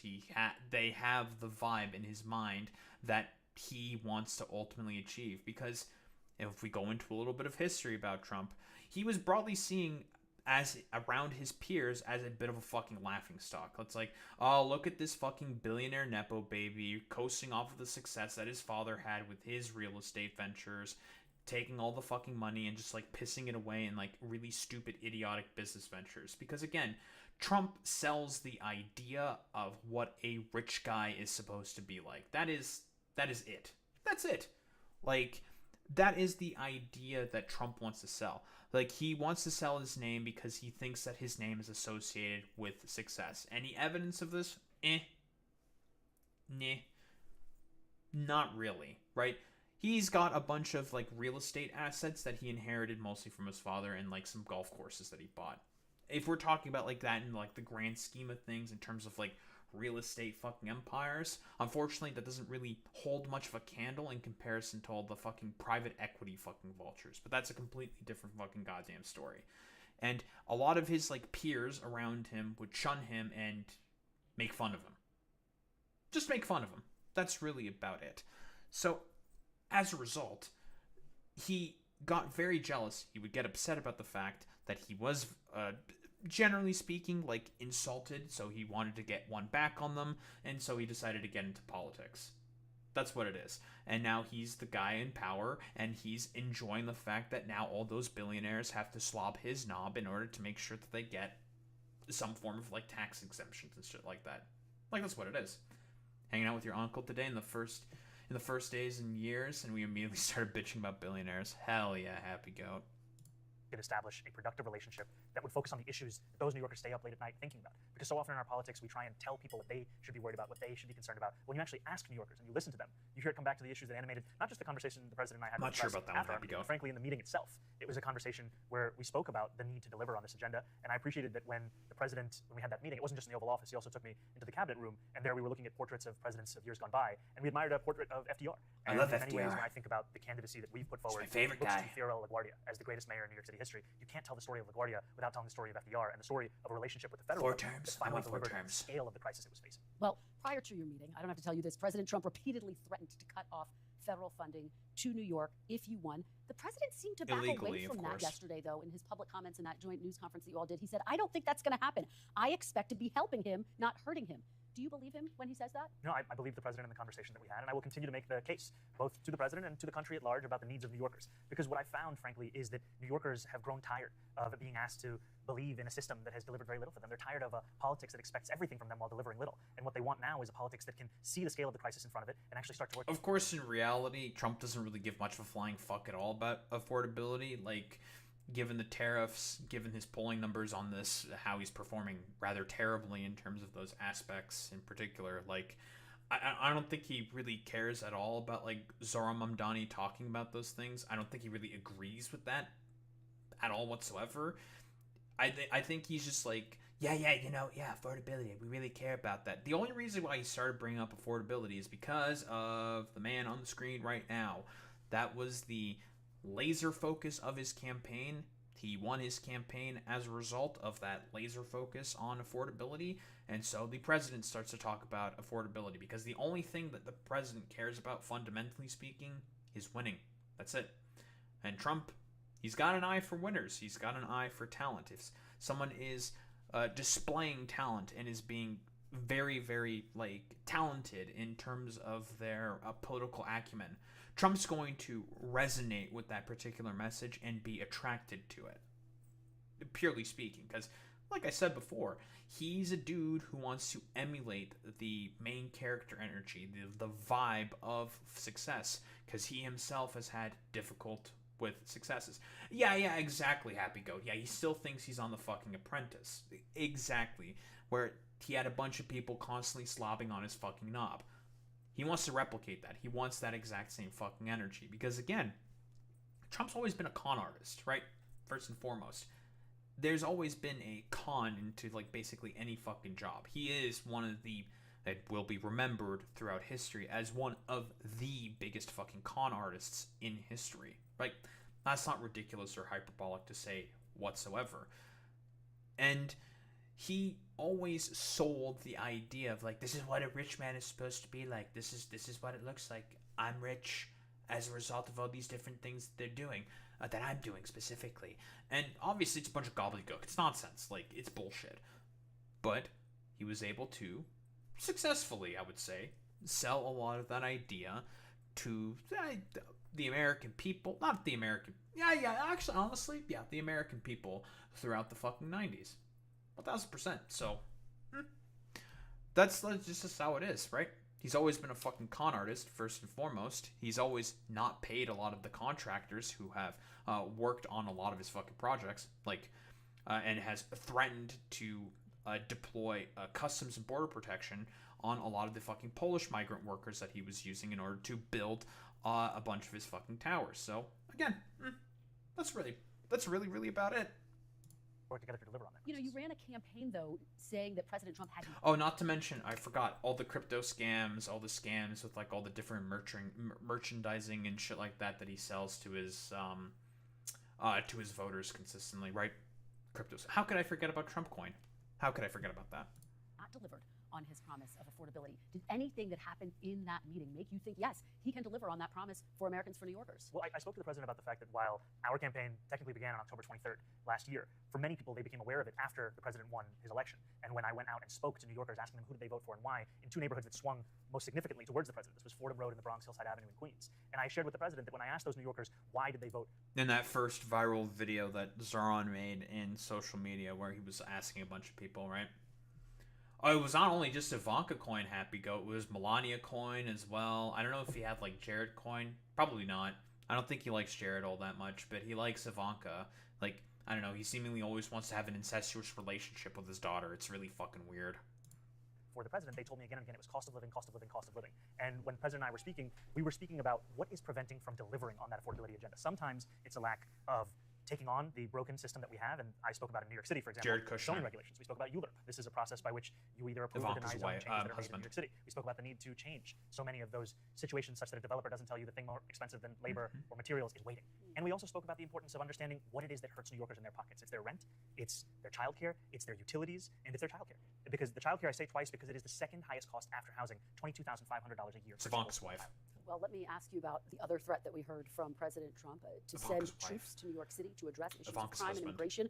We've seen him do this in other major cities. Did you get any assurances in your meeting, Mayor-elect Mamdani, that President Trump will not send troops into New York? I told the president that the cornerstone of an affordability agenda is public safety, and that it is critically important to me. And for all that has been said and all that has been spoken about, and the tens of millions of dollars looking to make New Yorkers fearful of that question, the truth of it is, in fact, that I'm looking forward to working with the NYPD to deliver on that. And I shared with the president that my decision to retain Police Commissioner Jessica Tisch is in large part a So we've talked. Okay, so this is another problem that a lot of lefties are having, specifically with Commissioner Jessica Tisch. And yeah, again, like I said before, not a fan of Jessica Tisch. She is a rabid Zionist. She is a freak. She has literally compared, I think, what was it? It was the keffiyeh to like terrorist symbols. Nonsensical, obviously. But and I've talked about this before. The reason why it is probably wise for Zohran to keep Commissioner Jessica Tisch on for the time being is for the concepts that I was talking about earlier. He's not mayor right now, right? And you can make the argument, and he's made the argument as well before. It's like, well, Jessica Tisch has done some good job in terms of rooting out a lot of the stooges that Eric Adams put in when Eric Adams put in a bunch of Trump stooges for him to get his pardon on his corruption charges. Jessica Tisch rooted out a lot of that fucking corruption, and he's talked about how that is a good thing that he did. And, you know, we can make the argument and quibble about that. Yeah, sure, that is a good thing, blah, blah, blah, blah, blah, whatever. Marginal things. I'm not here to, like, quibble about that. The main point that I mostly want to get to here is lefties. The NYPD is funded better than some militaries on the planet. They have a lot of money, they have a lot of equipment, and they have a lot of people. If they want to make life a living hell, and they have made life a living hell for a lot of council members and mayors in the past before, like, they've literally kidnapped a council member's fucking kid before. Like, insanity. They've just kidnapped people who have talked about how they want to do reforms to their fucking department. These are guys you don't take lightly. You don't fuck with the NYPD because they are essentially heavily fucking militarized. They have a lot of funding. They have a lot of power. Fifth largest military on the planet or something. The NYPD. Is that actually fucking true, Happy Goat? Can I get like any evidence for that whatsoever? Like, it's not that I disagree with you. I definitely believe that, like, for sure. But given, like, the funding and the equipment they have, I would love to see some kind of statistics on that, for sure. I'm very interested in that. But I don't really... it's not that I don't disagree with that. Like, I definitely would agree with that. We've seen a lot of the funding and a lot of the stuff specifically that has gone to fucking NYPD. Blah, blah, blah, blah, blah. They're not good guys. And they have a lot of funding, they are heavily organized, and they have a lot of fucking equipment. You don't mess with these guys. Or at least, do not take them lightly. So, as I said before, he's still transitioning right now to, he's still transitioning at the moment to becoming mayor. His clout, the ability to be able to have the ability to just, again, start bullying around the NYPD, he doesn't have that yet. He can't fucking do that. And which is why I say it is very important for his agenda to be as successful and as smooth as fucking possible in order to be able to then have the ability to take more political risks, which is why I agreed with him about not trying to push for Chi Osei to try to unseat Hakeem Jefferies. Because, again, why anger Hakeem Jefferies for no fucking reason? Why pick a fight for no fucking reason? Again, just, like, let it slide. He's still transitioning. He still hasn't become mayor quite yet.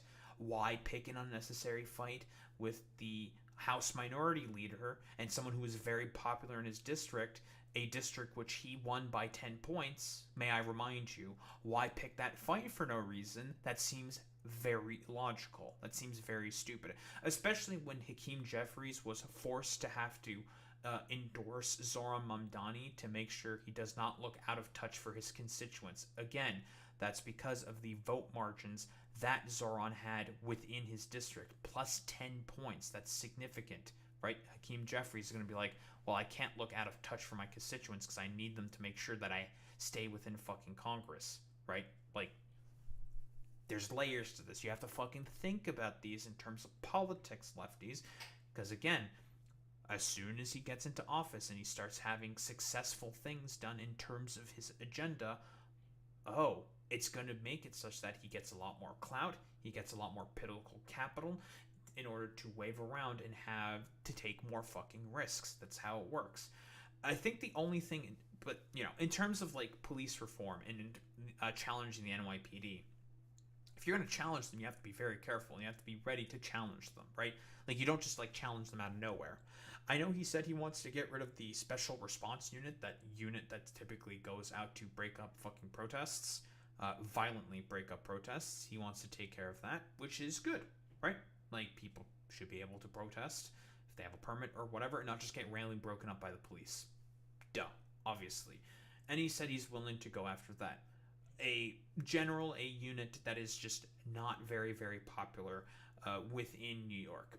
That's a very, very easy political win for him. And he can probably get that and have Jessica Tisch agree to getting rid of the Special Responses Unit, given how politically popular of a position that is. Very, very easily, right? It's about picking the battles that you know that you can win. And Zohran Mamdani is very, very good at picking the battles that he knows he can probably win. Like I said before, why take a fight that is just seemingly unnecessary, such as, complaining about him endorsing. I don't even know I haven't seen the clip in question. We'll probably get to that clip in question of him apparently fucking endorsing Hakeem Jefferies for Speaker of the House. Why pick that unnecessary fight for no reason when it's not going to result in anything in terms of Zohran Mamdani being able to implement his agenda when he's not even in New York? Why make himself a lame duck immediately for like literally no reason? It's just nonsensical. Like, that's just not how any of this works. It's stupid. Like strategically speaking, like there's just no benefit to this. And why challenge something as strong and as powerful as the NY fucking PD at this moment when he's not even in office right now to be able to do that? In terms of having like success going after them, like it just doesn't make any fucking sense to me, strategically speaking. It just doesn't. Recognition of the fact that in her time leading the NYPD, she has driven down crime across the 5 boroughs while starting to uproot corruption that was endemic in the top echelons of that department under Mayor Adams. And I'm going to follow up with you on your decision to keep Commissioner Tisch. But to this core question that I think so many New Yorkers are curious to know the answer to, what did President Trump say to you? Did he assure you he will not send troops into New York? He told me that he cared deeply about public safety. I said I cared but deeply did about he the say he same. wouldn't send troops? What I told him is that what separates New York City from anywhere else in the country is we have the NYPD, and I trust the NYPD to deliver. From what I understand, I think Trump has said that he's not going to send troops. I think Trump has said himself in an interview somewhere or a press conference somewhere that he's not sending troops because of Zohran Mamdani. He believes in fucking Zohran, that he's basically taking care of crime and stuff like that. And a lot of lefties were criticizing Zohran for actually going ahead and doing that meeting with Trump. Trump was threatening to deploy the NYPD on January 1st as soon as Zohran Mamdani took office. And he's seemingly backed off of that. So, whoa, that's already a fucking benefit right there. Deliver public safety. And to me, that is something that I know that they can do, that they have done, and they will continue to do under my leadership. So he didn't rule it out in your meeting? I made it very clear what we wanted to do was to deliver public safety and affordability, and the NYPD would be the ones to do so. In that press conference with President Trump, a reporter asked you whether you believe that President Trump is in fact a fascist, a word that you've used in the past. You were about to answer, then President Trump sort of jumped in and he said, quote, "That's okay, you can just say yes. It's easier than explaining it." So, Mr. Mayor-elect, just to be very clear, do you think that President Trump is a fascist? And after President Trump said that, I said yes. And so you do? And that's something I've said in the past. Yeah, I feel like a lot of people forgot. He did say yes after that. Like, I mean, he was going with like ahead with a bunch of fucking stipulations, and Trump was just like, "Listen, you don't like. It's a stupid question. I don't really care. Just say yes. Whatever. Who cares? Let them get their headlines." Because again, keep in mind, a lot of the reporters that were in there specifically during that press conference after the meeting he had were a bunch of fucking stooges. Pro-Trump fucking stooges. I feel like a lot of people are forgetting about that for whatever reason. I don't really understand why people are forgetting that specifically. Like, it was very strange, very fucking confusing, and he just, like, Trump was running interference for Mamdani against a bunch of like pro-Trump fucking reporters. That's crazy to me. Like, shows you how much Trump has respect for the fucking goddamn media. He just fucking hates them. I mean, it's understandable why you should hate the media. All they care about is asking, I don't know, tantalizing headlines and questions to just get headlines for their fucking reports, because again, they just want to make a bunch of goddamn money. Like, cause guys, it's almost as if having commodified media, that might be a bad thing, guys. I'm just gonna throw that out there. Today, and I think what I appreciated about the conversation that I had with the president was that we were not shy about the places of disagreement about the politics that has brought us to this moment, and we also wanted to focus on what it could look like to deliver on a shared analysis of an affordability crisis for New Yorkers. You've also said in the past that President Trump has engaged in a, quote, attack on our democracy. You've called him a despot. Do you still believe President Trump is a threat to the democracy?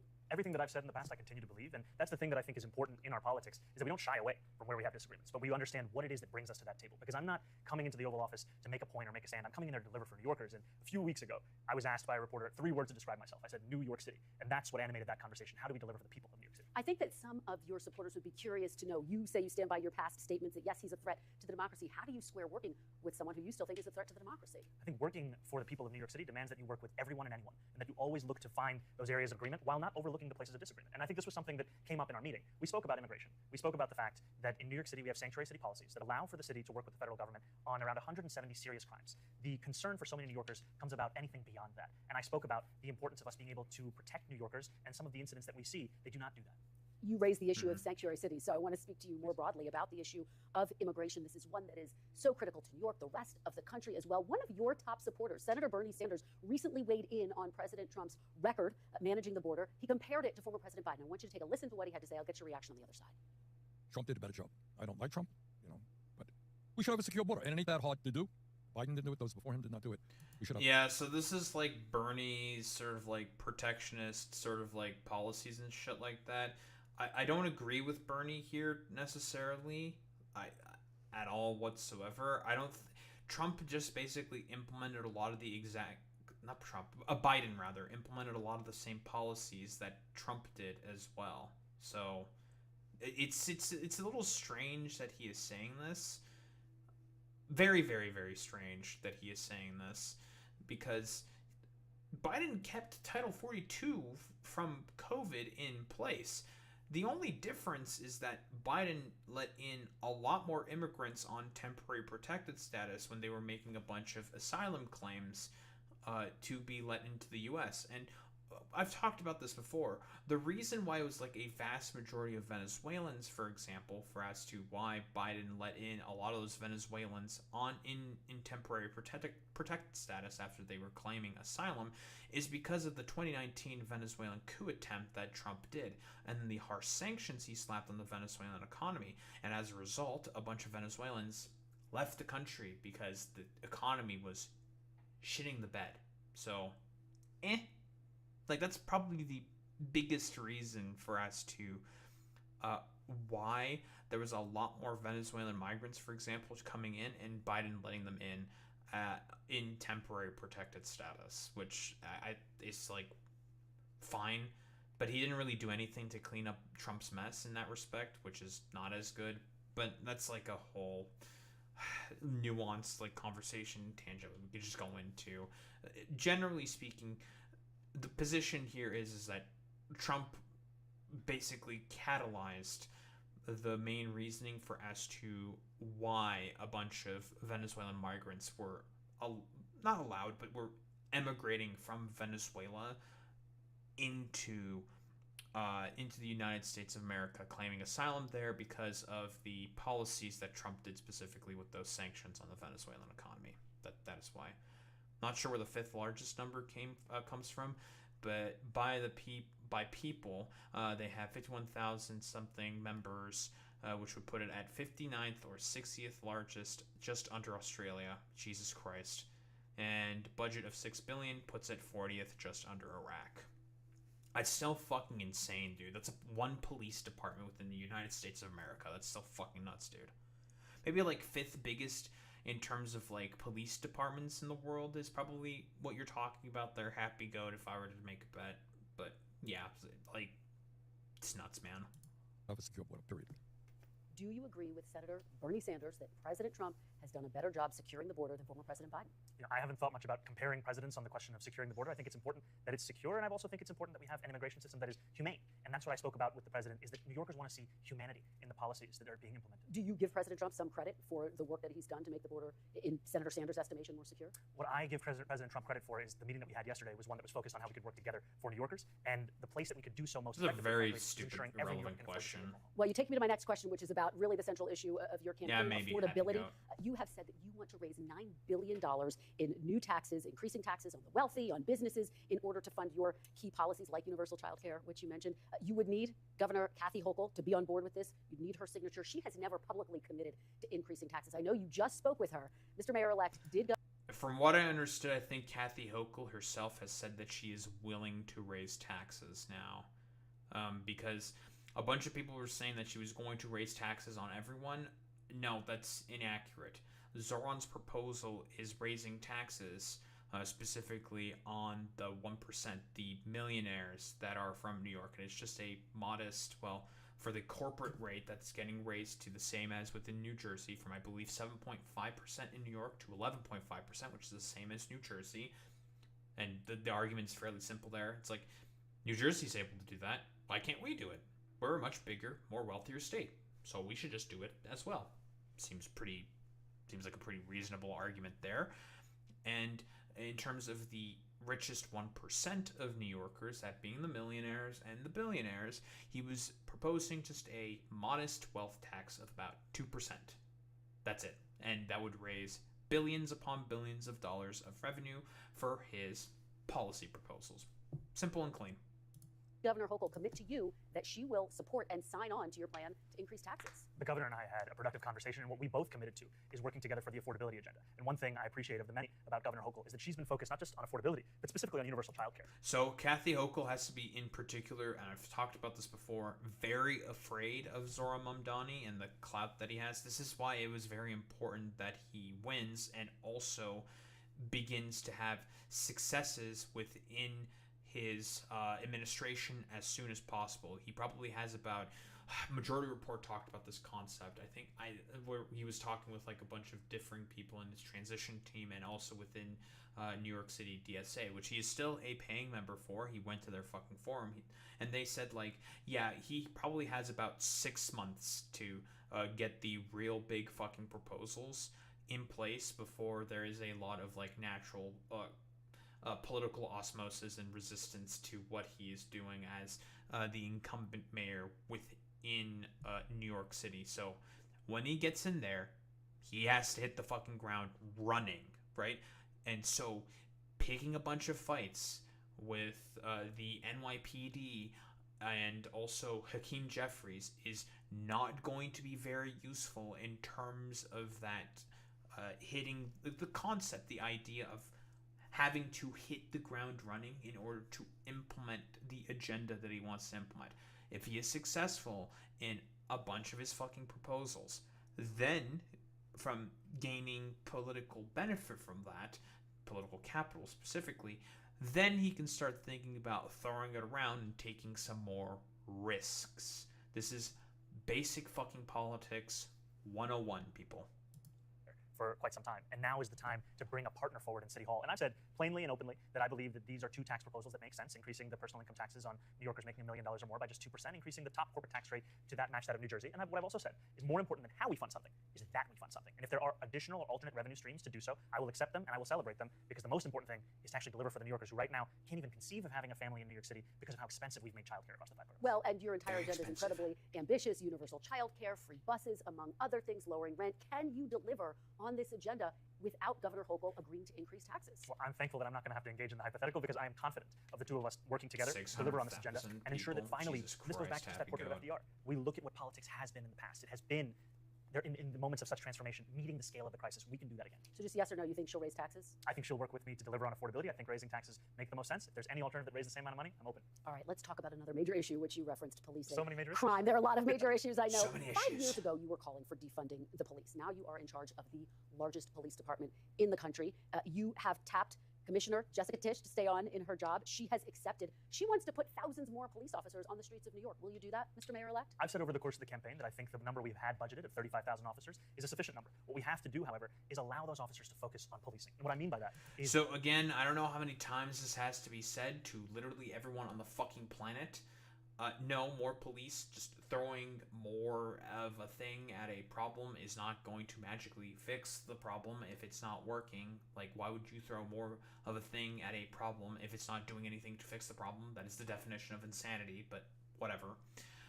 The main argument that defund the police makes is about a reallocation of resources within these police departments to instead of having all of these officers, which are not trained to do a lot of mental health calls, to do a lot of domestic violence abuse situations, a lot of de-escalatory tactics, especially with American police, with how they're fucking trained, all the stupid warrior mentality bullshit these people are basically taught with.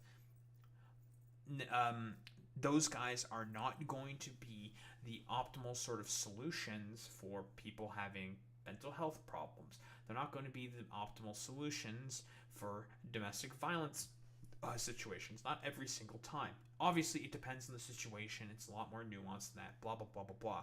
What defund the police essentially said was, oh, we just want to have a reallocation of resources. But unfortunately, reallocation of police...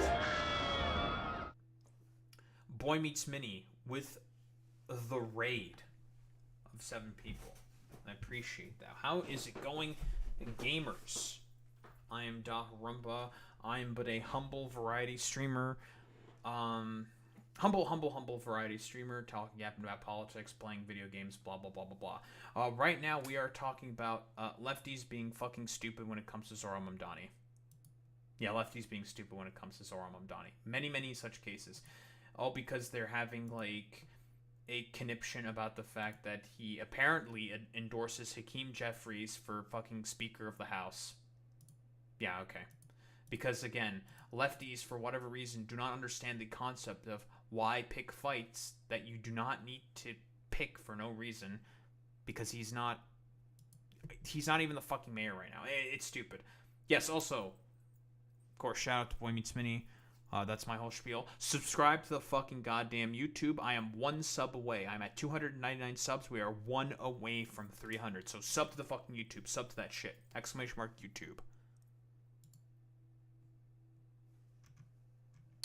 What was I saying?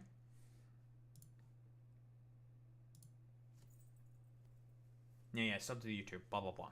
Anywho. Oh, I was talking about defund the police. Right. So, defund the police, in terms of a slogan, sounds way better instead of, oh man, if we just reallocate resources of the police from mental health calls and domestic violence situations and have the police focus more on, like, murder cases and other violent crime, that's much better because that's what their job is supposed to be. Defund the police is a much better, more catchy, punchy fucking slogan. Of course, it's not necessarily conducive to a really good slogan, because it's very easy for a lot of dipshits within media, and that's exactly what they did, was take the slogan completely out of context and basically say, like, the left just wants to take away all funding from all police departments all across the fucking country. Look at these crazy fucking lefties. It's like, but that's not what they're saying. That's just a lie. You people are lying. Like, no one is saying that. But unfortunately, we are, of course, dealing consistently with a bunch of charlatans and freaks who don't necessarily give a fuck about telling the truth about much of anything whatsoever. So if they can lie about the positions that a left-winger can have, they will. It doesn't matter for a lot of these people. If they can lie, they'll just lie. It doesn't matter. So, why be truthful about any positions that lefties fucking have when they can lie instead?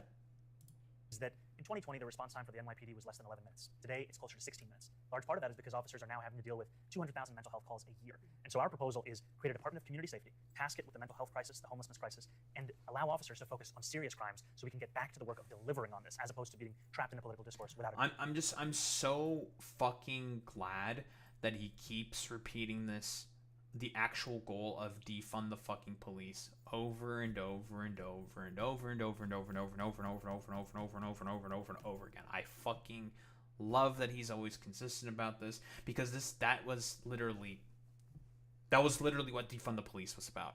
But no one is fucking honest about this in media and in conservative fucking circles, because that's what defund the police was always all about to begin with. Also, Boy Meets Mini, we've been getting a lot of dumb fucks in YouTube chat. Would have been nice to have you here so I could have some questions answered about fucking Boko Haram and stuff. Well, you know, it is what it is. We had basically a dude say, like, oh, the mainstream, the media within the United States has a pro-Islamist bias, and because they all receive a bunch of funding from the UAE. I'm like, can you provide evidence for any of your claims? Here's another claim that's not evidence for a claim. Here's another claim that's not evidence for a claim. Here's another claim. You're out of touch with reality. I'm saying a bunch of facts. It's just like, no, you're making claims and not providing any evidence for them. I'm just going to start insulting you now. And it's all because he had, like, I don't know, some psychosexual obsession with Zohran Mamdani. Like, that's literally it. It was very, very stupid. Speaking of defunding police, I just checked, and the total police budget, $140 billion, makes it the third most expensive military on Earth, below China and above Russia. Who's at war? Yeah. Are we talking about about America? Is that American fucking police? But, dude, like, American fucking police get so much fucking goddamn money for no reason, because, again, in the minds of, like, America, yeah, in terms of, like, American policymakers, they see everything as a fucking nail, which needs to be hit with a hammer, when that's just not exactly the case, right? It's fucking nonsensical, dude.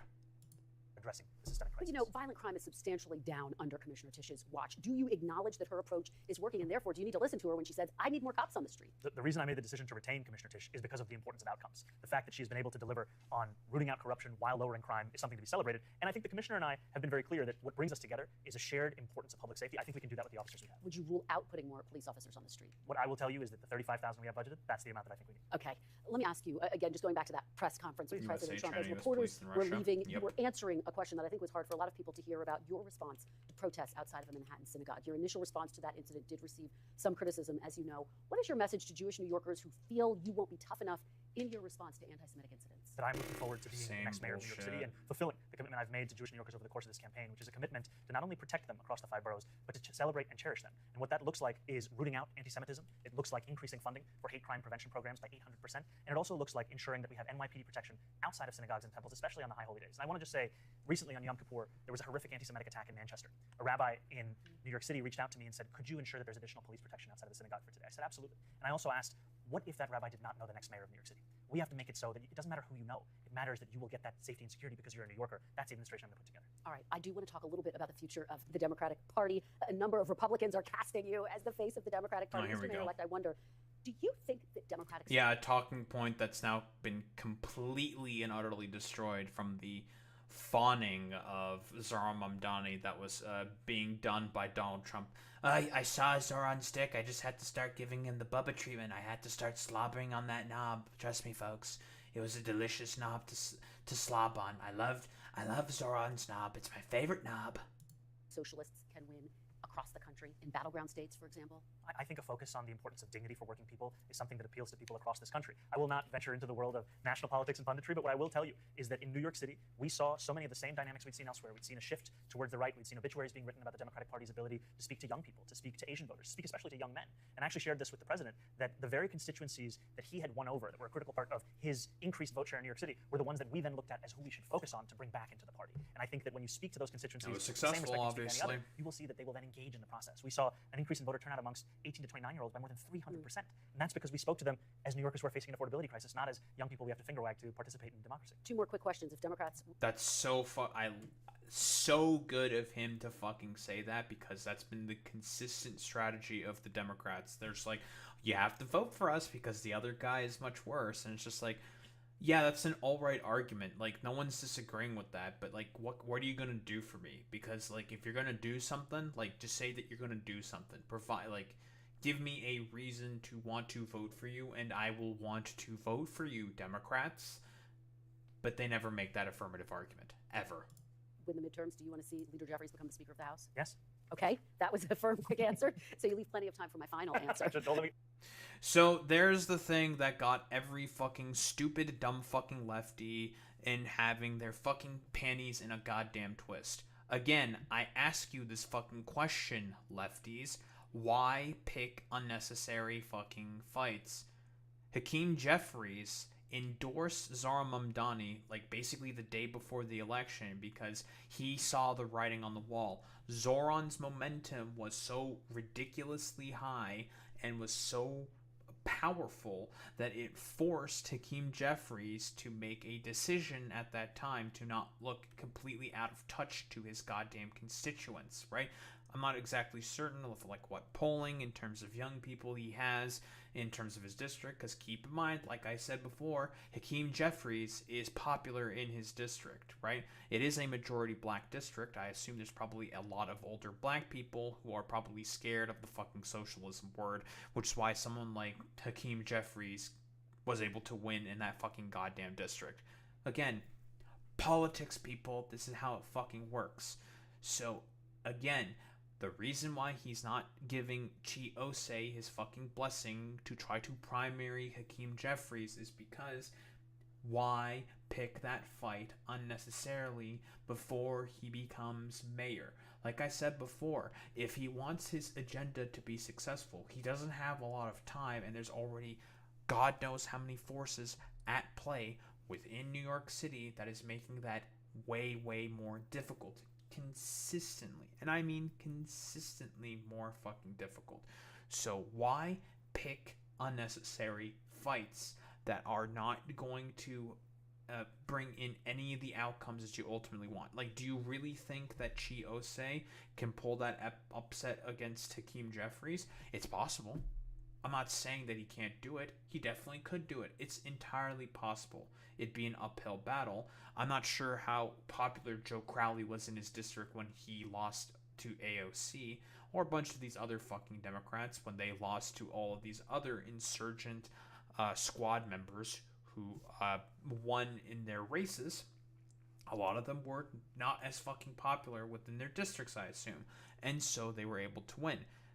When it comes to insurgent candidates and groups like the DSA, they don't have clout, as much clout, or resources to throw around like the fucking Democratic Party. It is a machine worth billions of dollars. You don't have that exact same stuff within left-wing insurgent movements. You have people power, absolutely. Still going to amount necessarily 100% to getting the win within politics if you also don't know how to be crafty with those limited fucking resources that you have in terms of monetary gains and money, right? Like, we still live in a commodified society, people. It's difficult. It's not easy to fucking do this shit. So, again, I ask you, lefties, why pick fights that you do not need to pick, that you may not necessarily even win? Why pick them? It just doesn't make any fucking sense to me. It's nonsensical. It's stupid. Like, why do it? That's the only question that I ask. Why pick this for no reason? Let me go back a little more. Look, former President Obama called you after your victory. Obama. And he offered to be a sounding board for you as you take on this role of mayor of New York City. What advice did he give you about how to lead effectively in these years ahead? You know, one thing I really appreciated about the conversations I've had with the president have been the importance of what it looks like not only to... Yeah, I know a lot of them would also be mad about this fact. Barack Obama is still quite popular within the Democratic Party. A lot of Democrats still like Obama. I'm not sure how that would necessarily play within New York City, but I have without a shadow of a doubt in my mind that there's quite a bit of people living in New York City who probably would be like, yeah, I think Obama should have gone a third term, right? There's definitely those fucking people within New York. And guess what? Zohran Mamdani still needs them, and he still is going to represent them specifically. So him having positive conversations with Obama makes it such that he has more wiggle room in order to be able to enact the agenda that he wants to have put in place for New Yorkers. Again, political strategy. You people need to think about these things in this respect instead of the, I don't know, stupid LARP shit that you constantly want to talk about. Like, I don't know, with like Stalin talking about a social democracy being the moderate wing of fascism. It's fucking nonsense. Like, why the fuck are you bringing up like bullshit from fucking Stalin? Oh, it's because most of you people are like dumbass fucking Stalinists who want to bring this up for like literally no reason. Stupid. Just focus on the things ahead, such as building upon and implementing a successful agenda that is going to help improve the material conditions for New Yorkers, because that is the main reason why you want to be put into power to begin with. It is all about that specifically. But unfortunately, it seems like for a lot of these fucking lefties, they don't give a fuck about any of that for some reason. It's genuinely fucking strange to me. To inspire hope, but to sustain it and then to deliver on it. And time again, that comes back to the city hall that you're putting together. And even right now, we have about 40-odd days of a transition. Transitions are typically a time of pageantry and pomp. We want it to be a time of substance, a time of purpose. And so we ensured that the first day after the election, we announced our 4 incredible co-chairs of our transition, our executive director. And then the week after that, the first deputy mayor, the chief of staff. We're moving much faster than typical because we want January 1st to be a day where we start to deliver, not start to prepare. And I appreciate President Obama. And it's because it has been said before, Sam Cedar said this specifically. He probably has about 6 months in terms of a grace period due to the sort of a general grace that's given to a lot of new mayors and stuff in order to implement his agenda. And he wants to carry the victory, the momentum of that fucking victory into being able to implement his agenda. So I say again, why pick unnecessary fights with powerful fucking Democratic establishment candidates? Because again, if Zohran Mamdani has problems implementing his agenda, and it's because of some nitwit fucking Democrat getting in the way of him implementing his agenda, you know what he can do? He can run a fucking press conference calling out that fucking Democrat, and that would make them look really, really fucking bad in the eyes of New Yorkers. They'd be like, yeah, why the fuck are they fucking with all this shit that, I don't know, your Dan Goldens of the world, or maybe like Kirsten Sinema or some shit. It would make them look really bad, and they would suffer in their next fucking race as a result amongst their fucking constituents. They also have careers that they're thinking about as well. Like, think about this, because if they decide to aggress on him for no reason, even though he has never talked about them or never really cared about their positions, saying like, yeah, I'm willing to like work with anyone about this. If they want to work with me, I'll work with them, blah, blah, blah, blah, blah. That's making it such that if they do decide to interrupt this agenda, it would make them look really, really bad, optically speaking, which matters significantly in American politics. You have to think about it like this. So, again, it's one of those situations where it's just like you have, like, obviously Zohran Mamdani is making all the correct arguments. We make all the correct arguments. Unfortunately, to be successful in politics, you need to also do a very, very good job at presenting those fucking arguments as well. It's more politics tends to be a very, very complicated space. Unfortunately, a lot of these fucking LARPers that I'm talking about, online mostly, have no idea and would prefer to just say, like, I don't know, random dumb fuck quotes from pamphlets that Stalin distributed talking about social fascism or whatever. It's fucking stupid with these people. Obama's emphasis of what it looks like to prepare in advance so that you can. Obama. All right, Mayor-elect Zohran Mamdani, thank you so much for being here. We really appreciate it. Thank you. Real pleasure. Very, very cool and lovely. But yeah, like, if you want Zohran to be successful, because that's ultimately what I think most people care more about, for him to be successful in the implementation of his agenda, because this is an opportunity. What a lot of these stupid dumb fucks don't understand, that a lot of these policies, a lot of left-leaning fucking policies, can be highly successful in the city of cities, that being New York, you can translate that to a winning message nationally. This will help all left-leaning candidates be more successful in their races, which is why it is crucial, it is critical for Zohran Mamdani to hit the ground running and be as successful as possible. And a bunch of dumb fucking morons saying like, you decided to endorse Hakeem Jefferies. Why would you endorse Apex Shakur for Speaker of the House, which he ultimately has no say in and he can't really do anything about? Why have him pick that fight for no reason and endorse someone else who's not even running for the speakership of the House? It's the same stuff with like all the force the vote nonsense. Who currently is running for Speaker of the House right now for the goddamn Democratic Party? Who is running for that position right now? Oh, it's no one. Exactly. So why pick that fight for literally no reason? But Daho, he could have just not said anything whatsoever. Distinction without a difference.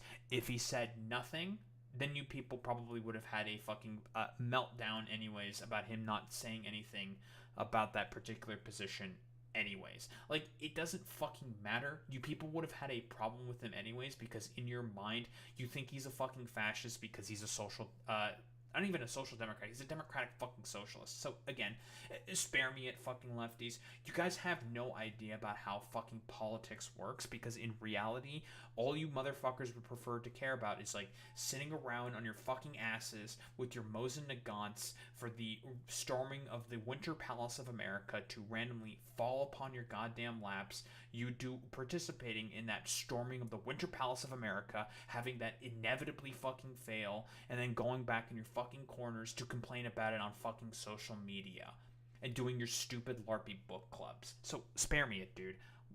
Ultimately, this is an opportunity to show the American people that left-leaning policy can be highly successful, and this would be a boon to more left-leaning candidates for them to unseat a bunch of those corporate Democrats and other like state officials that are do-nothing dipshits who are just sitting there collecting a fucking paycheck. Think about this for 3 fucking seconds.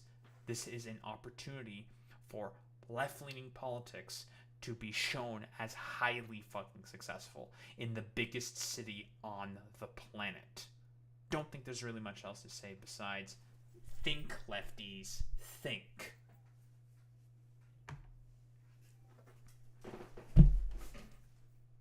Nice meme.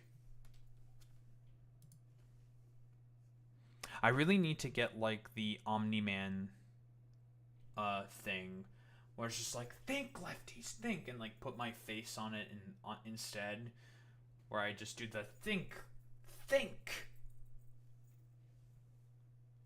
Or I would just put like Zoran's face there instead. Brilliant. This is about providing victory in terms of politics. That's what it's all about, lefties. Think for like literally 3 seconds, but you know,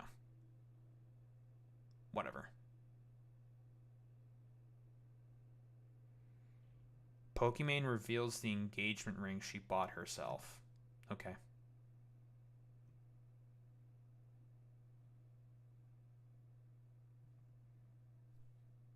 Cool.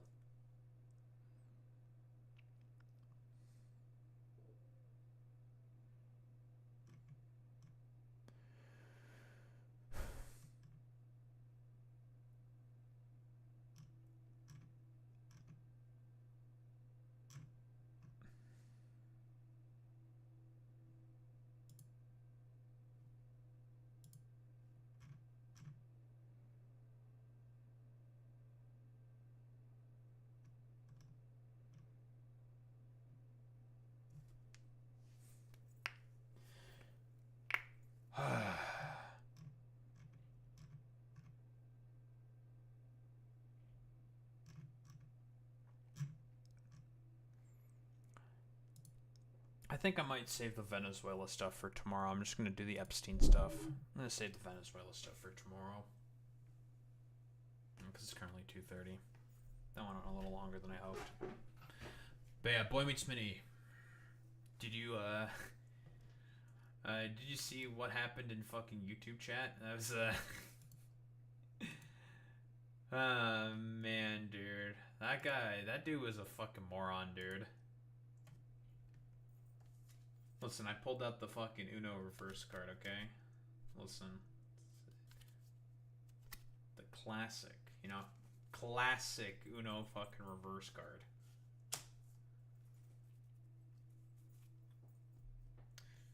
Alright. Well. Save you for later, little buddy. Nope. This one, please. I have to eventually start preparations for whatever the fuck. Oh, they use the Christian.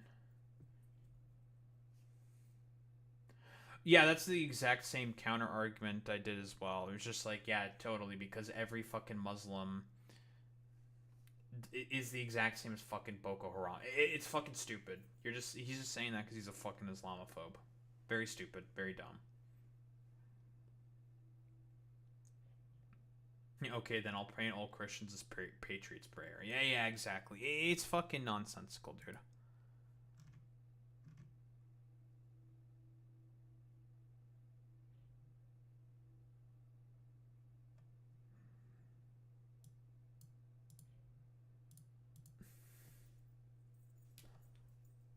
Sadly, churches push this narrative hard every Sunday. It's a propaganda machine here. Oh, 1000%. Because it's like, because I literally talked about this. I was trying to find an article about it. I'm just like, dog, do you have like any idea whatsoever about?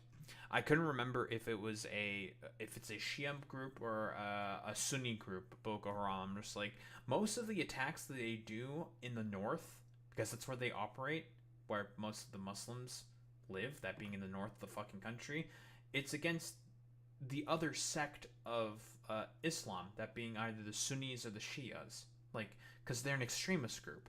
They think that the opposite group should fucking die.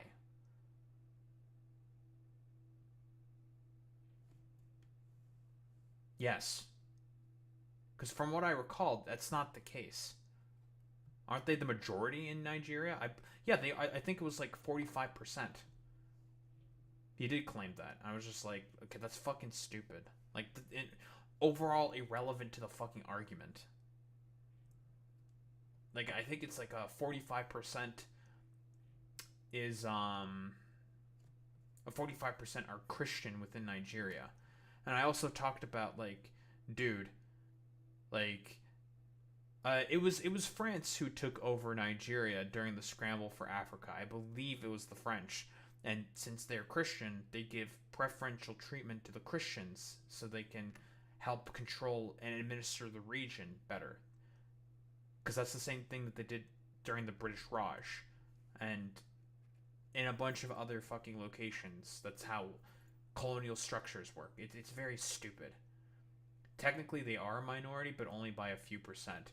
Yeah, I think it's like they're 45% of the population, right? Exactly, Christians were given a lot of privilege. That's what I fucking said. They were given a lot of privileges by the French. Which matters. But that went over that dude's fucking head. No idea. Stupid. The dude's just a fucking stupid, dumb fucking Islamophobe. Like, sometimes, like, Occam's fucking razor, dude. Occam's razor is what you operate off of sometimes, and simplest explanation is the best explanation. I think it's just the simplest thing to say is just like, yeah, you're just like an Islamophobic fucking dipshit. Like, shut the fuck up, dumbass. It's because Americans treat Muslims as the opposing sports team. Sports brain. Yeah, that's true, Boy Meets Spinny. 1000%. I can't disagree with that. Anywho.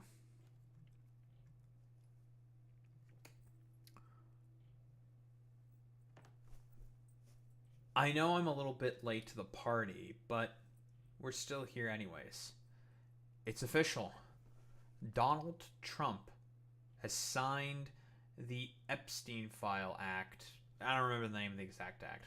Doesn't really matter. He signed it into law. I wanted, okay, honestly, I wanted the really funny thing to happen of him just not signing it and just ignoring the veto-proof majority and him just refusing to sign it, and then there being a constitutional crisis occurring as a result of that. That, I think, would have been really, really funny. Really, really funny. So, again, like I said before, total MAGA defeat on the Epstein files. He was dejectedly forced to have to sign that shit into law.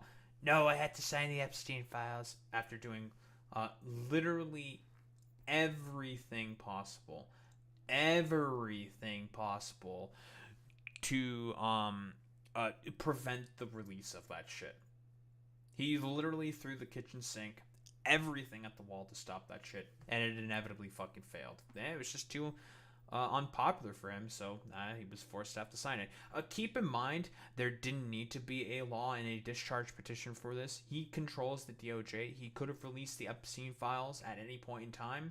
The only reason why there was a law and a discharge petition for all this and was forced to have to bring this to the floor of the House was because of his general refusal to want to release the Epstein files literally at the bottom of the 9th inning when Pam Bondi was consistently saying, like, we're going to release them, we're about to release them, we're going to release them, here's phase 1, we're going to release them, we're about to release them.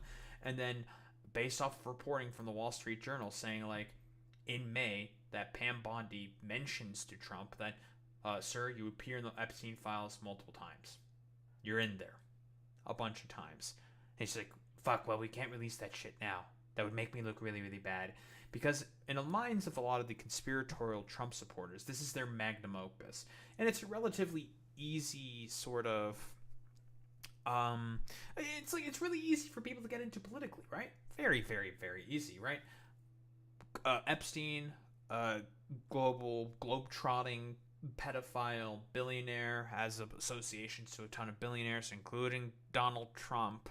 But a lot of these people don't really give a shit about any of that stuff. So, associations with all these people, we know he's a fucking pedophile, so it's just like, well, what's in those files? Because we know the government has all those files. There's got to be a bunch of stuff in there that leads to the takedowns of a bunch of different people, right? Takedowns of a lot of different pedophiles. Because we all know a lot of billionaires tend to be fucking pedophiles, right? Because it's all about expressions of power for these people. So why not express the ultimate form of power, and that is, I don't know, having sexual control of fucking children. Fucked up, obviously, but hey, that's how billionaires think. They are not human. Like, they don't think like other humans. I don't really know what else to fucking say besides that. These people are fucking psychotic. And it's just one of those things where it's just like, it should be like fairly obvious for a lot of these people. Like, of course Trump was not going to like release any of that shit because he knew his dumbass was in there because of a lot of the associations that he had with Jeffrey fucking Epstein.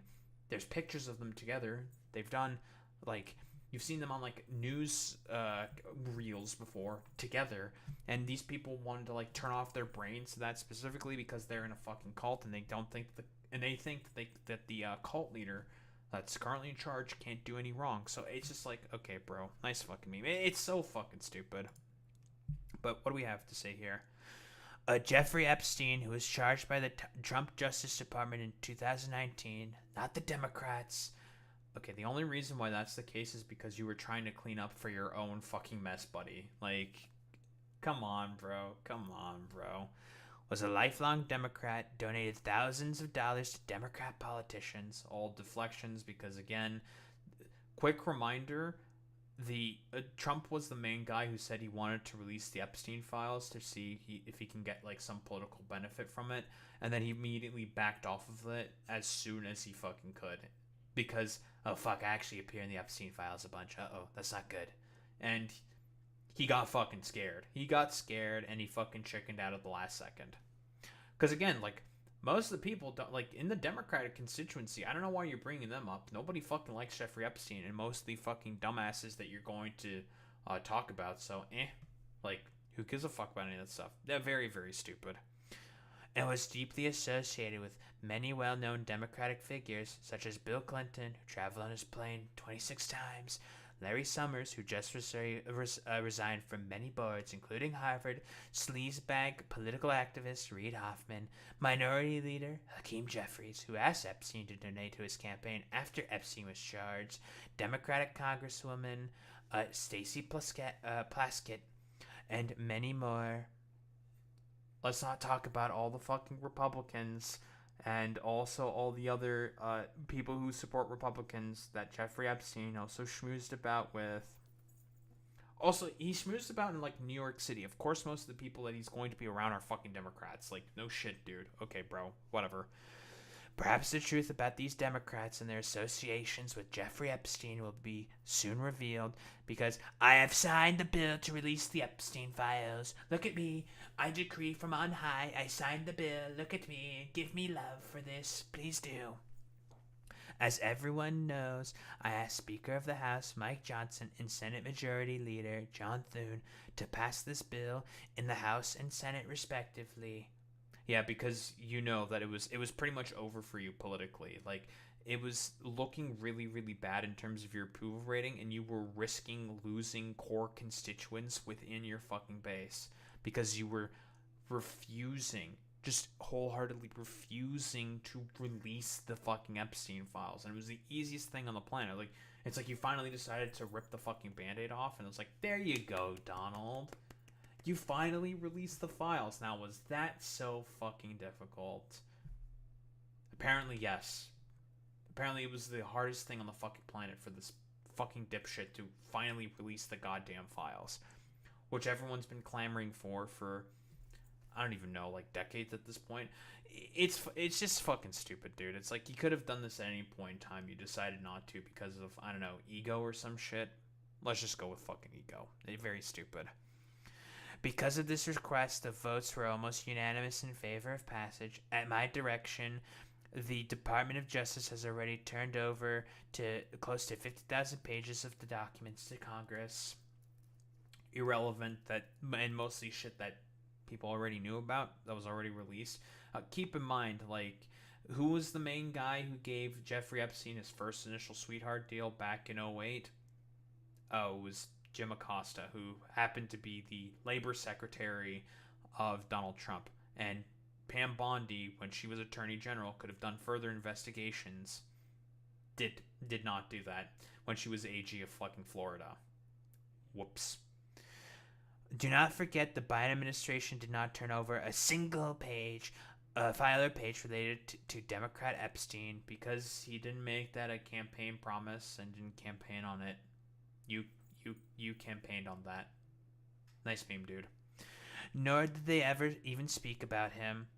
Oh, thank you for inherently fucking debunking your own point, you fucking dumbass. Yeah, they never talked about him because who cares? He was already in jail and he was already dead at that point. Why would the Democrats fucking bring him up? Again, you're the one who brought up Jeffrey Epstein on the fucking campaign trail when you said in that CBS interview, I think it was CBS or 60 Minutes, whatever, some interview somewhere where someone asked you about, oh, so you want to release the Jeffrey Epstein file? I was like, yeah, well, I do want to release the Epstein file, but, well, you know, I don't know, there's a lot of, like, weird stuff in there. Like, some like different stuff could be kind of suspicious, kind of weird, but it's like that's literally all you, man. You decided to shoot yourself in the foot on that one for no reason. So it's like, why should the Democrats bring it up when that was one of their main issues? They didn't care about it. Like, people already moved on at that point. Again, Jeffrey Epstein died during your fucking presidency, and I have a feeling that it wasn't the Clintons who did the hit on Jeffrey Epstein. It was probably you who fucking did that shit or heavily incentivized Jeffrey Epstein to fucking kill himself because you wanted the fucking story to die down. That's why you fucking did it.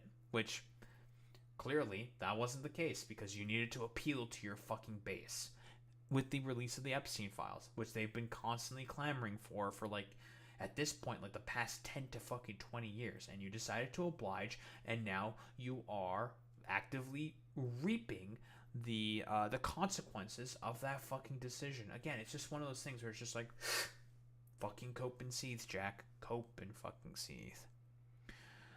Democrats have used the Epstein issue, which affects them far more than the Republican Party, in order to distract from our amazing victories, including the great big beautiful tax cut bill, which is very, very unpopular. Strong borders, no men in women's sports or transgender for everyone, ending DEI, stopping Biden's record-setting inflation. Like, I'm not even going to bother debunking all this stuff because he's just lying. It doesn't matter. He's lying. Lowering prices, biggest tax and regulation cuts in history, ending 8 wars, rebuilding our military, knocking out Iran's nuclear capability, getting trillions of dollars invested in the U.S., creating the hottest country anywhere in the world. Don't say that to the economy. And even delivering a huge defeat to the Democrats on the recent shutdown disaster. For years, our great nation has had to endure Russia, Ukraine, impeachment hoax #1, and impeachment hoax #2. Man, he's still really triggered about the fact that, yeah, like, buddy, you tried to get Zelensky to give you fucking dirt on your political opponents in 2019, which was what the second impeachment attempt was all about. So, you honestly did that. The phone calls are out there, but okay, bro. And many other Democrat-created witch hunts and scams, all of which have been so terrible and divisive for our country, and have been done to confuse, deflect, and distract from the great job that Republicans in the Trump administration are doing. The latest hoax will backfire on the Democrats, just as all the rest have. Thank you for your attention to this matter. Make America great again. So, there's Trump coping and seething about the fact that he had to fucking sign the law that was put in place, or had to be fucking put in place, because of the discharge petition that Thomas Massie led, because he himself decided not to release the fucking Epstein files. But in reality, breaking. Epstein files might be delayed due to new investigations. So there's a lot of weird wording that happens within the fucking bill. I don't know, seemingly to give as much fucking bullshit as fucking possible, right? And basically 30 days for the proper redactions for, of course, national security concerns, probably pertaining to Israel, because again, we know that Epstein more than likely had some form of ties to fucking Israeli intelligence because of Ghislaine Maxwell's dad basically being the guy who's above Mossad. Like, unironically, he was the dude who called the shots for Mossad specifically, so there's that. And that is why there are now national fucking security concerns with some of the fucking redactions that are going to be made in the fucking goddamn Epstein files. Because of that. So, that's another reason for why there's going to be some fucking delays. So, that's cool. Great. Fantastic. And that it's probably going to be delayed for new investigations. Are they going to investigate more stuff about the fucking victims and stuff like that? Of course they're going to throw literally everything possible to try to get as much political benefit from this as possible, but I don't think it's going to work. If the 30-day deadline passes and the Epstein files are still not released, that's going to look really, really, really bad. And again, like, Pam Bondi is in there because, again, Pam Bondi was the Florida Attorney General from 2011 to 2019, during which time a state-level prosecution was a possibility, though her office did not pursue one. Like, that's why. They're gonna try to fucking bury the fact that they've been told, with a veto-proof majority from both houses of fucking Congress, saying, no, you have to fucking release the Epstein files. You're gonna fucking release that shit. They're gonna try to fucking bury it. Like, that's what it is. Because, again, Trump is just mad about the fact that his dumbass is more than likely within the fucking Epstein files, and if his supporters see that his name is in the Epstein files, that's going to be a disaster, politically speaking, for him. Because it doesn't matter. So long as they see his name in there, they'll be like, damn, I can't believe that Trump is actually in there. And they're going to lose heart and not want to fucking vote for him anymore. That's how it is. And sometimes it really is just that fucking simple for these people. That's just what it is. It is what it is. Like, that's just how it fucking happens, dude. Like, They're going to lose heart, and he's going to suffer politically from it, which is why he fought tooth and nail to try to do everything possible to kill the fucking bill. Like, unironically. But unfortunately, like I said before, if he didn't want anything with the fucking Epstein files, he just didn't have to fucking talk about it from the beginning. He decided to talk about it and make this whole political cacophony for himself for no reason. He shot himself in the foot for no reason. But then again, such is the way of the fucking fascists. They will just do random shit and shoot themselves in the foot consistently. But yeah, obviously, Epstein files, they're now slated to be released. The bill has been signed, and it is going to be an inevitability at this point that within 30 days, TikTok, Donald Trump, it's time for the release of the Epstein files. There's nothing you can do about it. Epstein files, they're about to come out, and there's nothing you can do about it. And as a direct consequence of this, he knows that his dumbass is probably in there. Then, he could have just, or rather, not just his dumbass being in there. He could have just, rather specifically, the Democrats were the main people that were in there. Why didn't he just release it? Why did there have to be a law? Why did there have to be a discharge petition to sign this up? Because he knows there's probably something incriminating against him in there, and he was scared of suffering politically from it because he wants to spin this to his advantage as much as possible, which has been a complete, utter fucking failure. But yeah, I don't think there's really much else to say besides, Trump, you've lost. It's over. At this point, the only thing you can do is just release the fucking files and just be done with it. Just be done with it. And just move on with your life. And trying to do, I don't know, more disastrous policies that affect more and more of the American people. I don't think there's really much else to say besides that.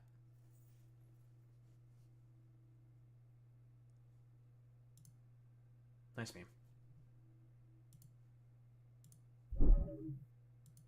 Fake news. Fake news.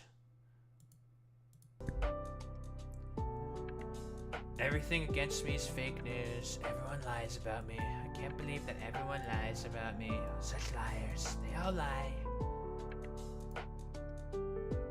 Who the hell are we raiding out to today? Gamers. And when I say gamers, I mean gamers.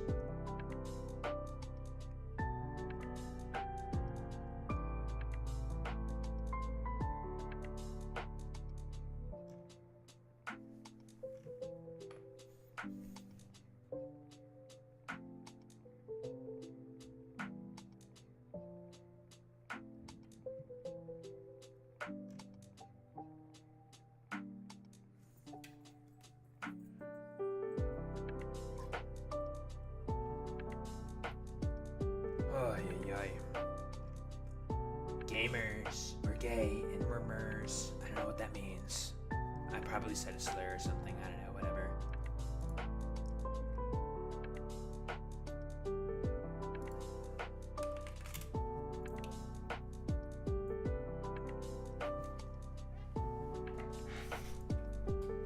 Ugh.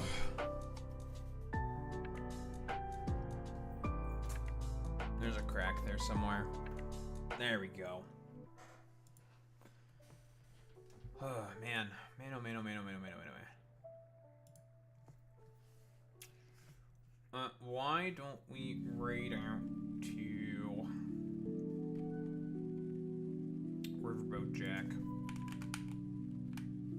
That's not how you spell that name.